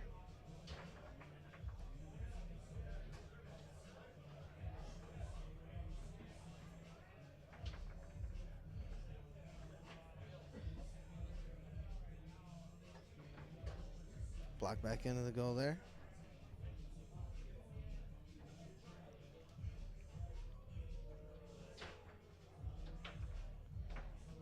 pull kick just wide there.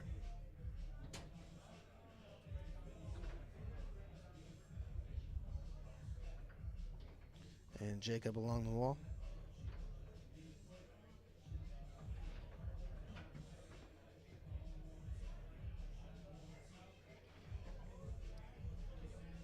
They're asking a question.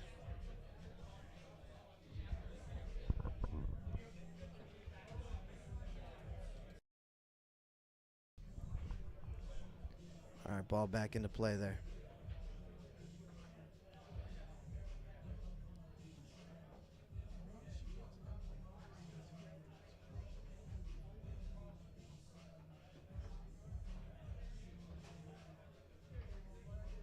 Hard tic-tac wall pass by Jacob.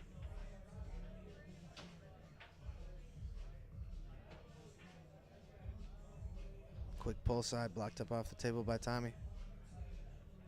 Yeah, this morning in the matchup, nothing quick worked against Tommy Yore. Everything Jacob scored, he had to earn, and he had to have patience.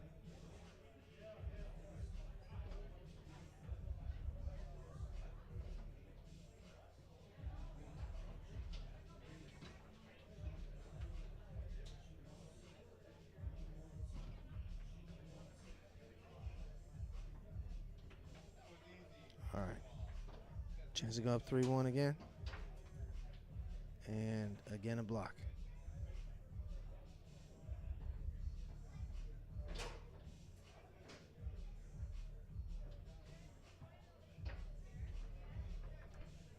Left hook, picked up by Jacob.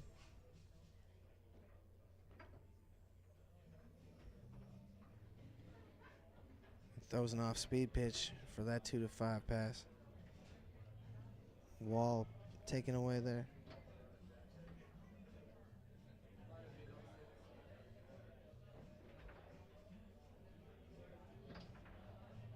Oh, thought that was going to get behind Jacob.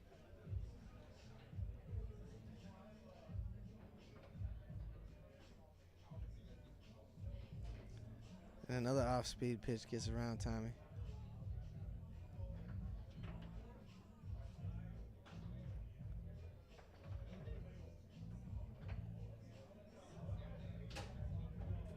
And great patience there. A nice big rock. Waited out a pull side. 3-1.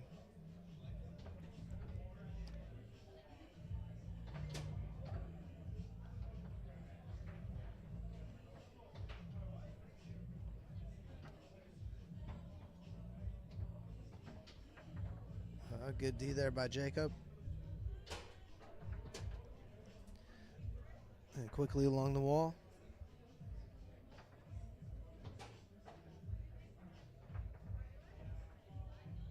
Taking back time to try to go with a quick shot. Don't leave the room without your trophies, your money, or an opportunity for us to get at some point too. We want a picture of all the Dead bar. juniors in front of our logo banner. 4-1 here in the second game. Good response by Jacob Belos. Played well enough to be deserving of some money this weekend. Arthur is stealing pails. Ooh, nice pass to the middleman there off that 2-5 series. Where does he learn this stuff? And he attempted that post-up pull side shot that everyone's working on.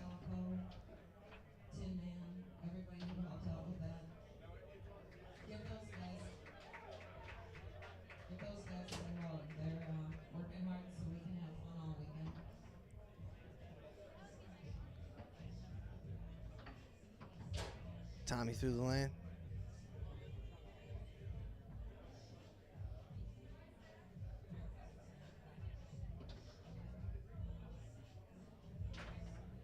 Oh, he crushed that one. He got all of that pull side there.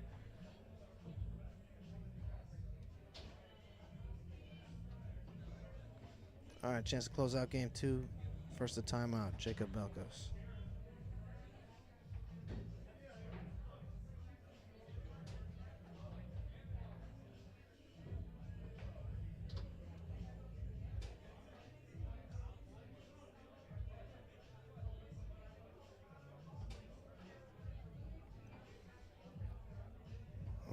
Jacob puts it back into play and goes down the middle there to take game 2.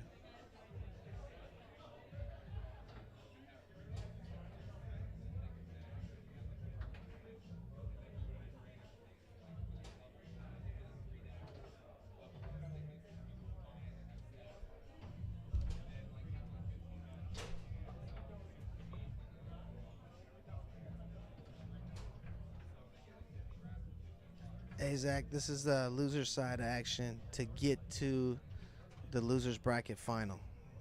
So, 3 teams left on the loser's side. The winner plays Brandon Munoz. The winner of that, Ryan Moore. Here's Tommy Yore.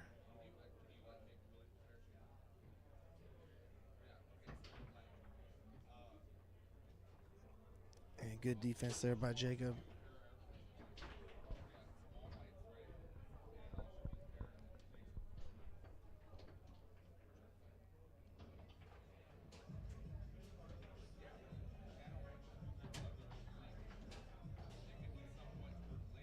All right, Tommy sends that one through. And a left hook opens the scoring in this 3rd game.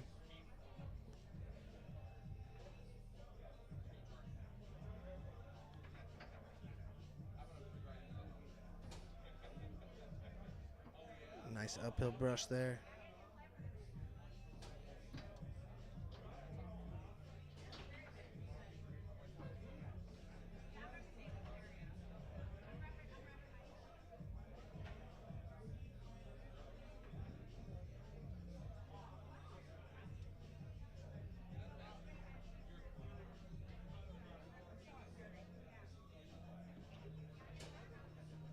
Wall pass taken away by Tommy. Chance to go up 2-0.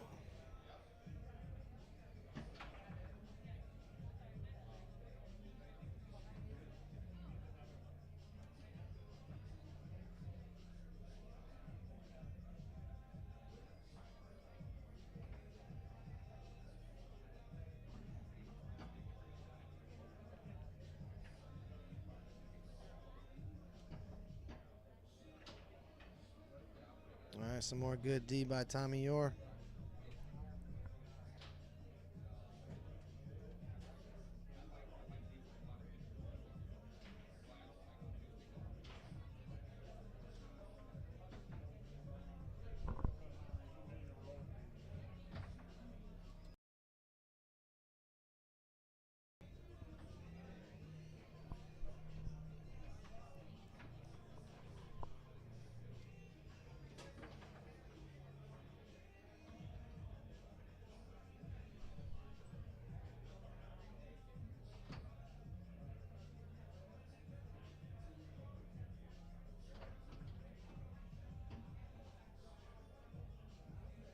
A good, efficient 2-5. What we're seeing out of Tommy Yore. Timeout.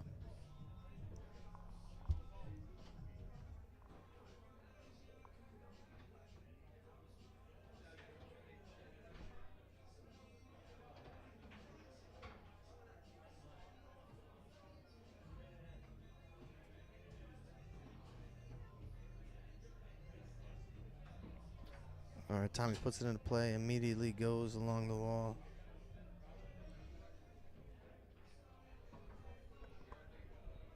Looking at a big pull side. It's one of Tony's favorite things to do. Hang out in that spot right there and go to work.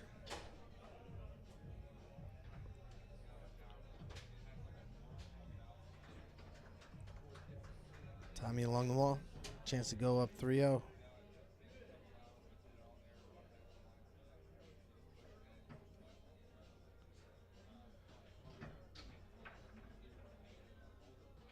We are looking for Scott Clark and Garrett Hoffman at table 16. Scott Clark, Garrett Hoffman, your opponents are waiting at table 16. And Tommy just poked that one in.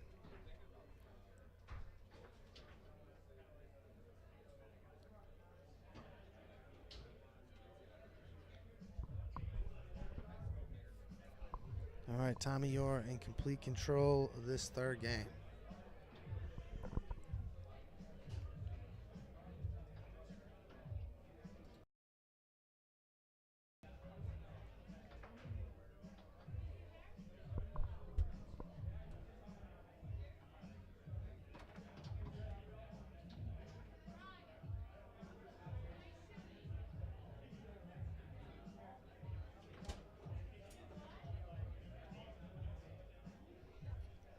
right, 2-5 pass taken away by Jacob here.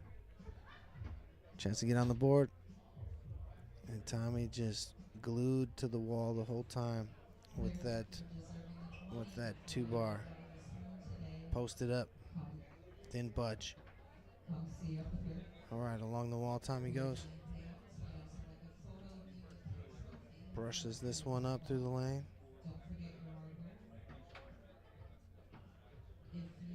Push side just wide. Jacob's trying that Billy Pappas tweener pass.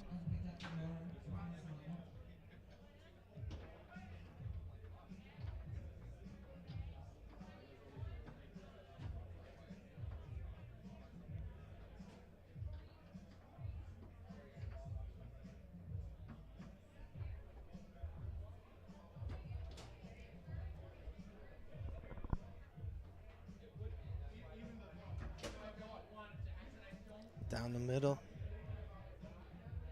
4-0.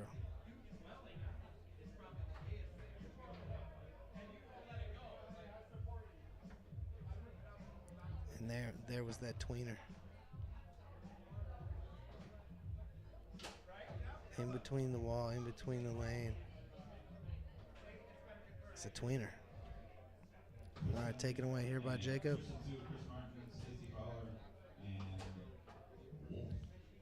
Table 18 instead of 12. Move due to 18. Sue, Martin, Fowler, and Wolf. Table 18.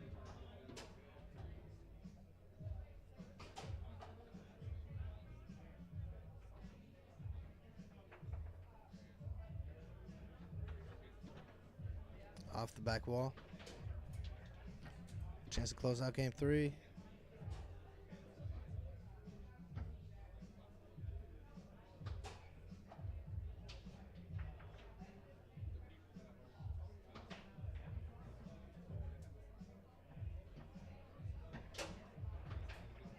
And push side closes out game 3.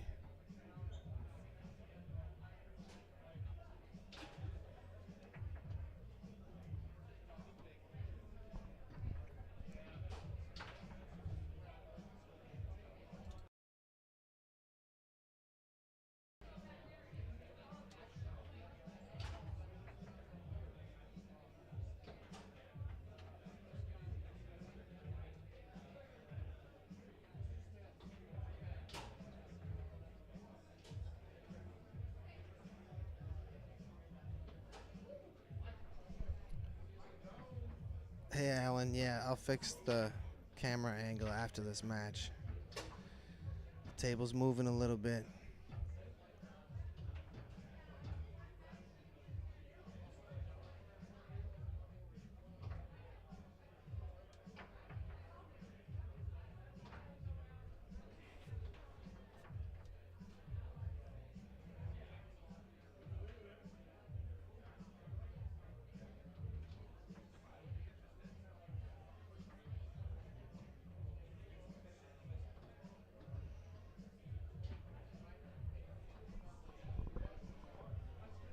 Tommy goes along the wall there.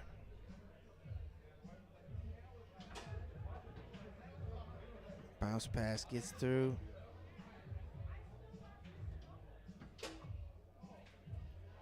And dive to the middle and push side, tap push side. Gets Tommy on the board first.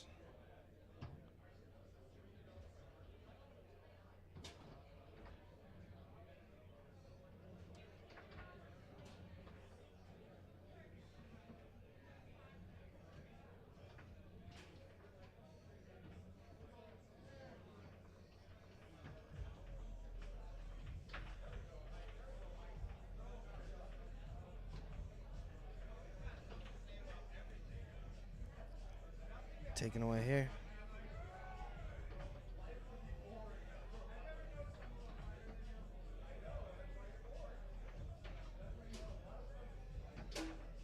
And down the middle. Gives Tommy a 2-point lead here in this 4th game.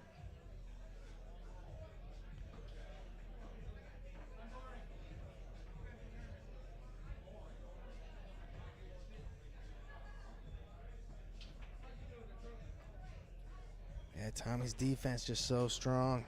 Jacob Belkos having a hard time establishing anything.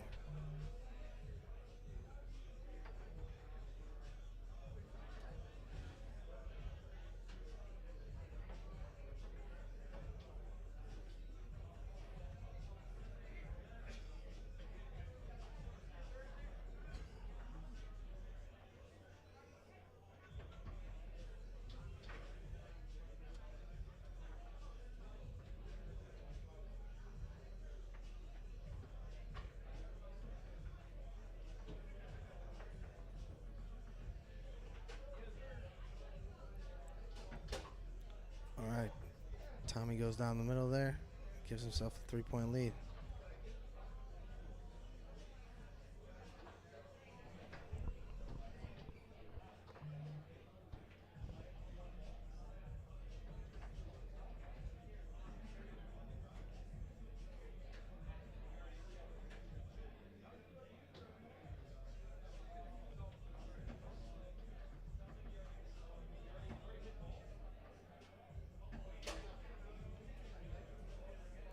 Wow, what a shot that was. Threatened with it, teased him with it, hammered it. Match point, Tommy Yore.